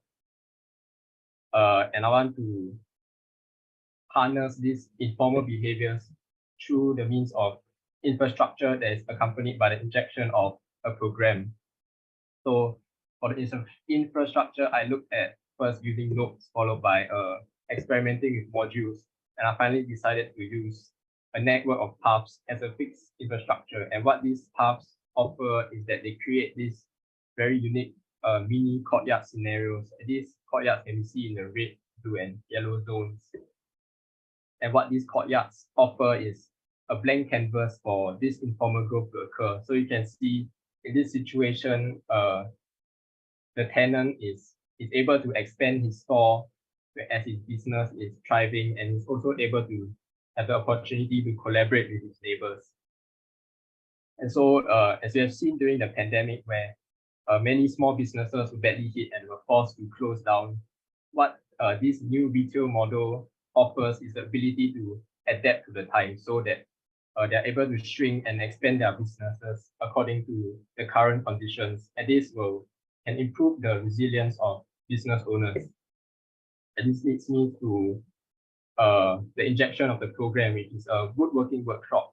And this woodworking workshop is in charge of producing the customized components that will drive the growth of the site. And it also consists of a community workshop, which is an opportunity to involve the community in a sustainable way to contribute to the site, so as to improve their sense of belonging to the site and make use of the scrap material from the fabrication workshop. So here's the workshop, and on the 2nd floor is the gallery and showroom. And this is the composition of the site, starting with the roof, followed by the residence walkway, which is a private walkway that connects directly to the lift lobbies and offers a circulation that is separated from the rest. And there's a formal walkway, which is the main circulation space. The service lanes are where goods and services are transported. Then there's the negative space, which is where the habitation and the growth occurs. And this is where the bulk of the activities occur. And then on the ground floor, there's also an interesting space, because this is where the structure comes down, and there's this forest of stilts that provide a good amount of porosity for the growth to occur in an uninhibited manner, but at the same time, it provides a kind of spatial and hierarchical affordances that prevent the growth from being overly chaotic. And you can see this in the ground floor plan. And finally, in order to generate, to cultivate the growth of strong communities, I have these courtyards, larger courtyards that correspond to the 3 districts of the corporate, commercial, and residential. And each courtyard serves as a place to bring communities, like-minded individuals together using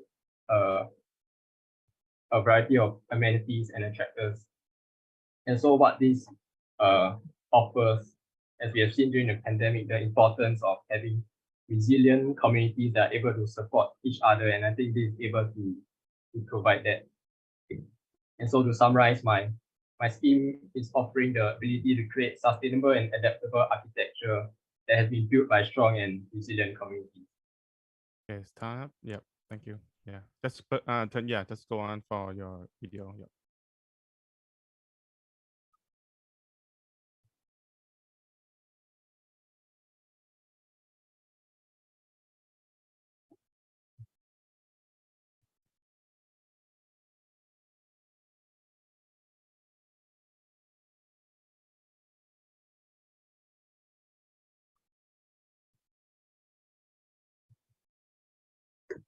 Thank you. Okay, thank you so much. Any words from our juries?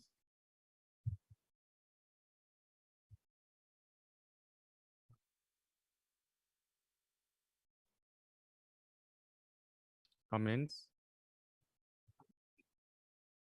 Okay, may I?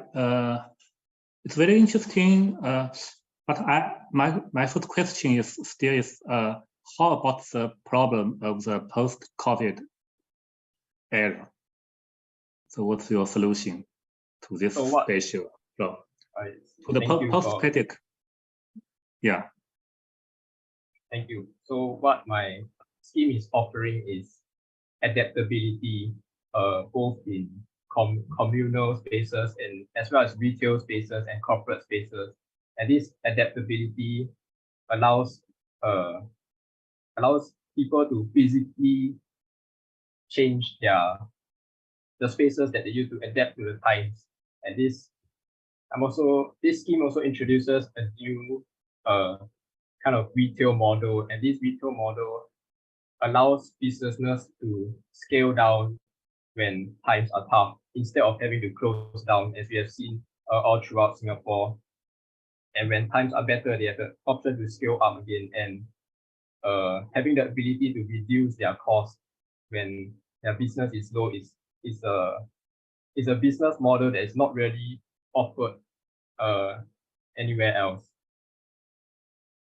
And we also saw the importance of having resilient communities that are able to support each other during the pandemic. And so what I'm offering is some attractors that are able to bring these communities together and encourage collaboration and a kind of neighborliness that can create these kind of strong and resilient communities that are needed for tough situations. Okay. Okay, any additional questions or comments, please?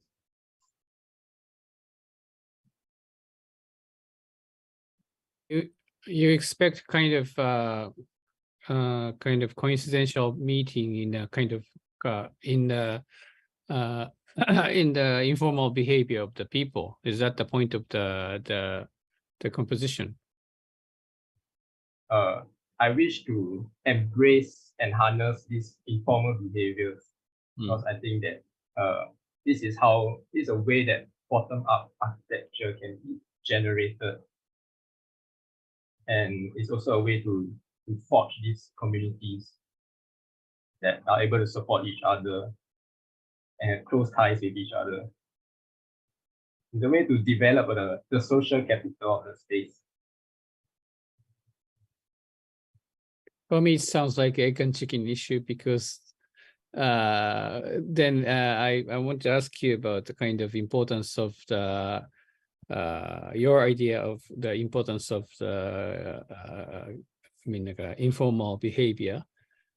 What is the contribution of informal behavior to the social system or community?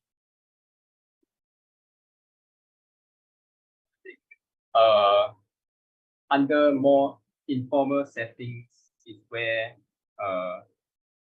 these genuine relationships are forged between neighbors. And in Singapore we call it the kampung spirit, which is where you know your neighbor very well, and you are willing to help them, and you expect them to help you as well when things are not doing well. And so what I think this informalness offers that top-down approach doesn't offer is the ability to create this kampung spirit.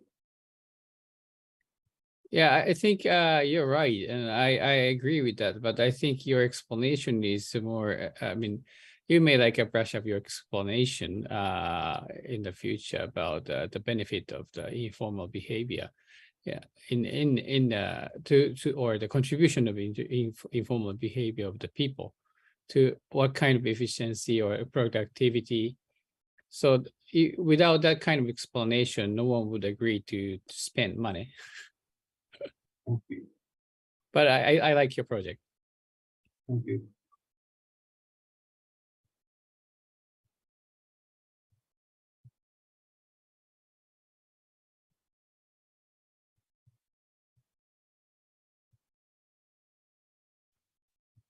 Professor TJ, you are on mute.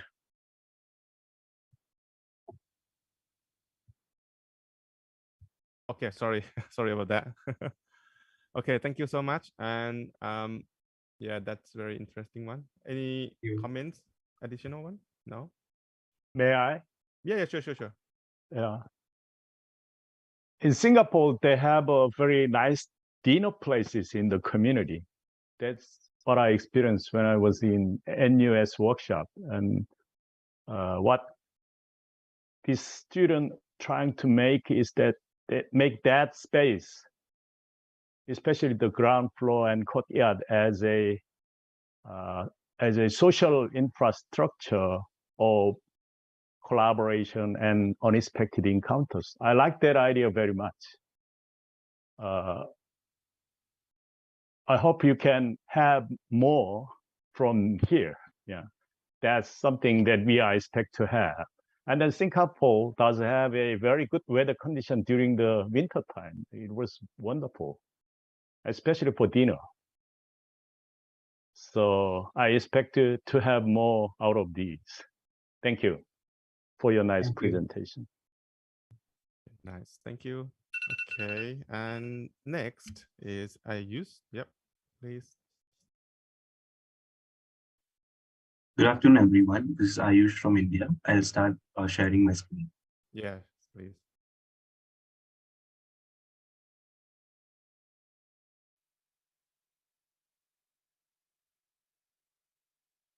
I hope you can see my PPT. I can see your screen, yeah, and it's gonna be the full screen now, right? 1 second.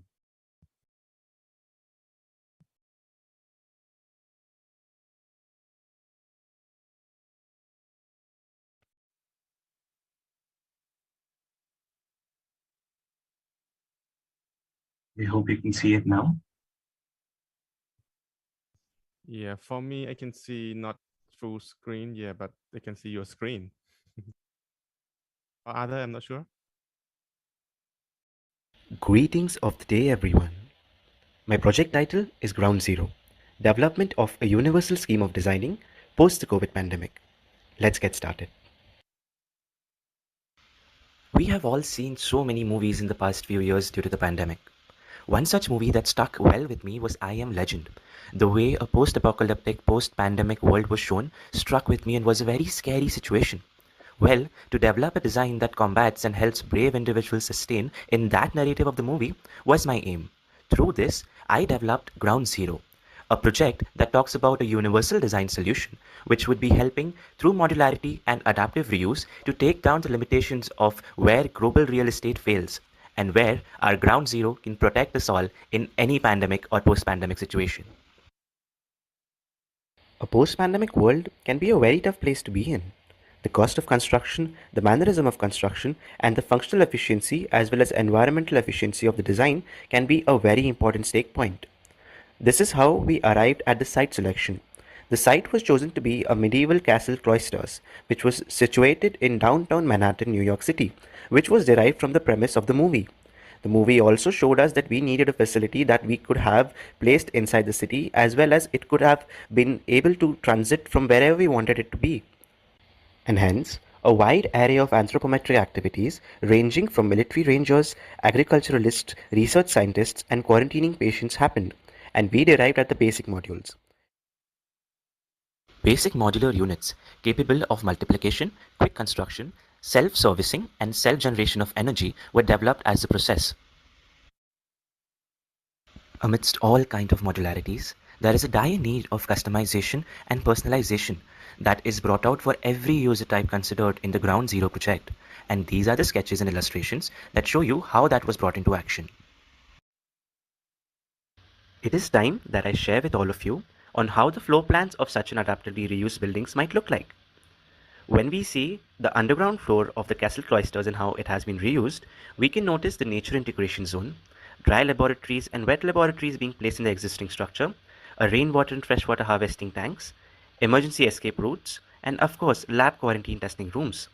As we move up the levels, on the ground floor and the main floor, we see lab testing quarantine rooms, dry laboratories and production units, discussion rooms, prayer and meditation halls, ammunition storages, cryo-sleep hibernation pods, airtight seed vaults, frigid cold storages, and combat training and exercise rooms. Stepping up the levels by one floor, we get to see reading and relaxation rooms and the living module for the scientist, a checkup desk for the scientist to check up on the quarantining visitors, a living module for an agriculturalist, and integrated green garden modules along with dry produce storage and frigid storages for perishable goods. Subsequently, the second floor houses the allied administrative desks and computation rooms, the pyroelectric snow rainwater converter and harvester, the hydroponics vertical farm gardens, and the aquaponic pisciculture modules along with the solutions and chemical solvent storages.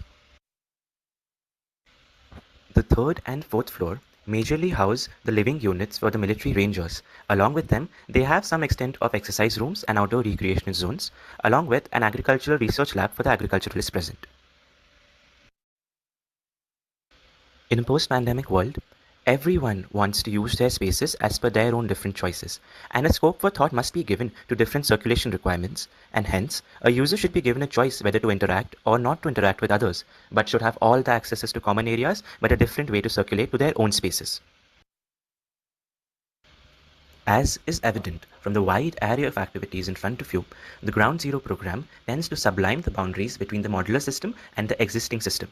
What it does is that it tends to create a close, ageless bonding between the two structures that have been proposed, and the people feel like the volumetric and sexual categorizations have been dissolved completely as they are living inside the structure of this system. 1 minute left.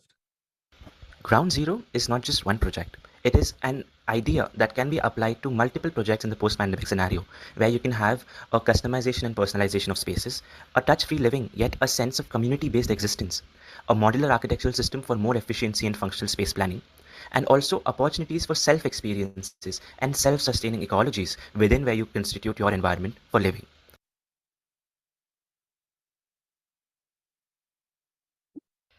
Ground Zero, signing off. Thank you so much for all of your support.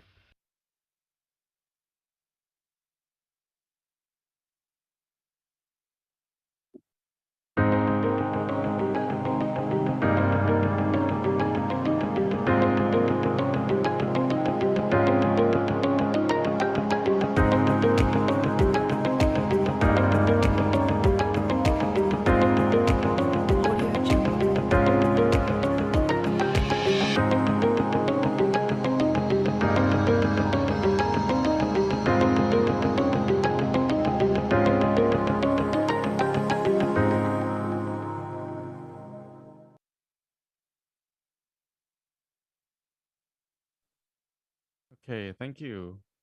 That's, yeah. Thank you so much. In time. Yep, thank you so much. So now it's time for our jewelers to give comments, questions, please.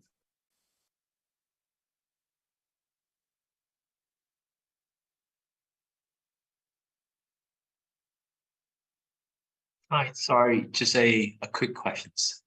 Is Ayush, right? Yes. Hi, well, first of all, very good presentations. Like the graphics are really good and the project's pretty clear as well. Although your target of the project seems to go quite beyond post-COVID, but more like epidemic in the global scale. But my question is more like with your project though, do you see this modular being removable and then changeable over time? Is that how you approach the project? As like the building will never actually end, but it would keep changing and developing over time. Yes, I'm very glad you asked that question to me.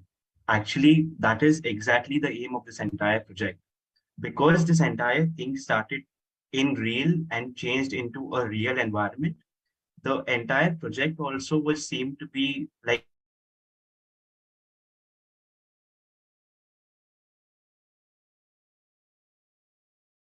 KitKut project, there has only been one goal: to make the thing as simple to execute as possible. So as your demands increase, when people populate onto the structures, you can have your modules getting extracted from this place, shifted somewhere, or even here you can add more and more modules because of the lightness of the structure that I'm trying to achieve.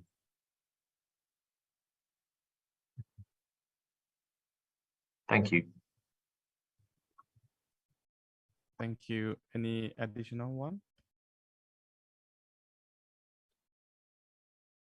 Hi, I have a question regarding, I mean, maybe the last, I mean, the previous render that you have proposed, which is very interesting and symbolic in a way. I mean, symptomatic in the sense that your project is kind of situated on top or within the kind of,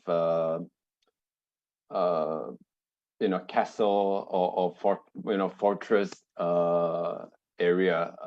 How do you see the expansion of this model, you know, elsewhere beyond that, or whether, you know, this idea of almost intentional separation, was that, you know, intentional? What was the idea behind that? You know, like, because you are showcasing it within this particular context. Yeah, so the main aim was like how I approached this entire thing was because during COVID, our entire world became like sort of a global village, right? None of us had one particular sort of a typology to design for. Everyone was designing these jumbo centers where people could get treated, or people were designing these spaces where people could get rehabilitated. So the main idea was to have a prefabricated modularity that can apply to almost every scenario that we envision as future urban planners and future architects. At the same time, whatever build form is there available to us, rather than using an open piece of land that is providing so much of good oxygen and so much of good openness to us, let's build on the structures that have gone redundant over the years. And then once you start building up on those, and once they get themselves redundant, then we can come up with a new strategy after a few years when we are adaptively reusing the cohesive structure developed using ground zero. Yeah, it's just that symbolic aspect of that last render, the next slide was more about, you know, that dilemma, whether we are creating, you know, a paradise or a confined prison. You know, we can always refer to Rem Koolhaas's, you know, master thesis in architecture, which was literally about that, creating that voluntary, you know, prison that you can't come out. So in that sense, it does bring all these questions that I don't expect you to answer, but it does create a certain discourse that is interesting. Thank you. Yes, thank you so much, sir. Thank you. Any additional one? Maybe just the last one.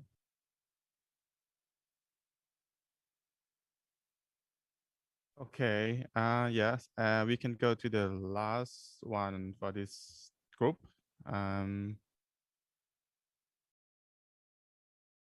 Okay, we can go to the last one for this group. Amina. Yes. Okay.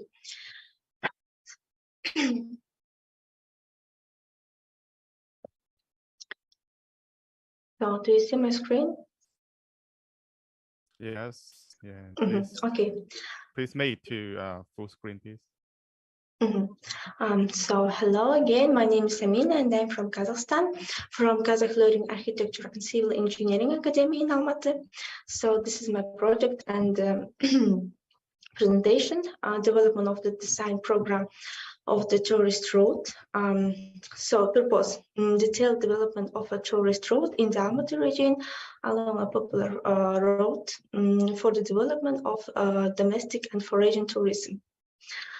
This is road schedule, day 1.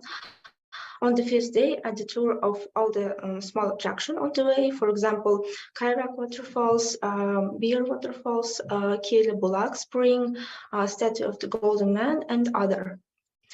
So day 2, departure to the Charing Canyon. And day 3, again, Charing Canyon, look around, walk, and go back to the Almaty. This is night base at the Kairak waterfalls and the next night base in the Charing Canyon, and they look same. My main purpose was to develop and create the concept of a comfortable, modern, and interesting 3-day trip with all facilities and overnight stays along the popular road Almaty, Turgen, waterfalls, Charling Canyon. For the convenience of vacationers, the parking was developed for each point, including sanitary ones. In the form of a honeycomb house were designed for overnight stays for tourists and staff. A non-standard hexagonal shape for rooms, their skill funds to assemble into a harmonious puzzle attracted me. So this is in the central building, there is a dining room and bar, reception, sanitary facilities like laundry, toilets, as a garage for transport and storage rooms. In front on the central building, there is a large area for catering tourists upon arrival or departure. There is also a fire pit and an amphitheater for cozy evening gatherings. So this is drawings, plans of house for tourists. There is two types of houses were developed.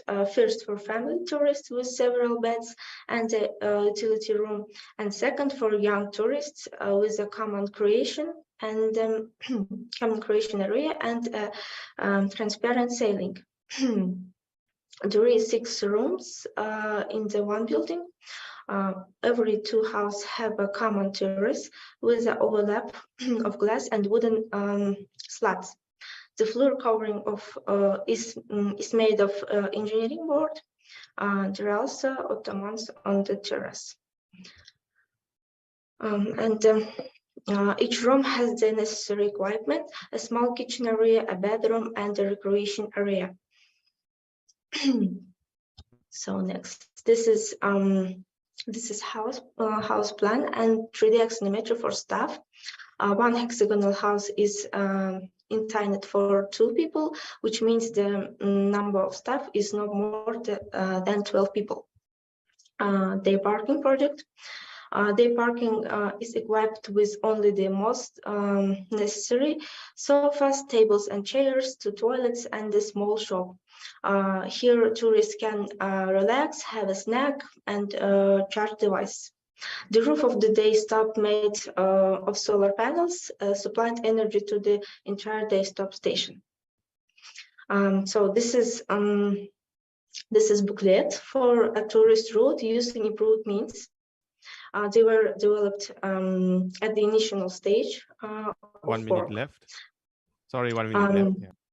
And the poster and clausura of the topic development of a design program for a tourist route, and first sketch ideas for the project. So this is my exposition, and oh, sorry.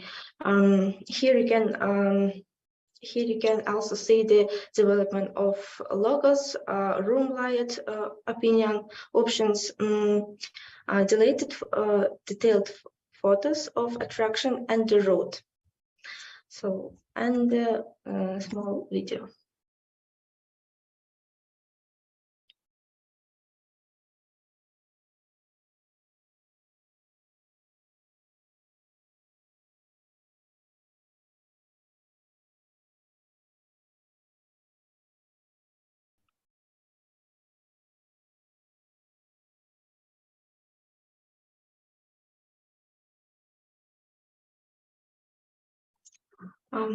So that's all. And if you have some question, please. Thank you.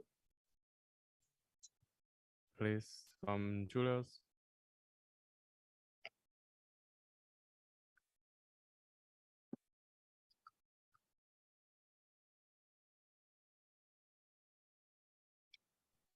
Any comments or question?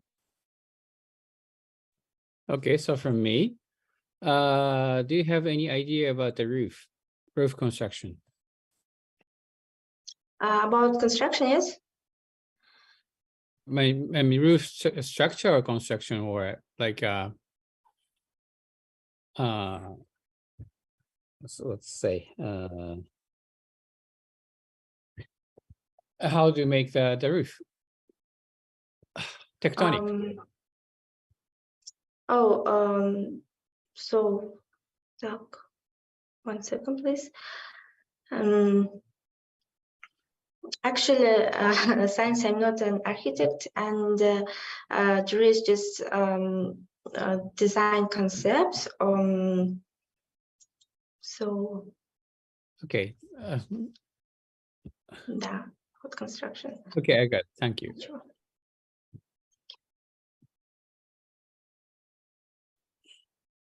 Okay. Any more comments?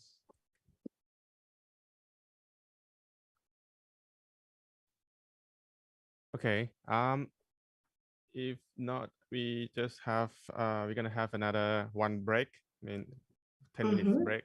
Yep. So let's say please come back around let's say 2:25. Okay. It's 2:20. It's now 2:17 here. So just around like I'm just confused what time there. I'm not sure. Just say like, okay, maybe 2:25. Yeah. Okay. See you. 10 minutes around that. Yeah.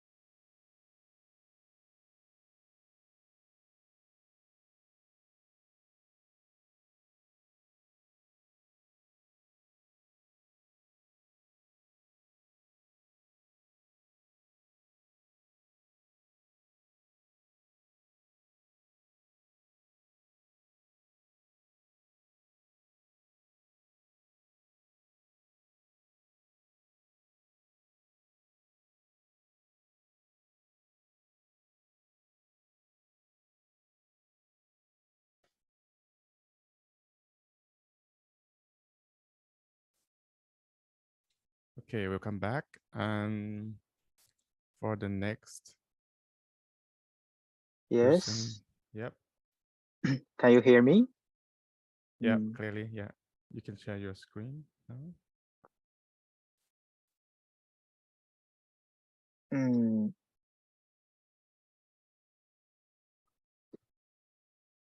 Okay.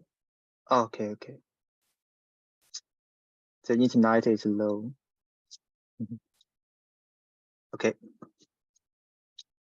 Good afternoon, judges and professors. I'm Liu Jilong from China.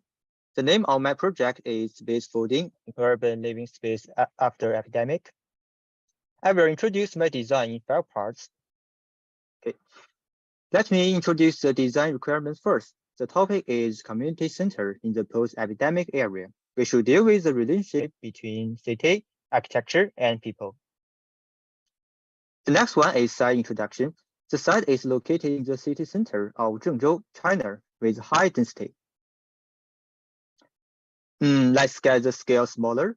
The streets are in the grid partner in nearby blocks, and my site is here. The surrounding buildings consist of mixed functions, including residential, commercial, public activity space, and so on, forming a complex urban environment. Okay, let's switch back to the city scale. When there's no pandemic, the community is completely open. Residents can participate in city life freely. But during the pandemic, people quarantine in their own communities and homes, far away from modern life. You can see the road will be closed. So in this case, some phenomenon is noticed. First, closed communities are lacking effective social places. People feel isolated and lonely. Second, communities need government to deliver medicines. The pace of life is interrupted. So based on this phenomenon, we have 2 strategies: a rooming, dynamic, and open space, and a multifunctional and flexible space.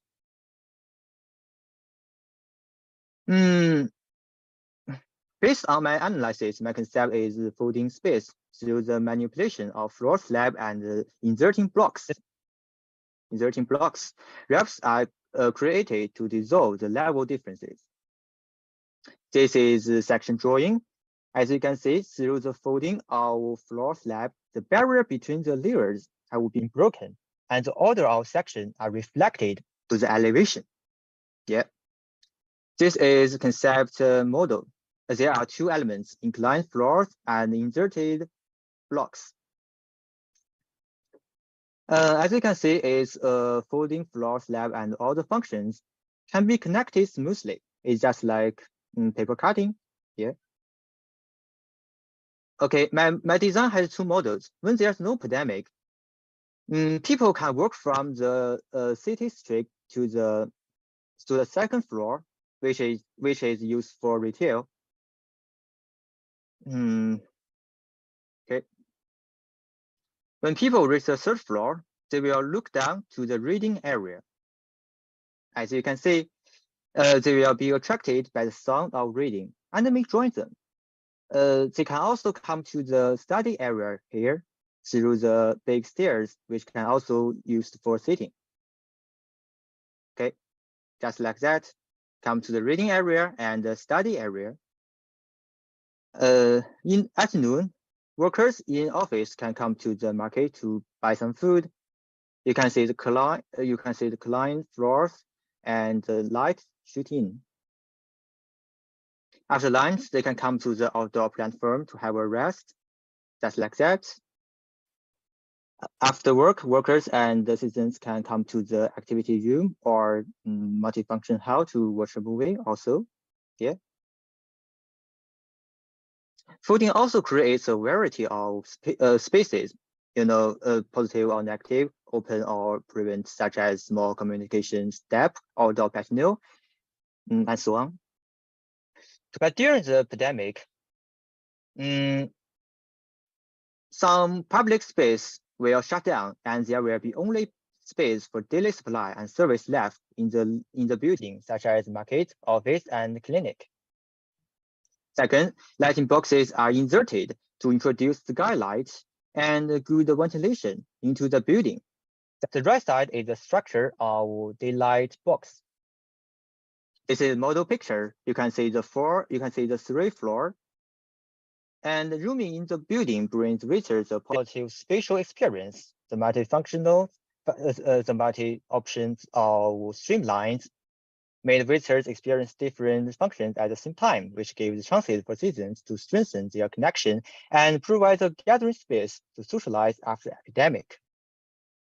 This is generation analysis. There are 3 floors, 3-fold and before and after piecing the building. Service radius about 1,000 meters.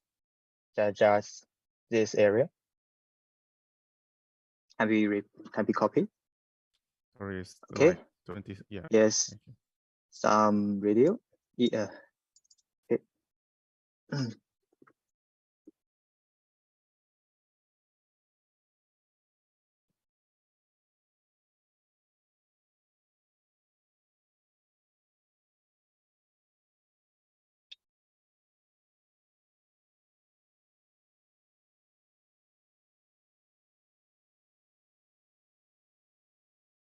Roof.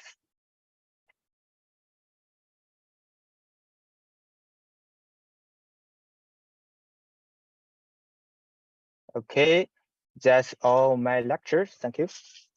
Okay, thank you so much. Yeah. Any comments?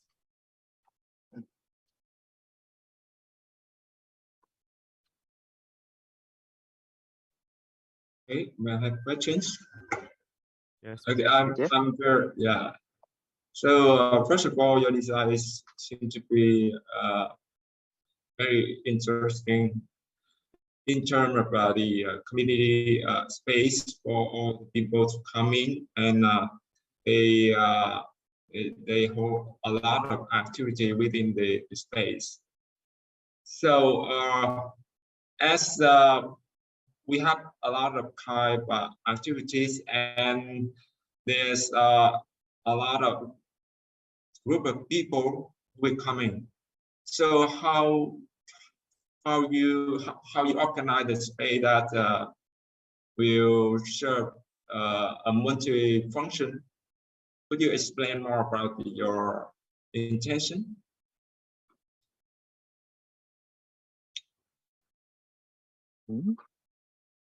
Yeah.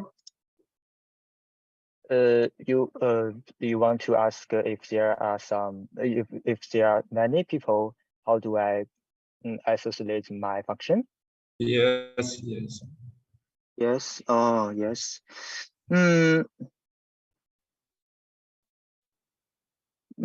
First, my function is variable, such as the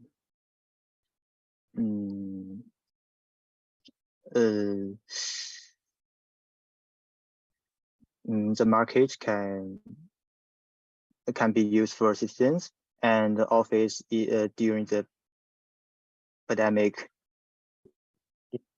can be used for during the pandemic. The office can use for workers and volunteers, and the streamlines can be separated from other floors. As you can see, first, the office, market, clinic can be separated, and other public space can be like that. We use big stairs and some ramps to isolate the people. If there are many people enter the buildings.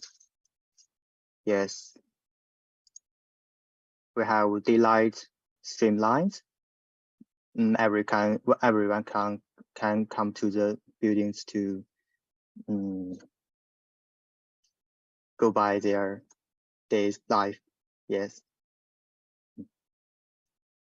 Okay.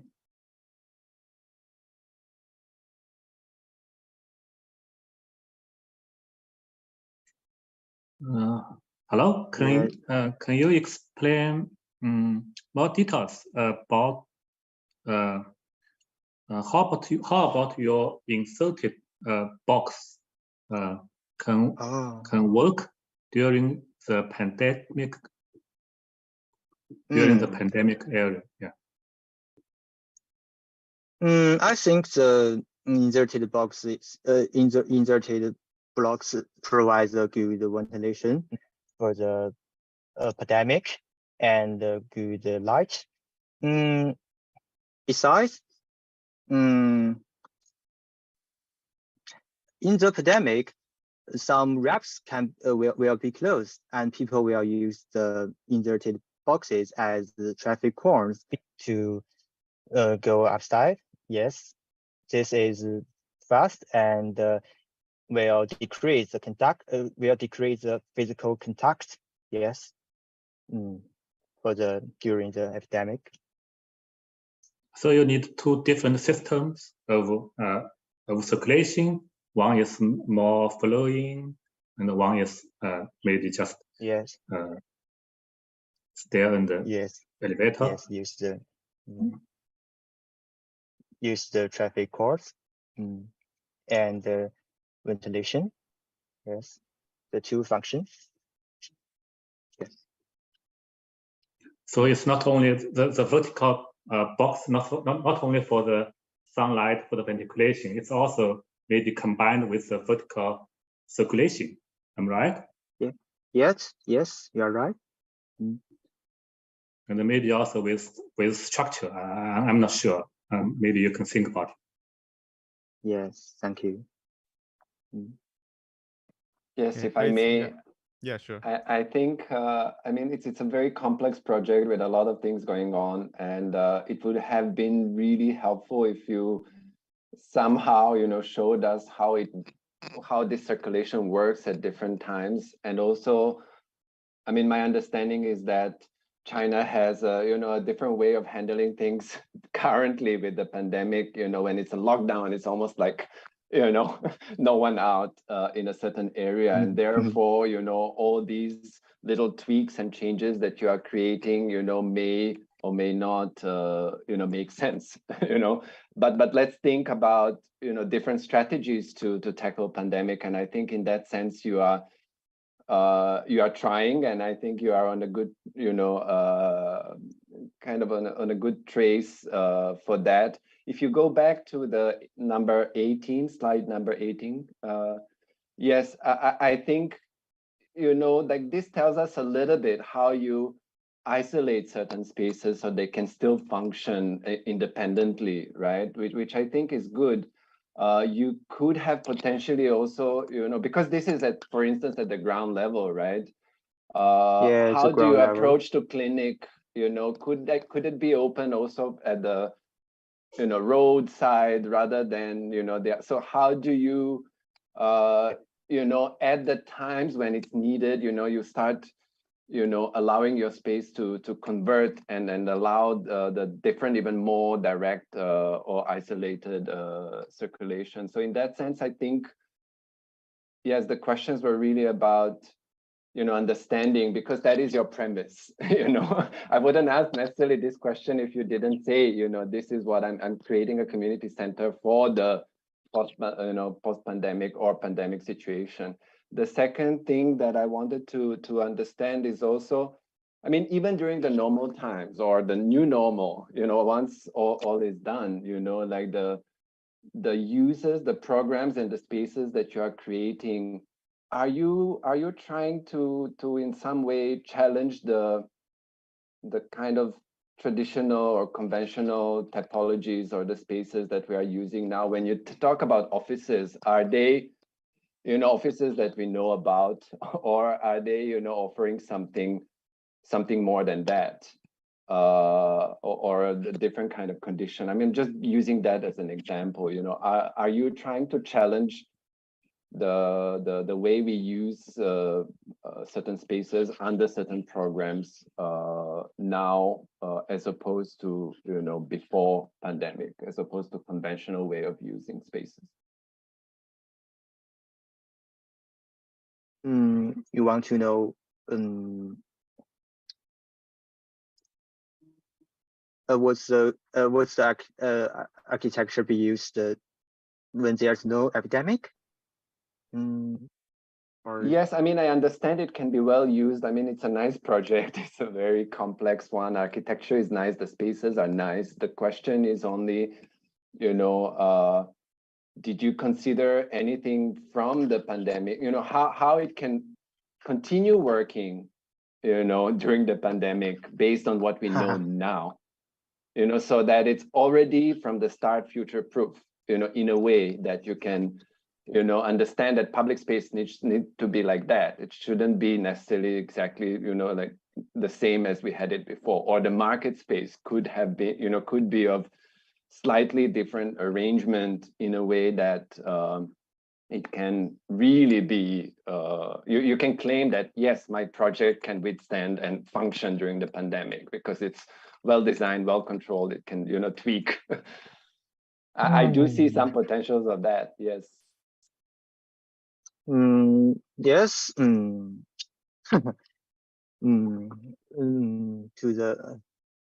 the office, I think the design of the office may solve the employment problem of some people nearby, but during the pandemic, it can be used for a social worker and volunteers. But for the public space, I think during the pandemic, the reps and the big store will be closed, and people can just air conduct, and they can also have some yes, they can also have some socialize and interaction, but without physical conduct. Yes, it's just that. Okay, yeah, thank you so much. I think, yeah, yes. thank you so much. Okay. Yeah. Okay, for the next one, Kim Junju, right? Yes, I'm here. Okay, yeah, please share your screen.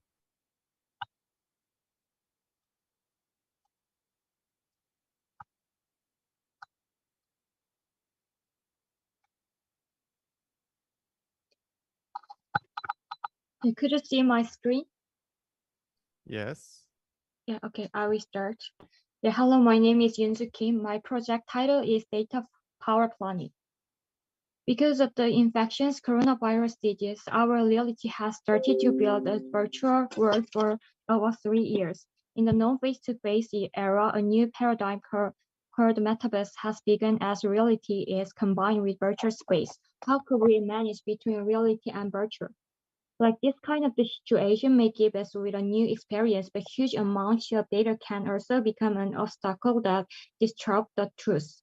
For now, there are no policies or alternatives to protect against fake data such as fake news, rumors, and deepfake technology. So I try to proceed with the project with these issues and problem in mind. In order to analyze the problem and the phenomena of the digital age, I set up an architecture test site. The site for the experiment is the movie The Wailing. English title is The Wailing, but the Korean title is Gukseong. Gukseong means the city name in the Korea. The story of the film The Wailing begins with a weird case when a foreigner visited an isolated village.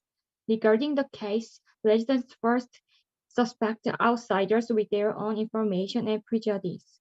The police come to the conclusion that the case are because of the mushroom poisoning, but people are never believed because of rumors. The film ends with the audience not knowing what the actual cause of the case was until the story is over. It is similar to the problem of the digital society in a way. In order to analogize the film The Wailing, I first set standard for analyzing the film. The time and place is different from the film compared with the time and place in reality. I proceed with an analysis based on this point.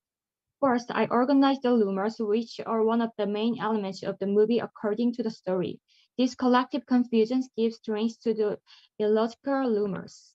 In order to take a more architectural approach with this conclusion, I worked on revisualizing of the information in the movie on the map along these storylines. And then I analyzed the events, rumor, and change in the movement of the character. Next, I analyzed the change in place and time according to the length of the shots. Unlike the previous analysis, in this analysis, maps of actual filming location were analyzed and visualized.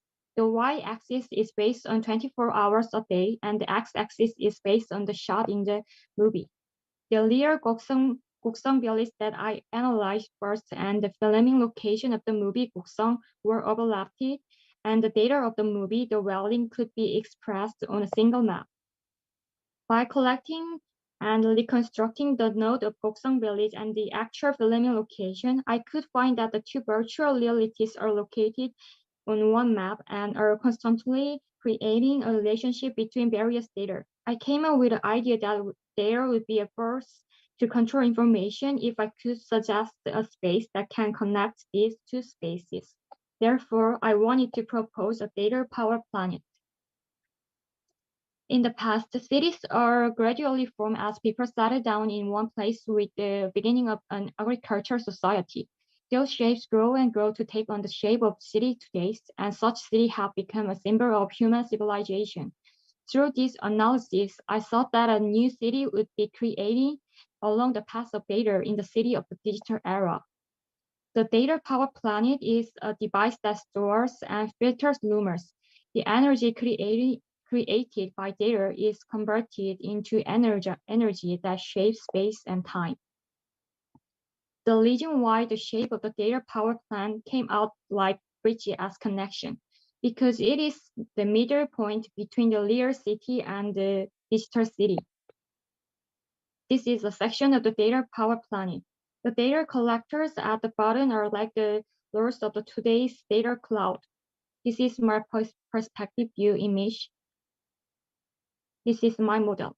Through this project, I wanted to talk about the possibility of architecture that exists as a bridge between the virtual and the reality. From a certain point of view, this project can be seen as a part of paper architecture, but I wanted to talk about the fact that my architectural imagination can become reality in an era where technology and times rapidly change. And I want to express invisible identity of architecture in the future. Thank you for listening. And I'm going to show you my mobile video.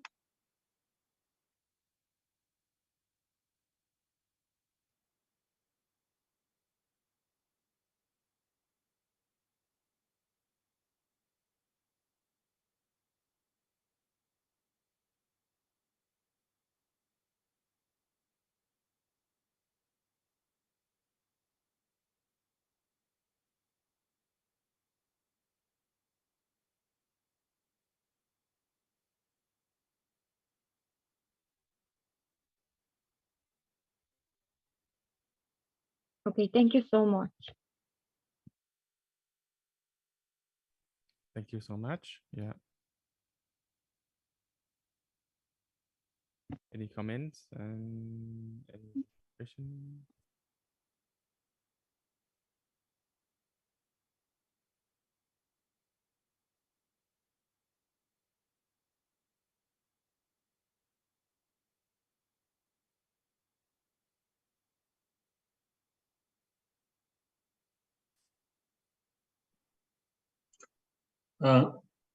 Very interesting, but for me, I'm not quite clear about the relationship between the virtual part and the reality. Can you explain more clearly or more details? Thank you. You mean about the between virtual and the reality? Yes. For example, for your last model or anything like that, can you explain?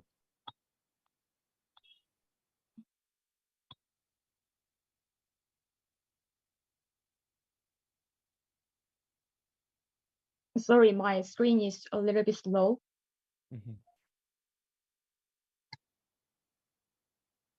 Okay. This project is based on the movie.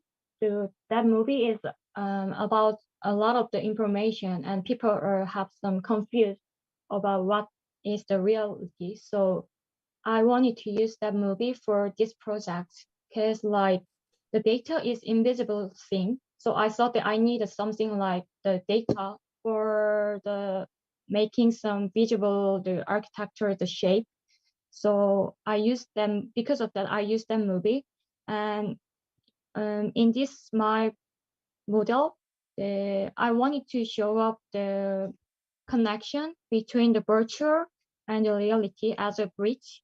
So this model could be a bridge between the virtual and the reality.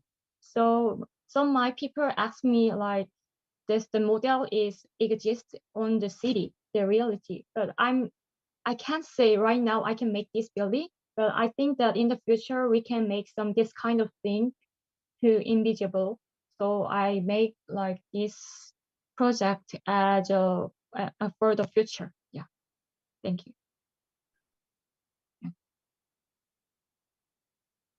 So this tower, you want to make it into reality, just floating over the real urban area? I'm not sure.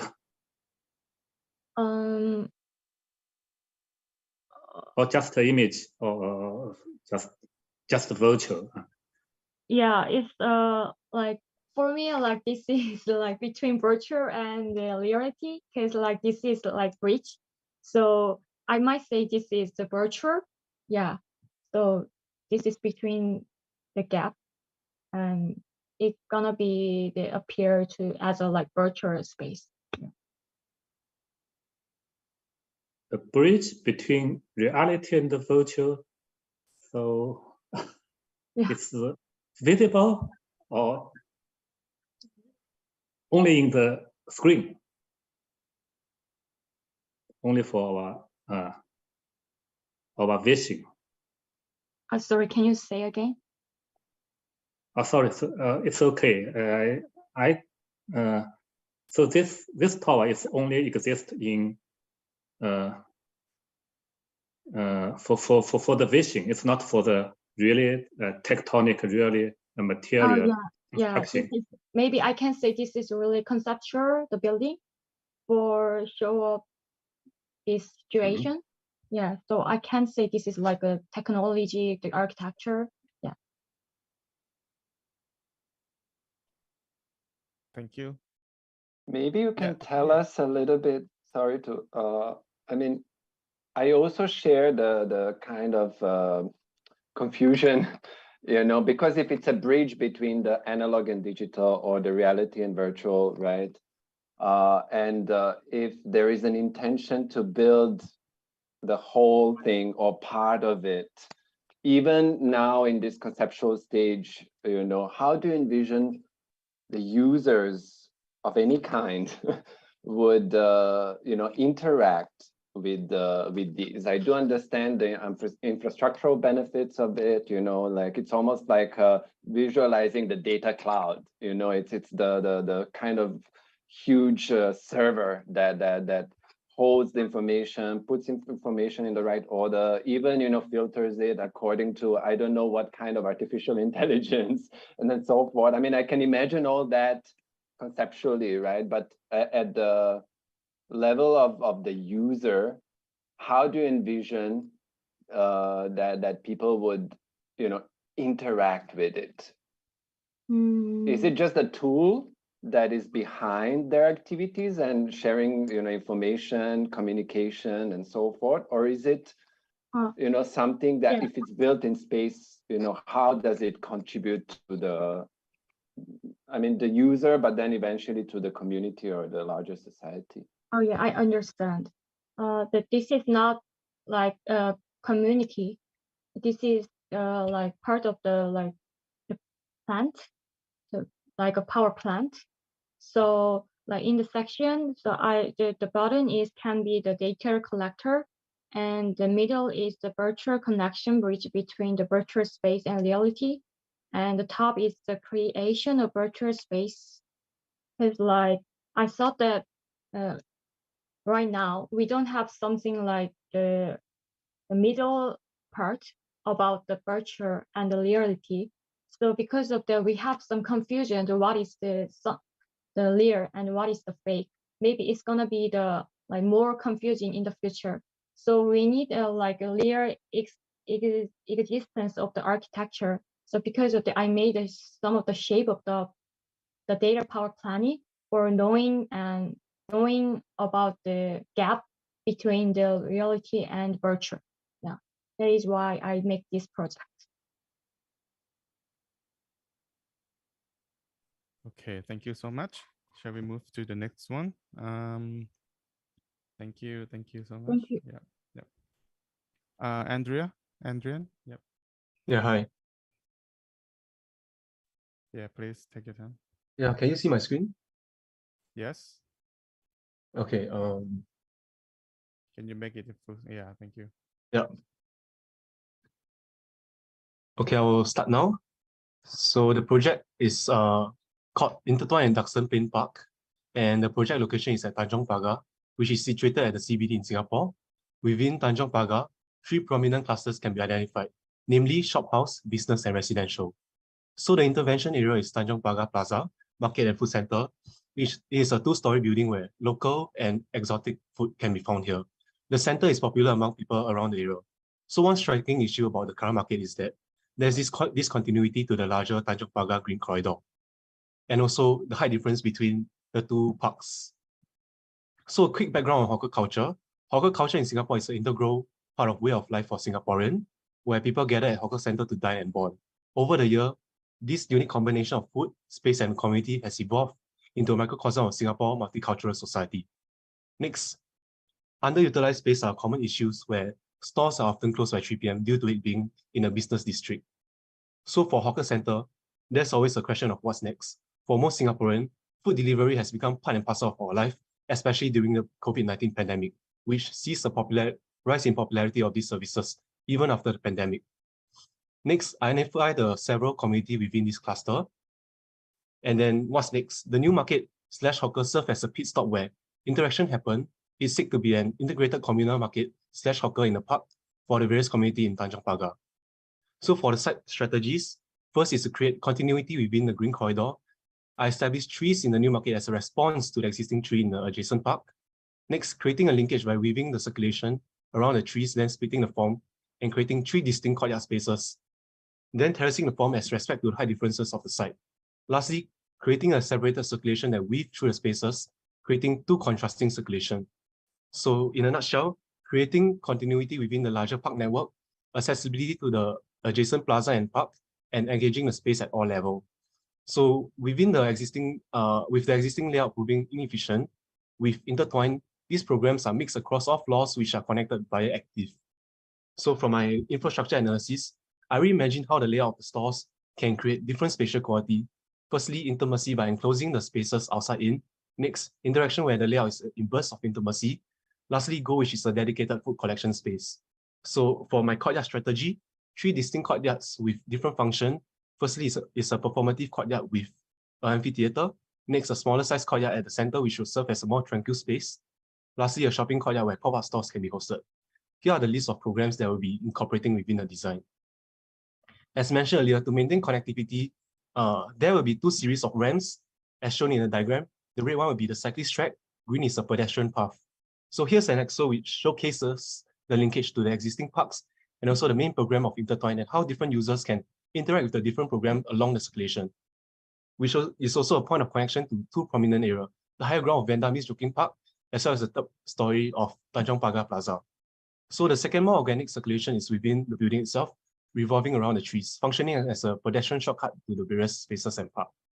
Within Intertwine, several programs are crafted to cater to the various communities that I've identified. Firstly, a grab and go space. Next, a bike repair workshop and cafe, followed by a communal kitchen with communal farm and an active area. A day in the life of a park goer coming from the park. Firstly, cycling down the cyclist track, several key elements can be seen, namely a stat sitting area where people can watch cyclists cycle past. Next, hawkering, which emphasizes on the interaction between the hawkers and the patrons, bringing in spillover spaces quality.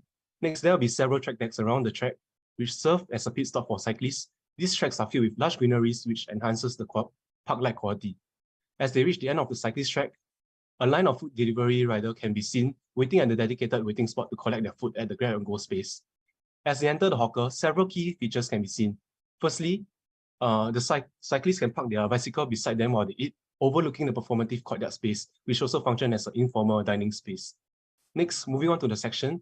This section highlights how different spaces interact with one another, where the amphitheater at the courtyard is the main focal point, and the relationship between the communal kitchen and the kids' play area can be formed. When parents are engaged in cooking, kids can play freely at the kids' play area at the roof.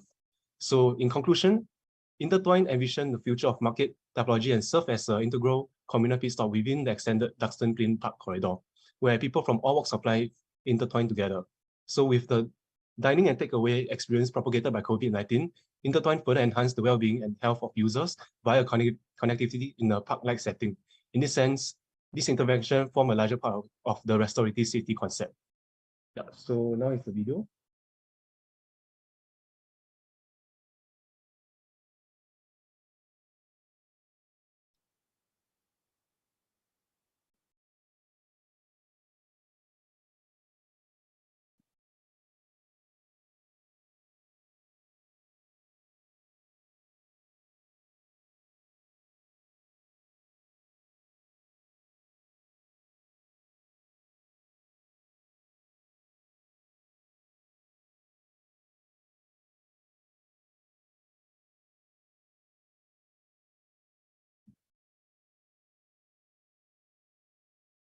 Yeah, thank you. Thank you so much. Yep.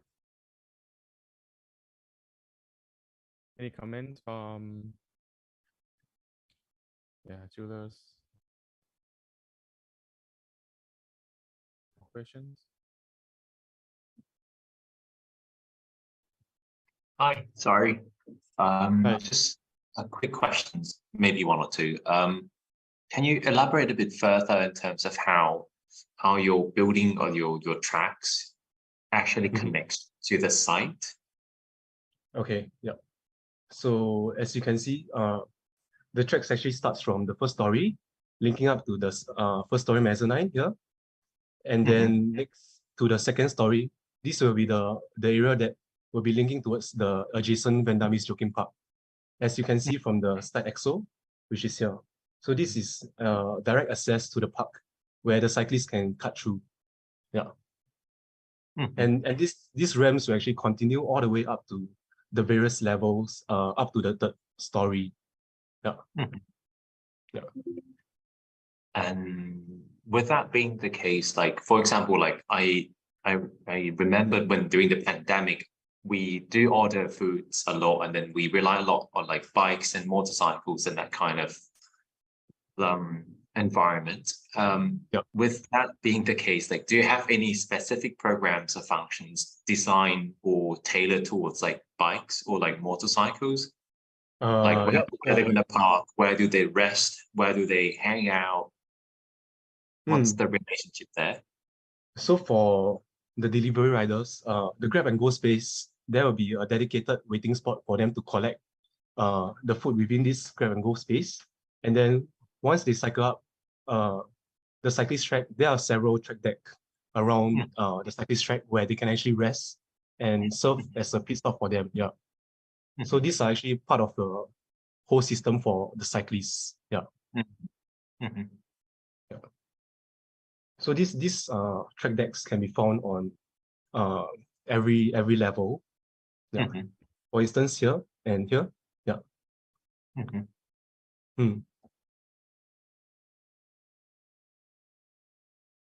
That's all by me. Thank you. Yeah. Okay, thanks. thank you. Other jurors? Okay. Shall we move to the next one? Okay, thank you, Andren. Thank you. Yep. Lavina? Yes, I'm gonna share my screen. Yes, please.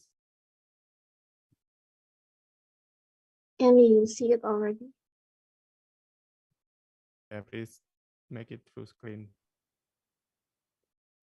So, okay, good afternoon, everyone. My name is Lavina Benita, and I'm from Indonesia. And today I'm going to present my third semester project, a communal space and a restaurant named Bakso. So it is located in Surabaya, Indonesia, and the place is a combination between a restaurant and a communal space. And how does this affect the post-COVID pandemic architecture? So the COVID-19 outbreak affects all segments of population and is particularly in social life. And this have resulted in an increase of people with mental health issues and feeling of loneliness. Now, this is also related to architecture. One of the solutions to this issue is the green prescription, which was officially given by doctors to go out and enjoy nature. So architecture is here to facilitate people to interact and heal themselves with open air spaces, also engaging social interaction together. The goal itself is to create open air spaces and enhance social interaction, and that is why it is built as a communal space and a restaurant. There are three main concepts that drive the design. Firstly is nature, second one is open space, and third one is interaction, where they can experience social interaction. So about the site is located in Jalan Pemuda, Surabaya in Indonesia, which is about 1,600 square meters. After analyzing the site, the biggest potential around it is the submarine monument in Surabaya. This monument can be a major view that can be used as a focal point on site. So the next step is creating an access towards this monument. And this is the final form of the site. As you can see, there are this main mass, which is the restaurant, and these open air spaces all around. And all of these masses are connected by this path, which is endless, so that users can go explore. And by doing that, they would eventually meet and social interact there. These are the sections and elevations, also the form transformation. As you can see, the design maximizes the cross ventilation with the shape that opens all to four sides. And the design uses the galvanum sandwich panel, which can reduce the sun heat inside the mass because it has heat insulation. And it also uses the scissor truss as the main design structure. The main mass also has lots of semi-outdoor spaces, which the goal is to let air inside and open up to nature.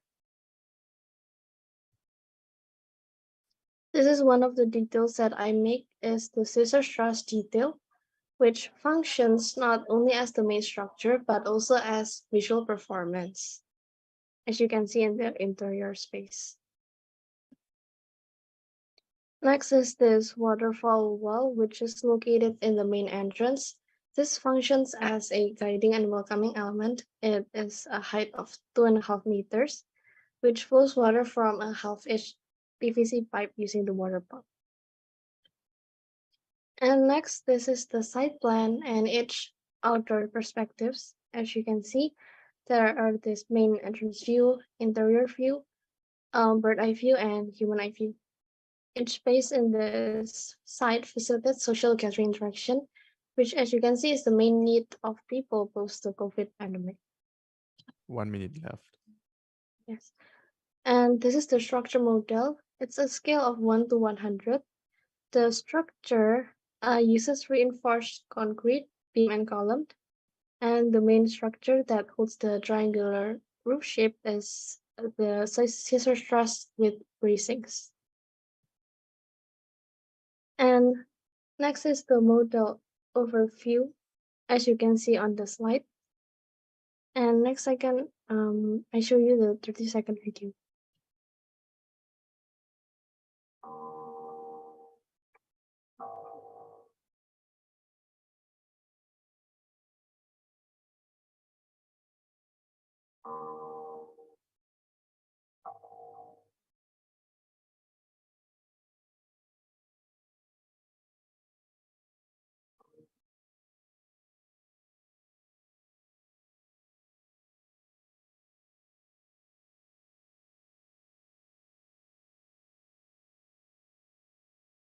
And that's all for my presentation. Thank you for listening. Thank you so much. Okay, any voice from Julius?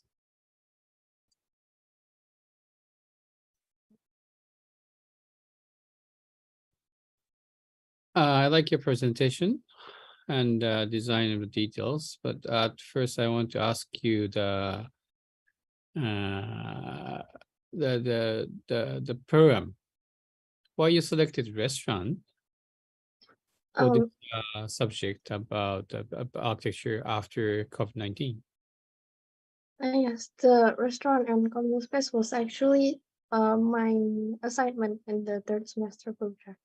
Okay.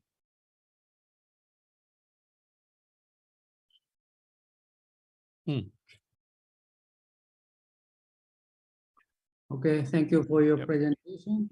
And then the structure is also so interesting. And also you studying about the structure, and then you selected the final one. And also the space created by the structure is also so amazing. And also, I think, you know, the sketch and then the coloring is so nice. And also, so what grade are you now? I'm on the 5th semester, the 3rd year. Okay. And also, show me the plan, floor plan.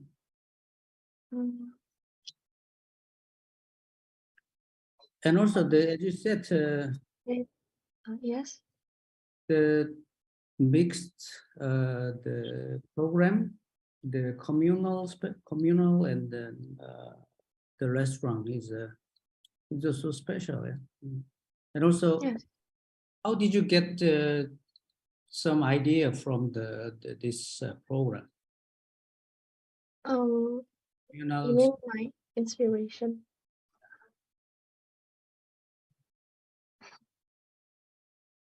Yes. My inspiration actually came from the a famous architect, the Morphosis architecture, which was quite famous in the 90s. Yes. And for the programming itself, it actually was an assignment, and it actually suits the topic this year, this COVID-19 pandemic. So yes.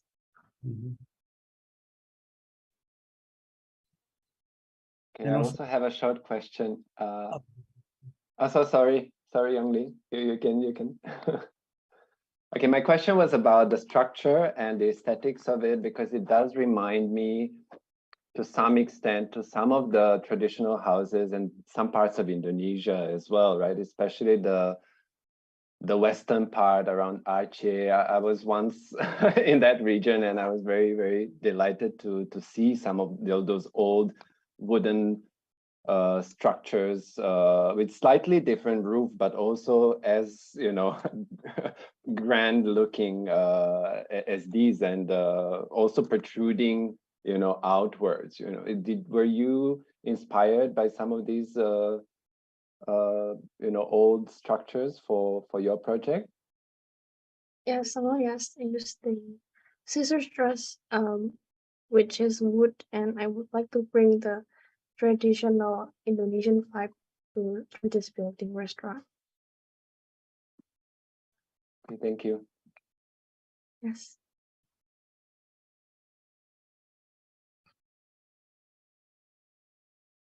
Okay, I think we can move to the last presenter.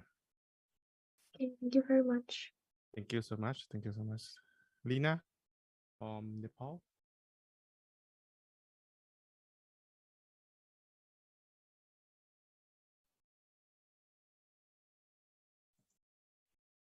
Can you see my screen? Yes, can you make it full screen, please? Yeah, thank you. Is it full screen now?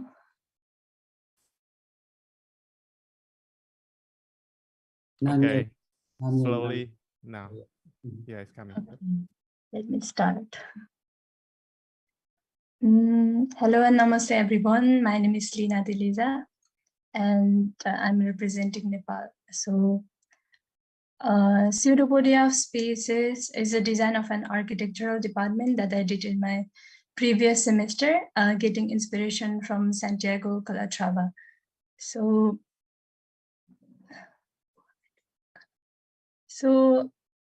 at the first, what is pseudopodia? Pseudopodia is a false foot of an amoeba, an unicellular organism, which is of undefined shape or size. And in this design, each pseudopodia would serve a function, and they are arranged according to the relationship between the spaces and the function they serve, and the space required for the function. Juxtaposing the complex plan, the elevation look is simple and it kind of a give skeletal look. And this rhythmic look also shows the play of hide and seek of the spaces, and also metaphorically representing the increase of the knowledge as the student, they climb up year by year or semester by semester. Most importantly, this design also allows for the sufficient amount of light and ventilation. And another concept that I introduced was that of, again, amoeba, that is engulfing mechanism of amoeba by these engulfing of the existing sister columnar trees, which kind of shows dynamism in indirect way. These are the architectural drawings, all are hand drawn. This one is site plan and floor plans.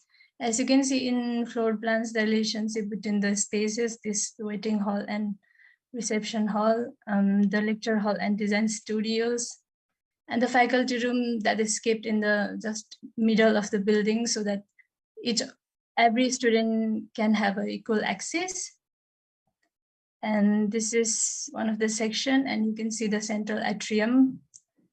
This is another section where we can see the blend of the structure with the existing site contour. These are all the elevations.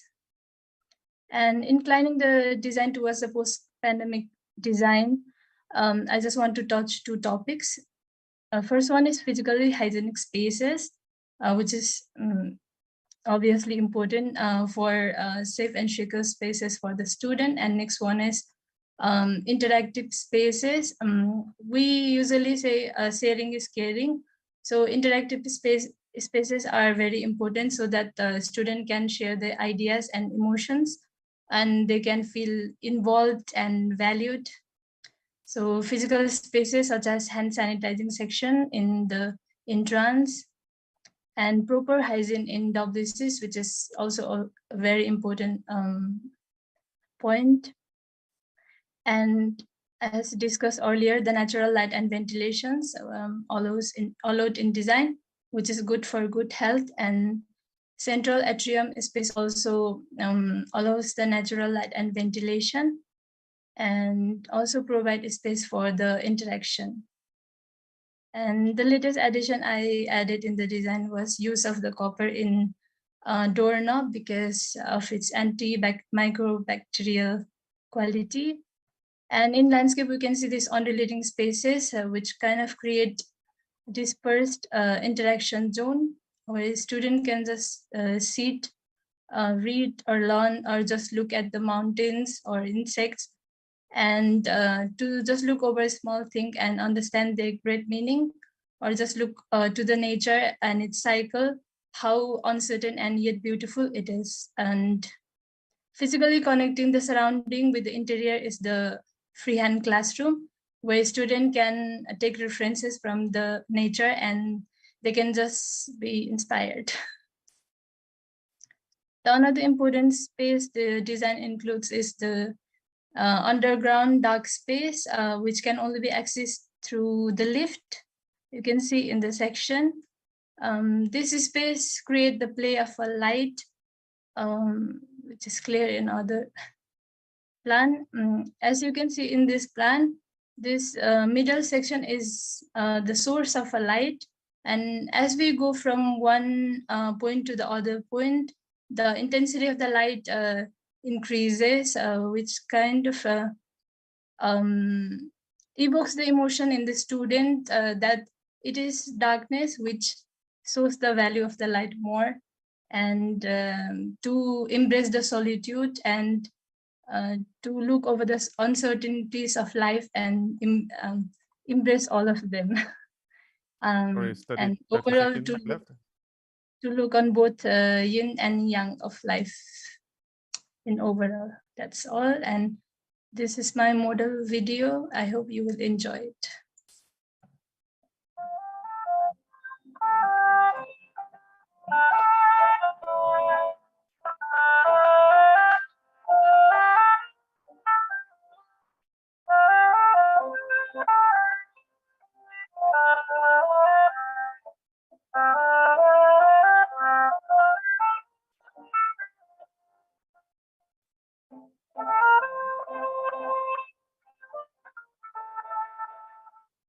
And that's it. Thank you.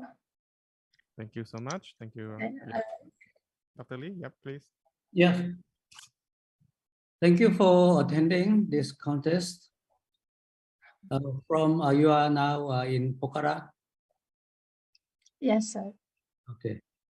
So every day you can see the mountain behind you. Yes.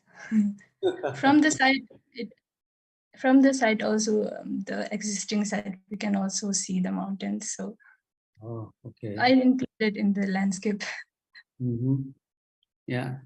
And also, yeah, I think you did your best. So when I took a look, your work the first time, and then I'm worrying about is it okay or not. Yeah.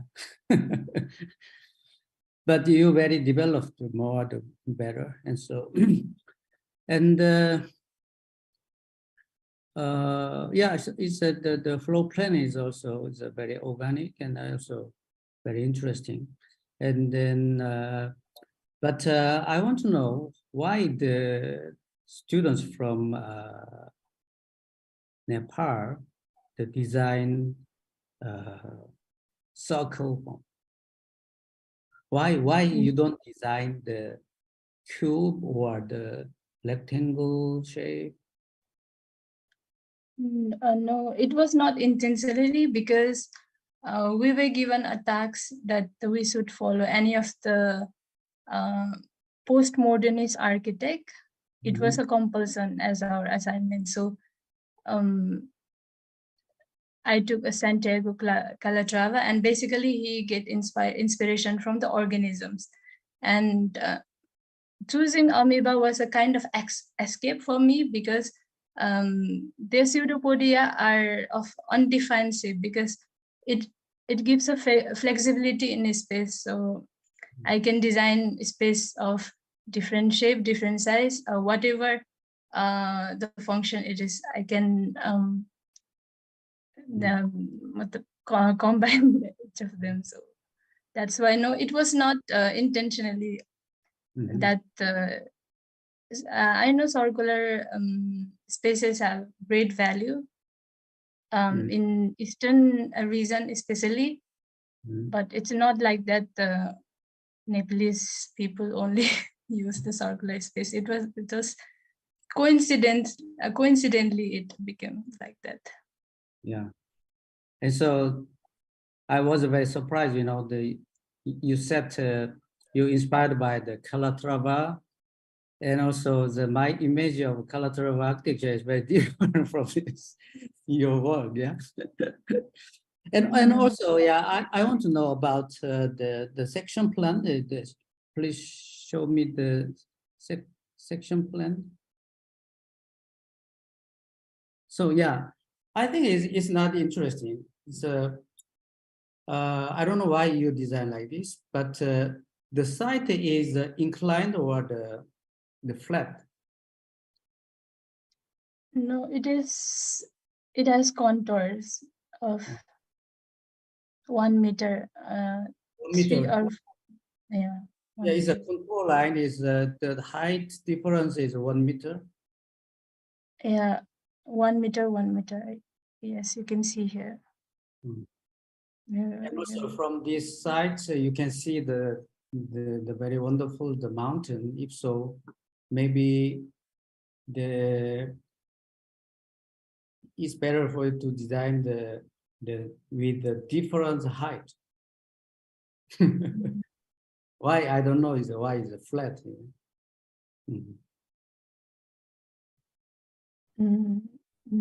Okay. Okay, yeah, thank you. Well,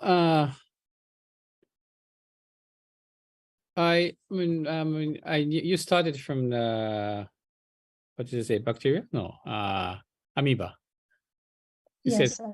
okay, then, but like this kind of shape, when I saw the floor plan or the kind of form you develop for a floor plan, it was like, yeah, that's the one. So this one has kind of concentric or kind of direction of the attention of the people inside head to the center. Well, it's basically a kind of at first when I saw this drawing, I imagined that you are going to develop kind of cave-like space. Then probably the light comes from inside in the heart of the building. But when I saw the finish or the glazing or cladding material, that was glass. So I think this like a combination of the cladding material on the floor plan are not matching that well. Because you can, at the last image you were showing that the process of the study of the wall material at the last one. At the end of the video. Yeah, this one. So you have like a different version of the wall material. And I think you should, spend time to, probably, I presume that the final choice of yours somehow inspired by Karatorava, because he always uses kind of linear material to define kind of space. But in this case, like kind of potential, which is like potential, like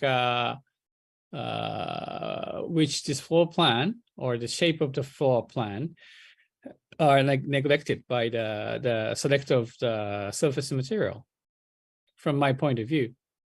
Yes, I do consider this image you see here is a evolution of my model. First one is a block model I presented to the tutors in my class, and this one is the final one, and this one is just a column wise the structural to show the structure of the building. And I do consider that the elevation is kind of simple, but when I propose the simple this one, you can see in the block model, my teachers say that it is more it looks like you are more inspired from Antoni Gaudí rather than Santiago Calatrava. So I chose the cliche type of aesthetic to show the Calatrava look. I think, I'd like to propose you to examine more when you make model. You have to devote yourself into the model to evaluate what is happening inside. And like step forward, I think. I appreciate your effort to spend like especially after I heard from Professor Lee. Yes, who has witnessed your development. And also there are several interesting features in your presentation. For instance, like when I saw your drawing on the basement, or like kind of it's not exactly basement, but like there's a sectional drawing. You should add this one and also this one. Yeah. So in this part, you want to like you're describing more like what I mentioned before. So because the light is coming from the center, right?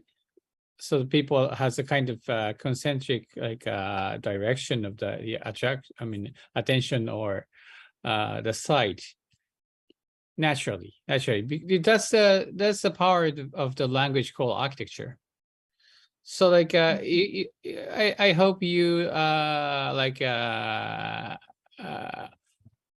appreciate more like about the power of the power as to move people or affect people by the power of the architecture or three-dimensional or four-dimensional environment, which we when you design architecture, you have to convince architecture or the four-dimensional space or environment is a kind of media which you can use it to affect people. If you're not convinced, you should not do it. So like then you have to like know more about this language, which is language or media, whatever, to manipulate it as in like a film, movie, or like literature or music, whatever, to move people. There's a kind of technique using kind of nature of the media. So I hope you keep on working to develop your skill. Thank you. I will consider it. Okay, thank you so much. Yeah, I think because we Julie, the last contestant, cannot join us.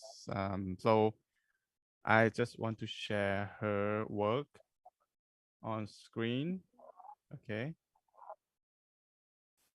Just hold on.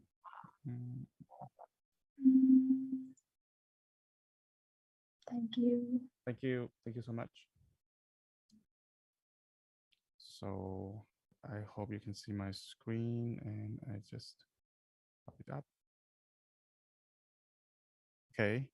I just want to just run through it, and then we can enjoy it.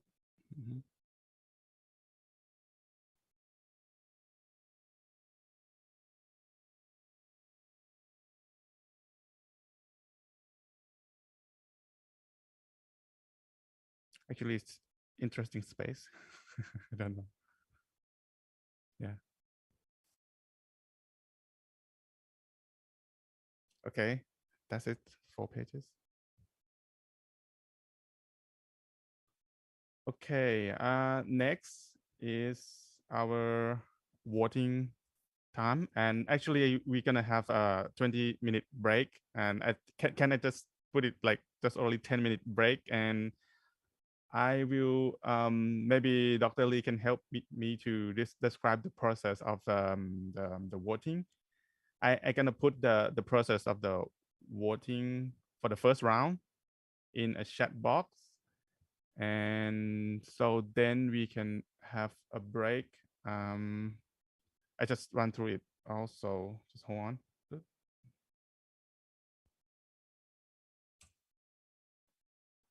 Okay. Yep. For the first round, I would like to ask all jurors to select 5 nominees. Okay, 5 nominees, and you cannot select the one from your country, so you can select only other countries, and just prepare your paper like this here. I'm not sure whether you can. Yeah. Oh. Okay. Okay, something like this. Sorry, it's about the background. And I will ask each juror to show your vote. Okay, maybe we need to do it like this. You just put down the number and name slowly. No worry about that. Just slowly one, and then we can count it. And I gonna pin up your screen and the score table on the screen. So Yeah, for the first round, you just select 5 nominees. Okay.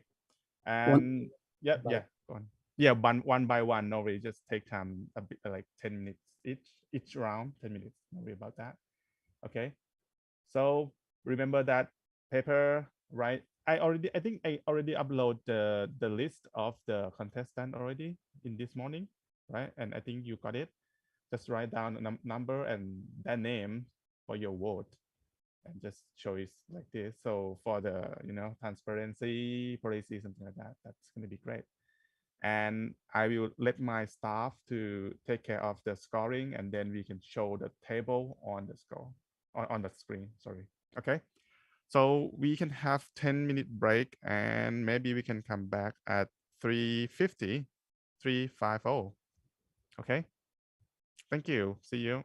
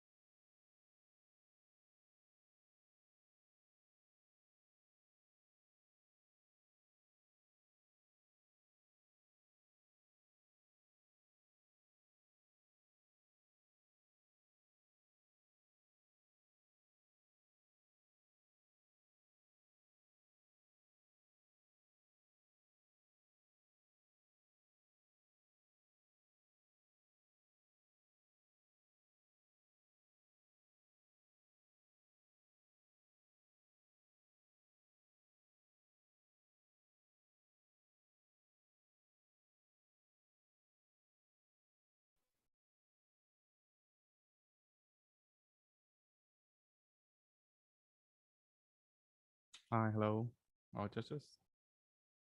Welcome back. I guess you already got your nominees, right? Okay, yep. Can you pin up the table, please? Okay. And I think my screen is too big. I'm not sure. Is that too big?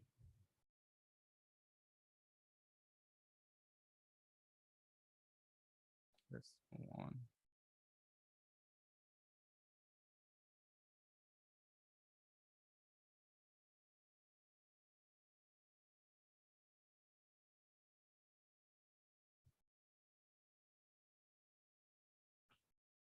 Okay.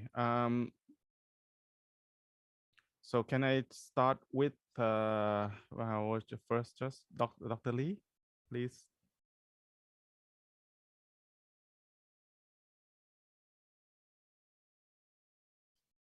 Hello.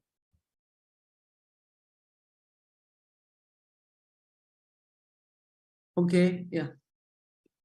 Yep. Yeah. So your first nominees, please. Yep. Thank you.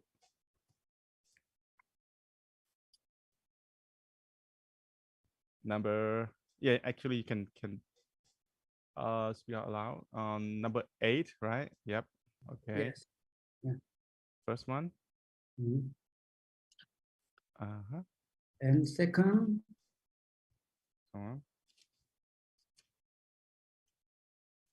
Yeah, I think my staff just putting the number now. Yeah, so on. Okay, thank you. And second, please. Yeah, can you project the Excel? Yeah, we already project it on screen now.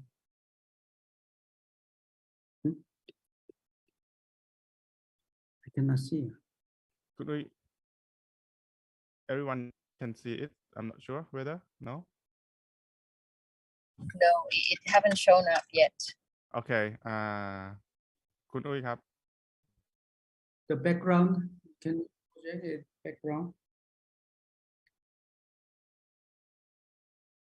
just hold on?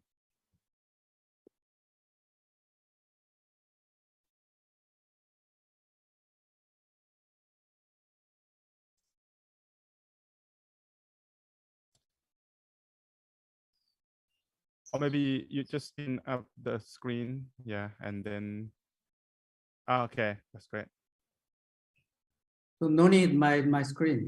Okay, yeah. Okay. Could we just only the table ก็พอครับ just only the table, please.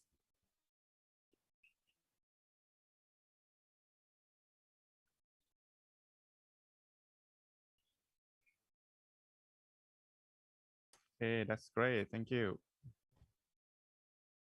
So number 2, please.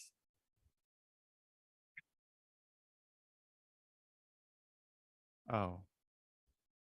Can you speak out loud? Number what? Number 12. Okay. Yep. 12. Number 12. Okay. Yep. Next, please. 18. Mm-hmm. Yes. Okay. 20. Yes. And then 21. Yep. Okay. Thank you, Dr. Lee. Yep. For the second jeweler, Professor Shou Lei. Yep, please. Jule. Yeah. Sorry. Are you with us now?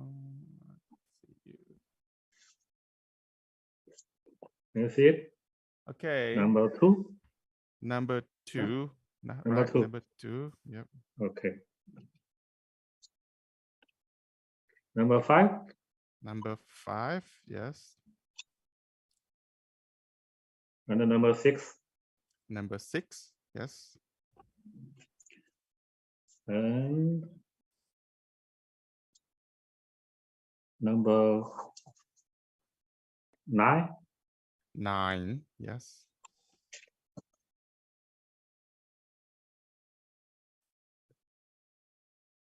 21. 21. Mhm. Yeah.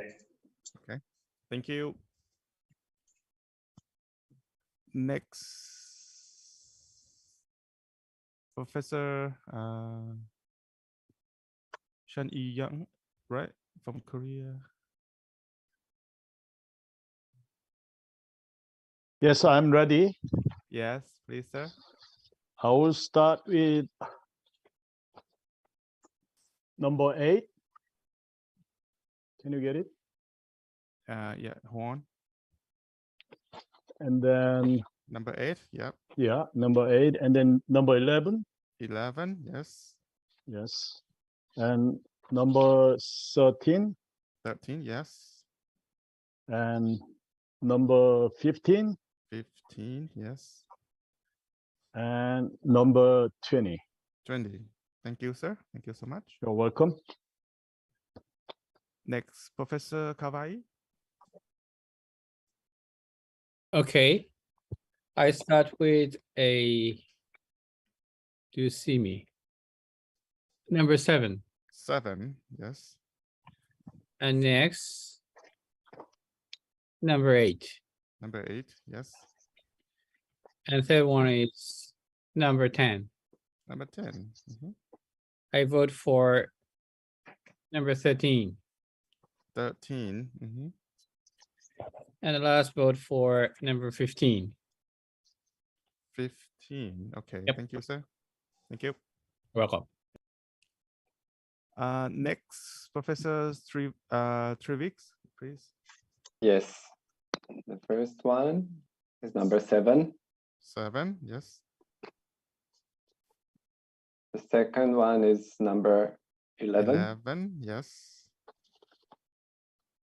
The next one is number 14. 14, yep.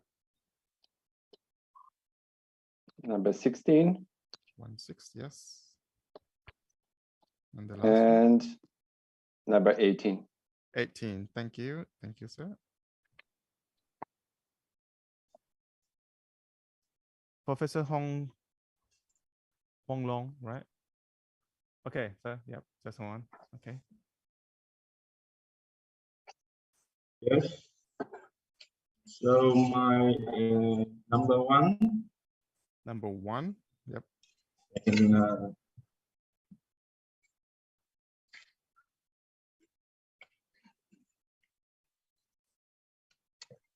number 9. Number 9, yes. Number 16. Okay, 16, yes. 18. 18, yes. And the last one? 17. 17, yes. Thank you, sir.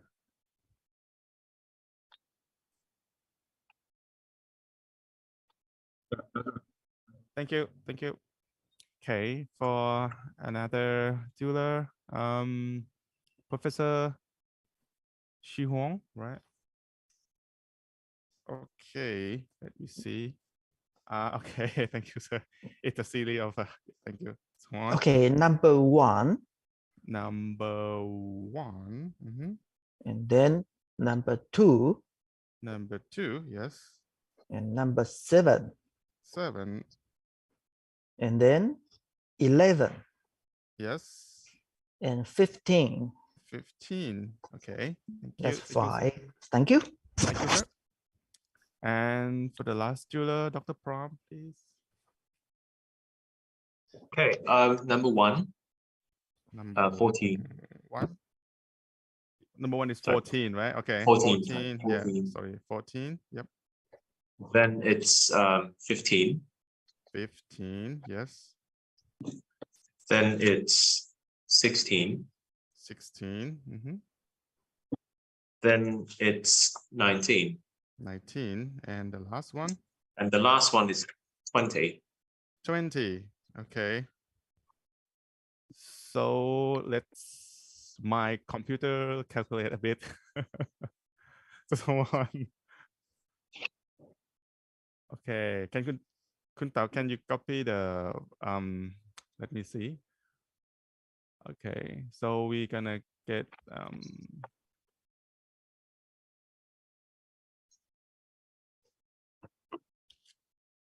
yeah.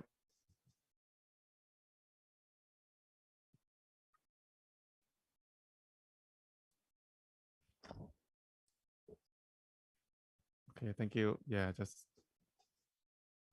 waiting for a few minutes. Mm-hmm.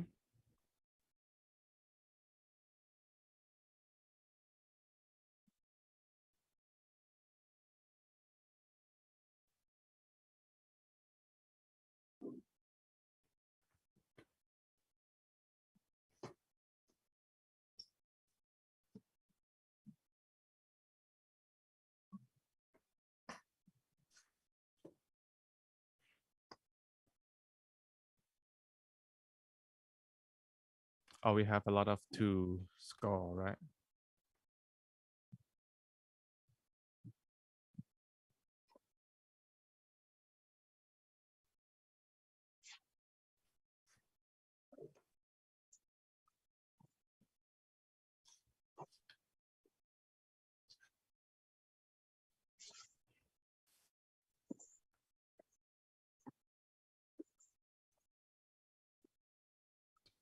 Three.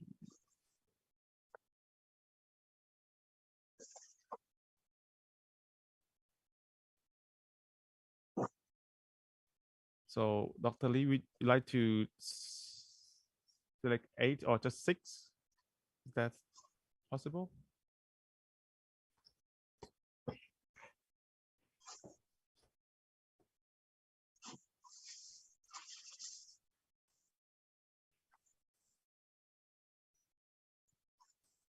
Because we have the I think the first one got the full score is number 15, right? 15, right? Dr. Lee, can you turn on your microphone, please? Yeah. Sorry. So how many got the votes? It's because we have, let's say, let's see the red one, the 3. Yeah. Yeah, 1, 2, 3, 4, 5, 6, 7. Mm-hmm. Okay, is that okay? Because we, yeah, 1, 2, 3, 4, 5, 6, 7, right? Mm-hmm. We can vote for the second round for this highest score, right? Yeah, yes. Okay, so we select just only 7. Yeah, okay. Yeah, okay, okay. Yep. Okay, คุณเต๋าครับ can you copy this 7 name into the second round, please?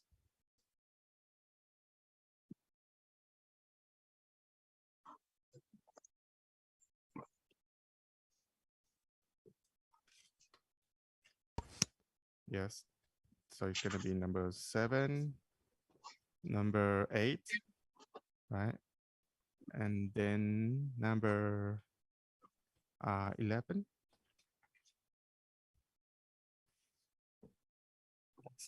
11 and then 15 and then 16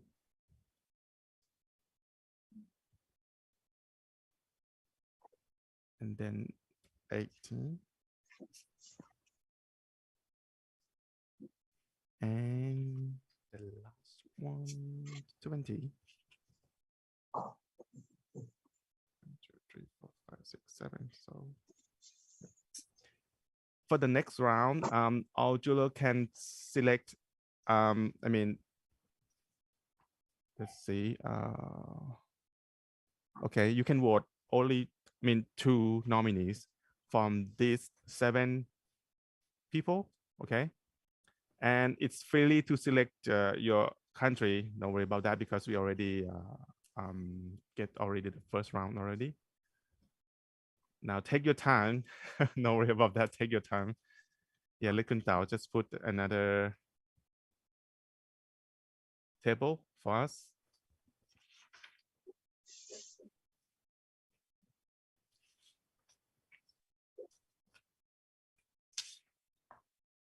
So now you can take your time to select just only 2 nominees for the next round from the 7 one. Can you say again the number? Yeah. We try to copy the name into the next table. Yeah. Okay. You just highlight it, right? Okay. Yeah, you can see the on the name. You can see the yellow one, the 7, 8,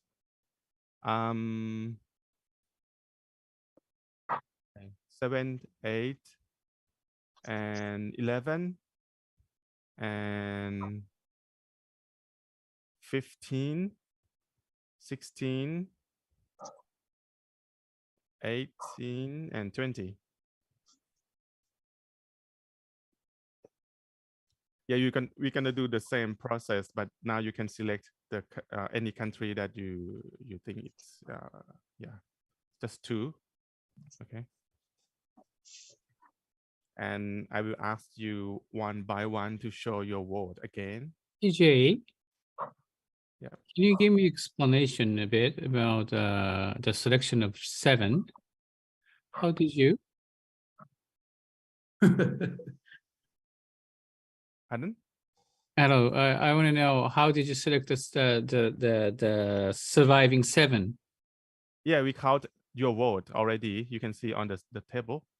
Yeah, but there is on this table, I see, for instance, number 7 collected only 1 vote, while number 1 got 2 as a total. What is happening here? Let me see.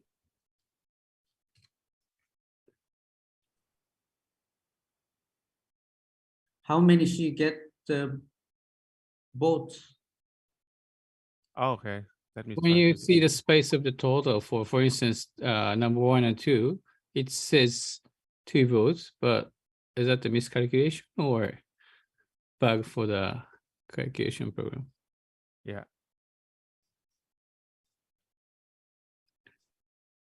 Oh, cannot see. It's too small.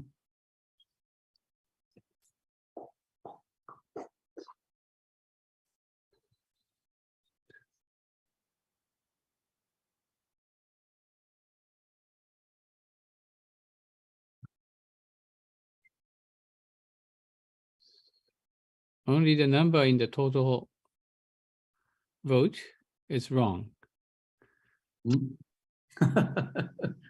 that correct? I mean, is that true or?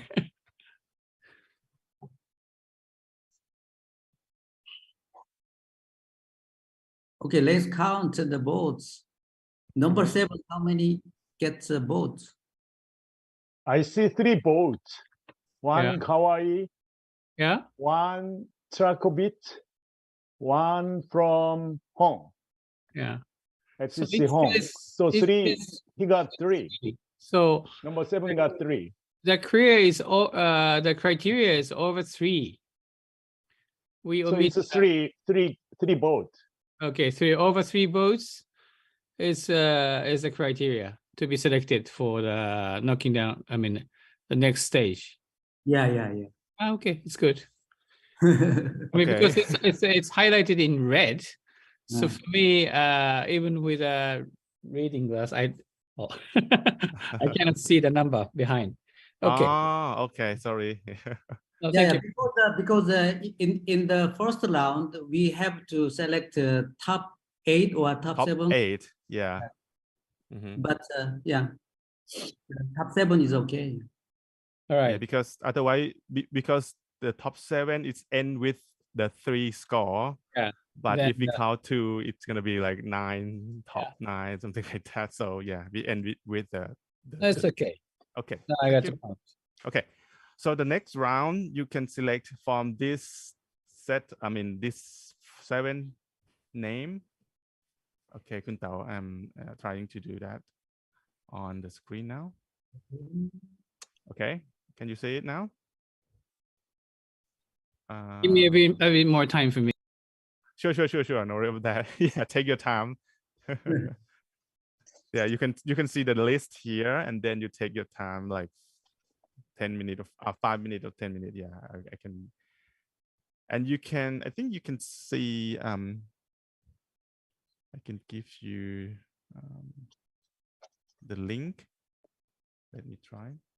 You want?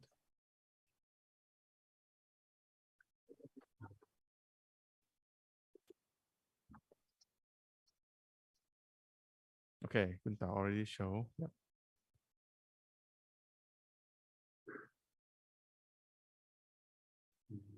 Okay, got it. Thank you, Kun Tao. Okay, good.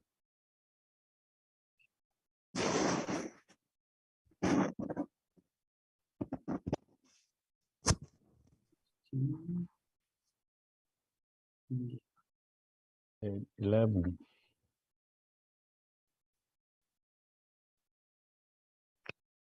I'm gonna start with Dr. Lee, so take your time until Dr. Lee already done. Just two nominees. Yeah.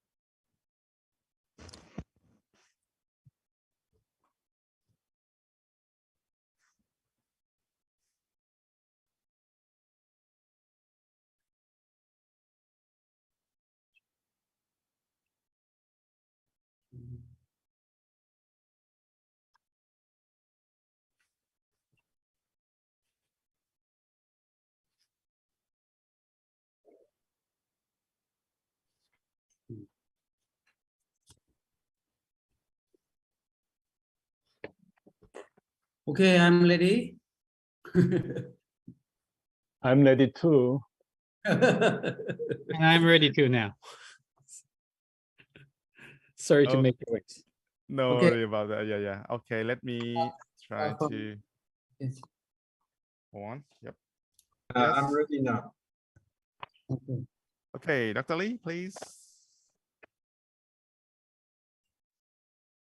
Number 8. Number 8. Yes. Sorry. Oh, can you see on it's on screen? It's, you mean the number 8 from the last, okay, the list from the first round, right? Okay, number 8.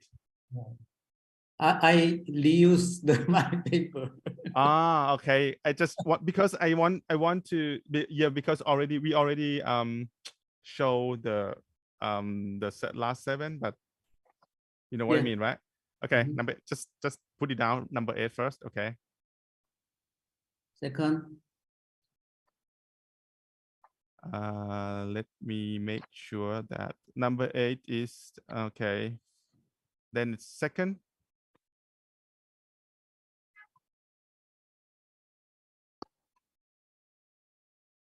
It's 20. Oh, 20. Oh, 20. Huh? No, we can see 20.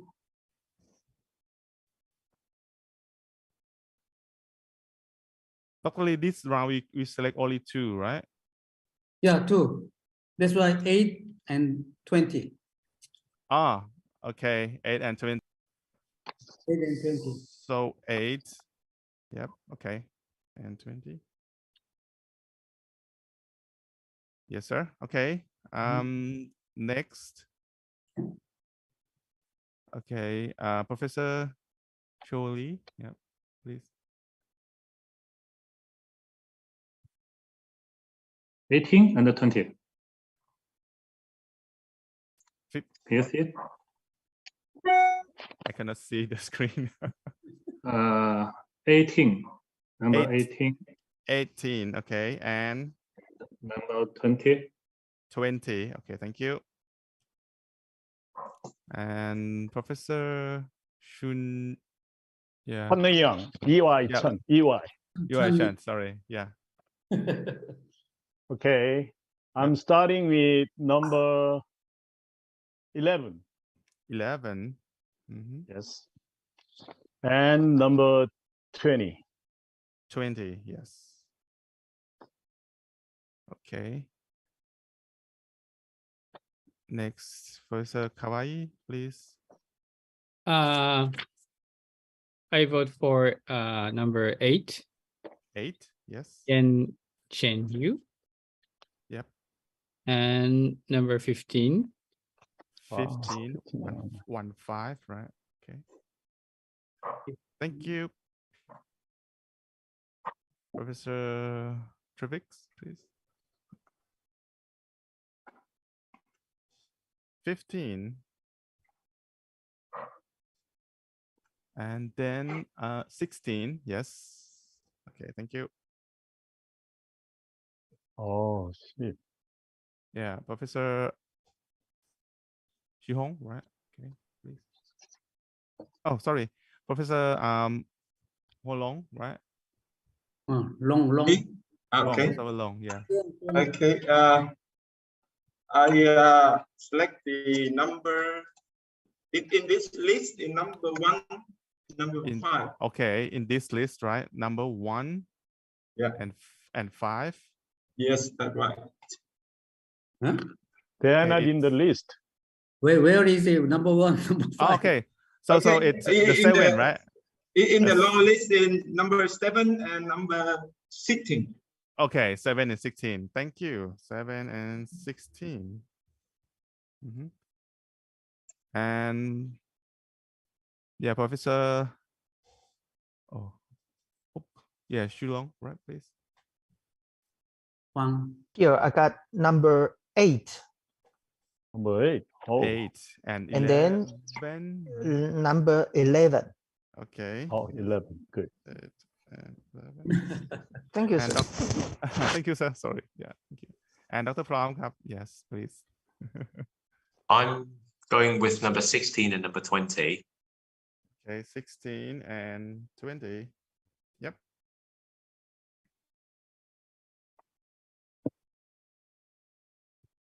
Okay. Okay, now we have the winner here, right? Okay, we have 3. Yes, most popular award, and then yeah, we have winner. Wow, the red one is like. Okay, one more vote. Okay, now one more vote. Yeah. But excellent award. Excellent Lucky's award already decided. 2 students of 3, and then we have to select the best Lucky's award. So from yeah, we're gonna select number 8, 16, and 20, right? For the yeah, for the last round. Yep. Take your time. I'm ready. How many do we vote? Only one? One, just one. Yeah, just one for the winner. Yeah, I'm ready.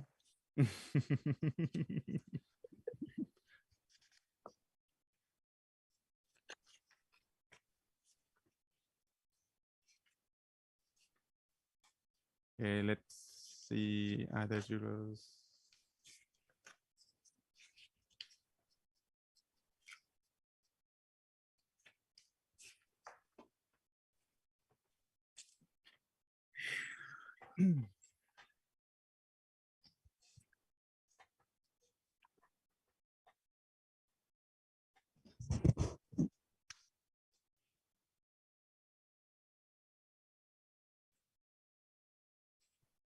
Kun Tao can share the next page, Kap. Yeah. Okay, it's coming. 1, 2, 3. Okay. Okay. Yeah, you can select only one vote here. And just give me the signal if you all ready. I'm ready. I'm Okay, good to you're go. first. Okay. Okay. Yes, ready. Yeah, Dr. Lee, please. First one. Yep. Oh, what? I cannot see. You can speak out loud. Oh, number 8. Yeah, sorry, sir. Yep, 8. Number 8. And Dr. Yeah. Yep. Shuli. Number 20. 20. Yep.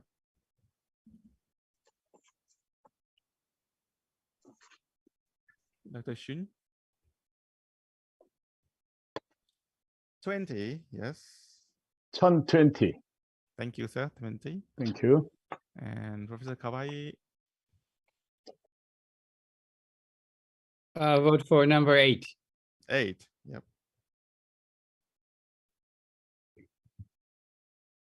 Professor Trivix, yes, please.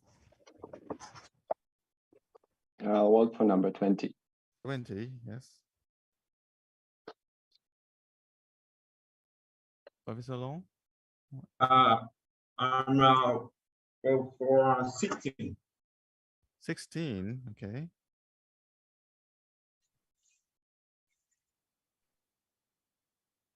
Professor Shinho, right, please. 8. Number 8, please. Wow. Wow.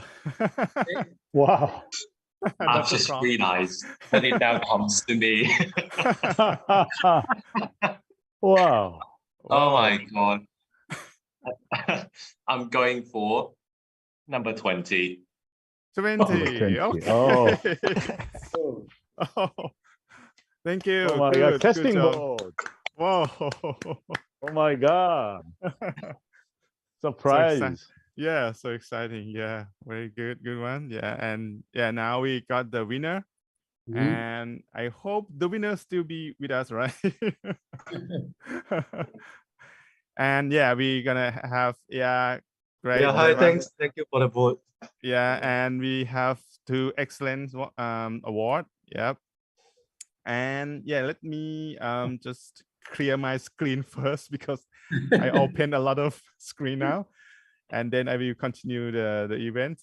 Just sorry about that. Yeah, just hold on.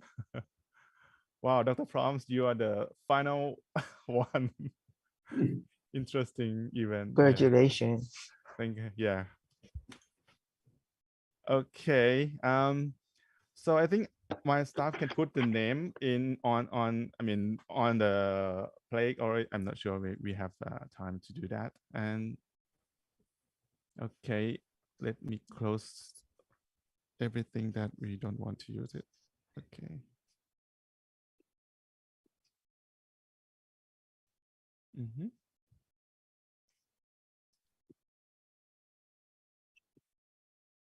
Okay, thank you all. Yeah. And where is okay. Yep, sure, Professor. Yep. Can you ask to the winner? The winner is Adrian. Yeah. Yeah. Okay. Say something. Yeah.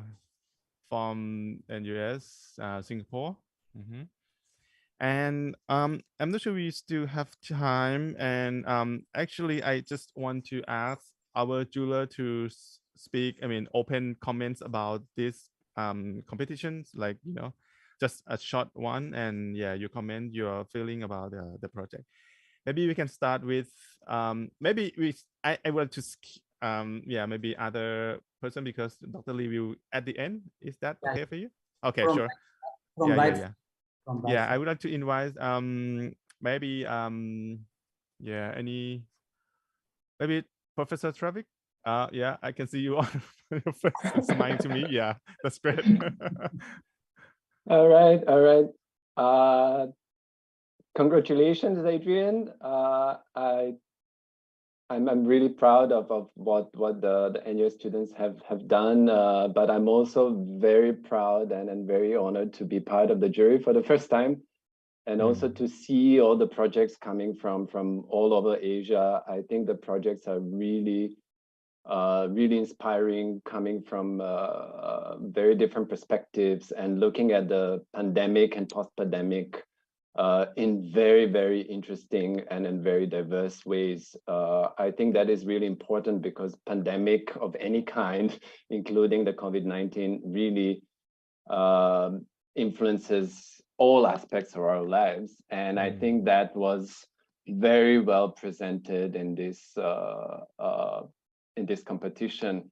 I can see that the levels as well of the competition entries are different, but that is not something that I mean, it's very inspiring to see how younger students and how bit more mature students approach to this, and how also successful the more hands-on work can be in comparison to maybe more advanced work in the, using different kinds of software and then having the very, very good presentation skills. I'm quite surprised by the quality actually that we have seen, and the scales are very different. I come from the urban design perspective, and therefore I'm a little bit more inclined into the projects that really deal with the city, with the people, and with the both the fabric and the community. And I think many of the projects, if not all, did attempt to do that, even though this is an architectural competition. So I would like to congratulate everyone on very, very good job and high quality work. And thank you for the jury again for the vote. Thank you so much. Thank you. Yep. And next juror, please, maybe Professor Kawai, please. Yeah, you can smile. Yeah, I can see you. Okay. Oh, sorry, my microphone was on. Okay. I forgot to just turn off, but like, okay. Congratulations, Adrian. And all the participants. I wanna like celebrate all the participants for this occasion, and I really enjoy and appreciate the quality of the works, and also the efforts behind the work, the works presented.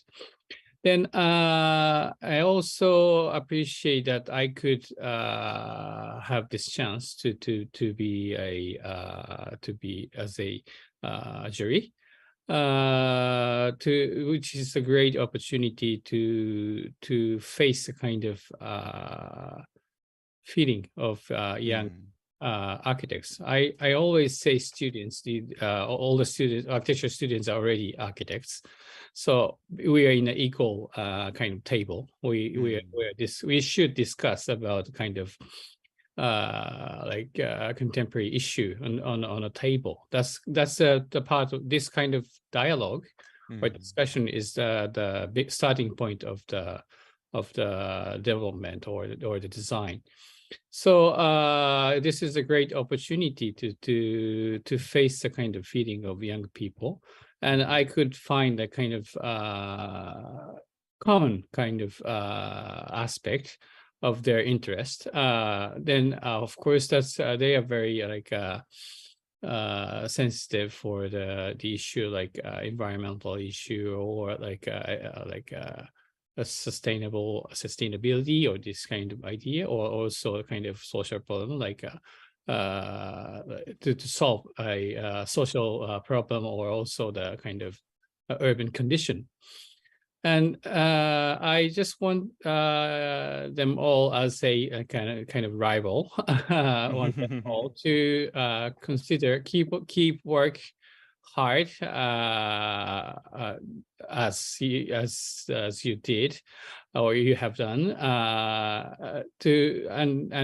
and focusing on a kind of point to observe a environment more and more carefully.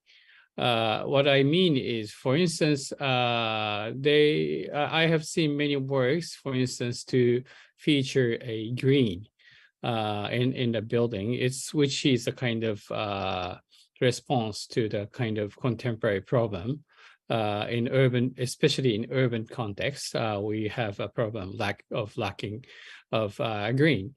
but like but in several works I see like I didn't see, let's say I didn't see the real enthusiasm or like a real like understanding of the existence of plants or existence of plants. Yes, they are living creature, but like I don't see some of participants has a kind of enough respect, let's say, for plants as a living creature in the same globe. For instance, like several works does not have a space for roots for the plants. So that means that they don't have a kind of like let's say enthusiasm or let's say love for them, because they don't see kind of them as a kind of a living creature. They need they need space for the roots, for the water or nutrition to survive. But like they are treating them as a kind of favorite ornament. So that is a well, in that kind of attitude, it's not possible to solve the problem. So it's just one issue. I mean, like it's just kind of, it's just example. So I want all the participants to keep on walking in their. I think their direction is all right. So I just want them to work hard, like pay attention, be very attentive for the environment around you. That's what my message from me to all the participants. Congratulations. Okay, thank you so much. May I ask Professor Young Shun from Korea, please? Okay, can you turn on your microphone, please? Is that okay? Thank you, sir. Yep. Okay, thank you. It was great honor to be part of a jury of ACARA and lucky enough to match the final winner of the competition from the beginning. I appreciate it, your efforts and everything. I'm very surprised by the quality of project and diversity and micro scales.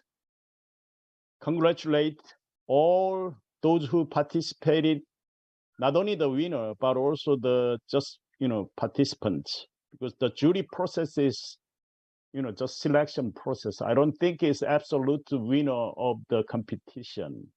So those who participate in this competition, yourself is the true winner of the competition. So I think you keep doing your architecture very much so that you can make real winner of the practice world.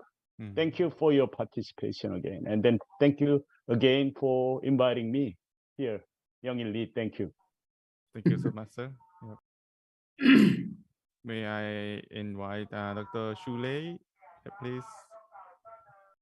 Hello, thanks.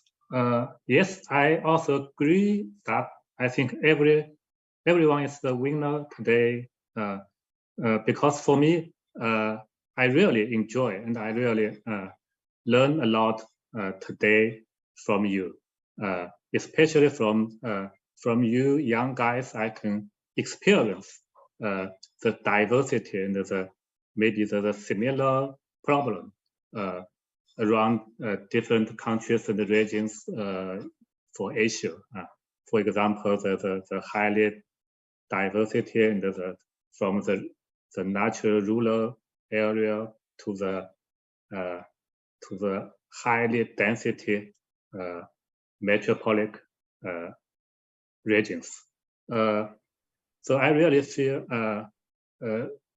it's just like a big family to meet here, for me to understanding just some picture of the Asia cities, the buildings, and the natural landscape. So thank you. And from your young guys, the fresh people, especially we can see another key point. A keyword is about change or challenge. From my understanding, I think we talk about much about these things changes, challenges, and imaginations for the future today.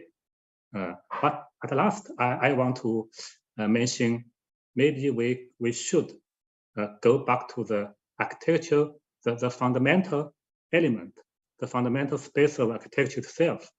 To go back to the common sense, it also can be a reflection of the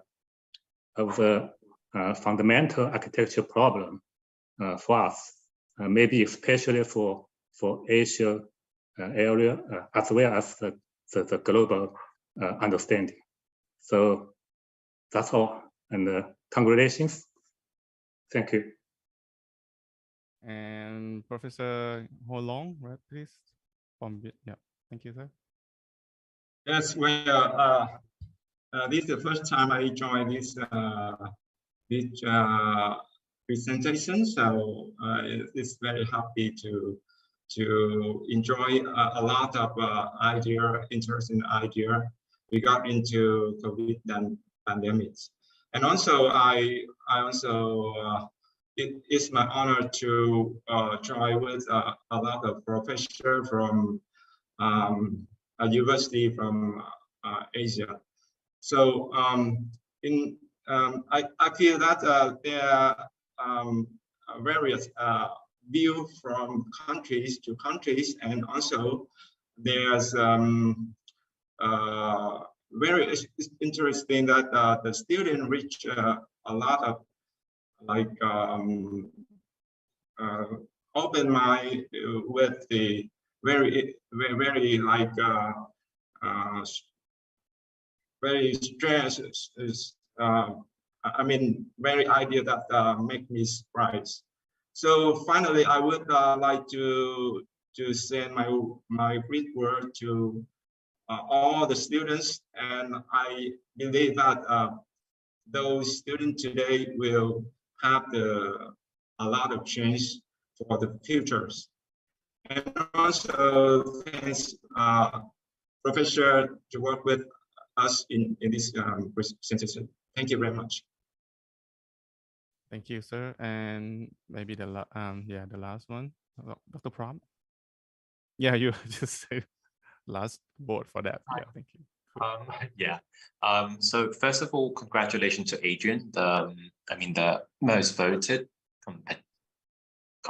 in the competition. Great work. Also, I would like to extend the congratulations to all other participants as well.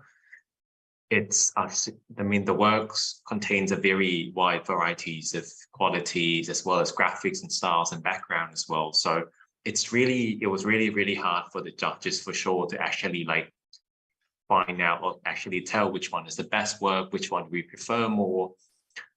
And so that was the first one. The second part, I would like to thank ACARA, AAUA, and also KMITL as well for organizing these events, and it's a real honor to actually be a part of this, as well as TJ as well. Thank you very much for hosting the entire day. Great work. And lastly, what I would like to say about the competition is that it's not about competing between others, but it's more about learning from others, and not just the people submitting their works in here presenting, but also me, I also learned a lot by just attending this event. It's a learning experience, and it's also a great learning experience to actually listen to all these professors as well. So I would like to thank you at the end, and I hope to actually see you all in person, and also everyone in the competition as well. Thank you. Thank you so much. Can I do this right? And can Dr. Lee would like to say something first, and then maybe please, and then we announce the winner and give the. Yeah, we remain the ceremony. Yeah. Okay. Yeah. So. Okay. Yeah. Yeah. This year, 23 contestants participate, and 8 jurors judge and gave them appropriate comments. And also, I think this year's ACARA, the 11 ACARA had a very meaningful discussion based on the students' work on the topic architecture after COVID-19. So I'd like to thank to all jurors.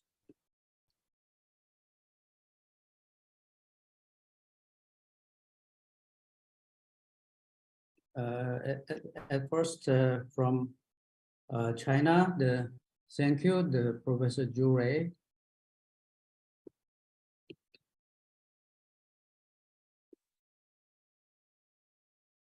Thank Hello, you. can you hear me? Yeah. Okay. Okay. And from Korea, Professor Chen Woo-young, thank you. And from Thank you. Professor Toshiaki Kawai, thank you. And from Singapore, Professor Tribiti Dudrakko, and also thank you. Thank you. And from Vietnam, Professor Trương Nguyen Hoàng Long. Okay, thank you. Thank you very much. Yeah, and also the Chinese Taipei, the Professor National Taipei University of Technology, Professor Huang Chi-hong, thank you. And from Thailand, Professor Prompt Udomdek, thank you. Thank you. And also, I'd like to congratulate to the winners and students who did not get the award should not be disappointed and keep on going the goodwill, the competition. The students who participate in the ACRA can be said to be already excellent young architects. And also, I would like to thank you, the jury members, for giving advice to the students over the long time. And finally, I'd like to thank Professor Amika Sadusri of KMITL for holding 11th ACRA this year, and Professor TJ acting as a moderator yesterday and today. Thank you. Okay, yeah, thank you, sir. So And next is, yeah, you have any? Yeah, take your time. Yeah, okay. And the executive committees in Thailand, and also I'd like to thank Mr. Hayashi from the AUA, the head of international exchange. Is there? Are you here? Thank you very much. Thank you so much. Yeah. And also, yeah, I'd like to thank you for the students and the teacher and the people who are watching this YouTube and Facebook Live. AUA will work towards promoting the collective effort in the visualizing the future of architecture in all the participating Asian countries. This will be done through the sharing of the best design and knowledge and the technology and the know-how wherever it may be found. Okay, lastly, finally, I hope we will have a face-to-face ACRA wherever next year. Thank you. Thank you so much. Yeah, for the award ceremony, I would like to invite Assistant Professor Dr. Antika, our Dean, to present the first, the Best Rookie Awards this year for our winner. Yeah, and you may give us a short speech about that. Yeah, and my staff is gonna present.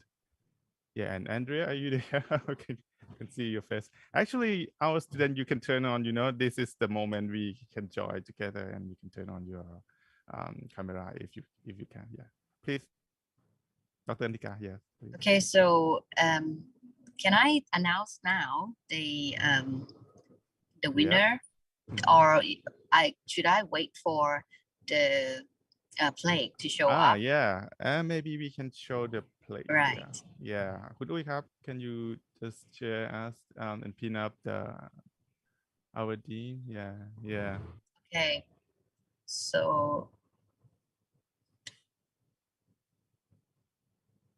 okay, you can show up the plague for the winner, the first prize. Mm-hmm. So I can speak out. And congratulations.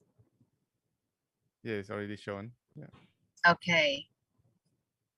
Is this the Best Rookies Award? Congratulations to Adrian from NUS Singapore. Thank you. Yeah. Round of applause. Yeah, we just make noise. Yeah.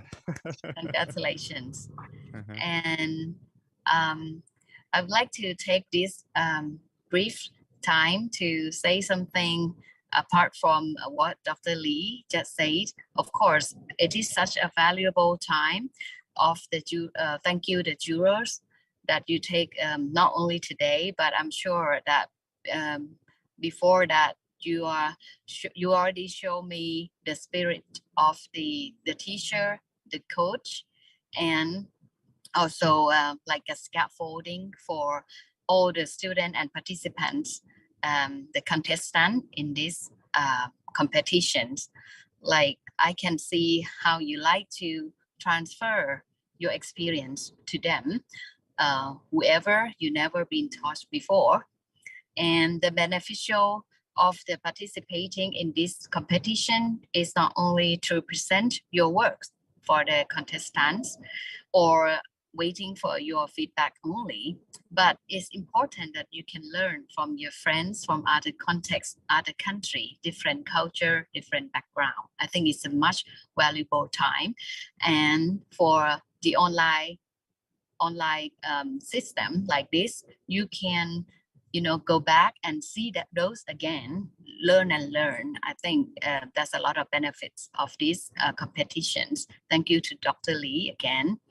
And for the next frontier, as the theme of this competition this year, the next frontier of the new perspective of architecture is now. I've learned a lot from 23 students today, and I can see that the next generation, they see architecture as a tool to make the world a better place for everyone, even some animals. And the winner today is, congrats again to Adrian, and also Ayush and Yen Sheng Yu. And I saw that they respect their context, they engage with humanity, and even the local wisdom to live together with the more sustainable.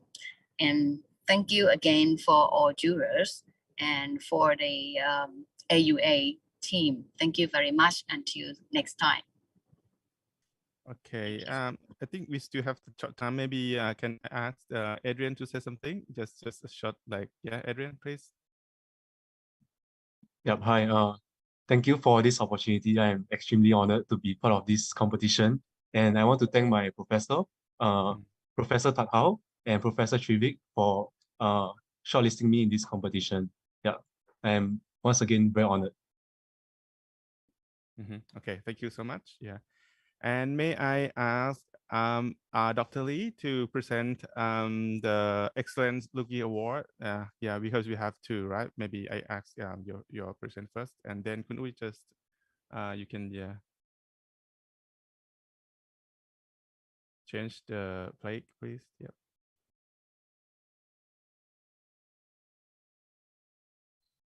Okay, Dr. Lee, please.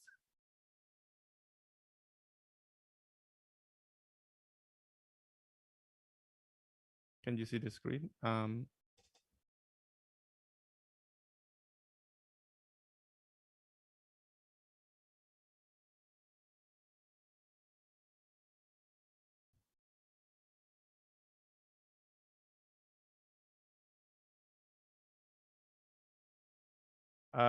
You can turn on your microphone, please.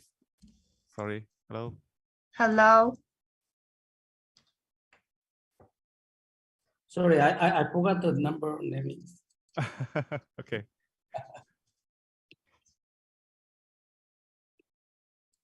Yeah, Dr. Lee, could you like officially announce the excellence? Yeah.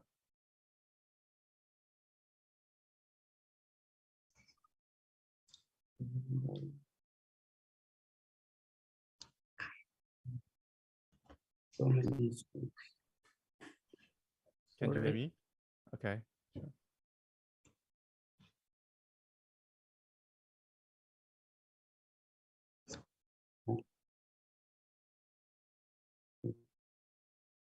You send me?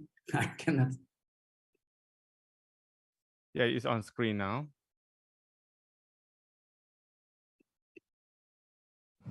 Yeah, it's quite small letter. I understand Dr. Lee tried Yeah, to bring it maybe out, right? Antika can help. Yeah, no worry about that. Yeah.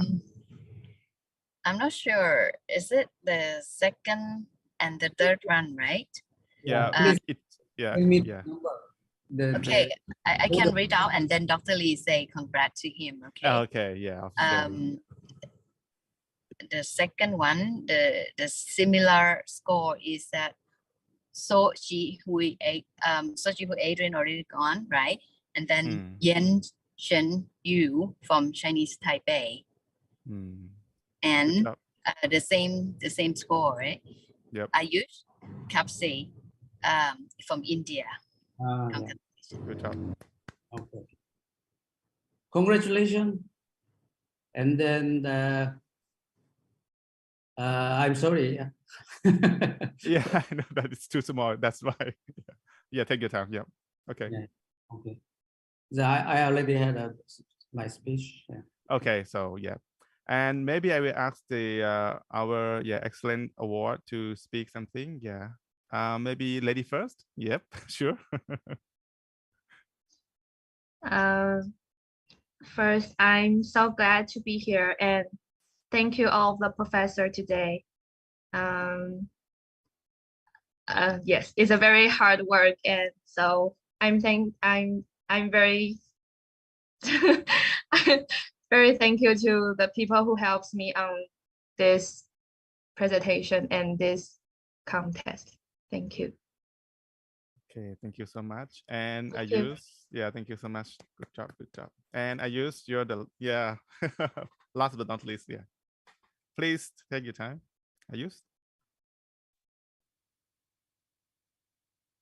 Hello.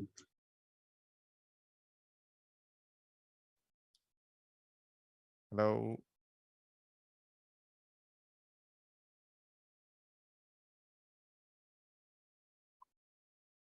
I think. Okay. Yeah. Yeah. Thank you so much for this honorable award. Like I said on the very first day of the competition to Professor Antika and Professor TJ, that I have been a great follower of Akara since I was in my first year of architecture. And I have been following the competition, and today was a tremendous opportunity at hand, and such a serious topic taken so well by all the jurors and given us the opportunity to express ourselves with creativity. Really like to thank all of the professors present here and my professors Black from Rashna Sansad Academy of Architecture, India. Thank you. Okay, thank you so much. Good job. Yeah. And I think can I just ask all of us to turn on camera and then just the final shot. Yeah, it's the celebrate shot. Yeah. Thank you so much. And thank you all students to join us all the whole day, right? Yep. Thank you. Kun Uyครับ, can you get ready to take photo ครับ Kun Uy? Sorry, can I have 2 minutes? Yeah, sure. Yeah, sure. I sent you the. Okay. Yeah, the magazine, right? Yep. Can I just show on just 2 minutes? Just okay, this one. Yep. Price. Okay, thank you. So we prepare for the winners the supplementary prize. So we'll send the architectural magazine, the Casabella, The Casabella is published in Italy, published by the Francisco Dalco. He is the chief editor. So it is very famous, the magazine in the world. And so we will send the 3 winners. Okay, thank you. Okay, thank you. And yeah, takes photo together. Yep, good we have. When you ready, just count it.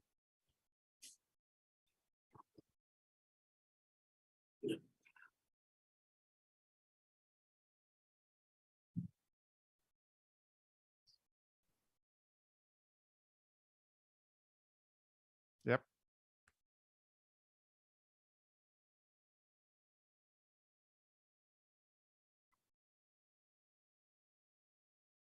Thank you so much. Thank you all thank you Jules, all students. And if give me apologize if anything just go wrong, and then see you again and hope to see you soon on site. Yeah. Thank you. Have a good day. Thank you very much. Bye-bye. Bye-bye. See you soon. Bye-bye. Thank you very Take much. care. See you soon.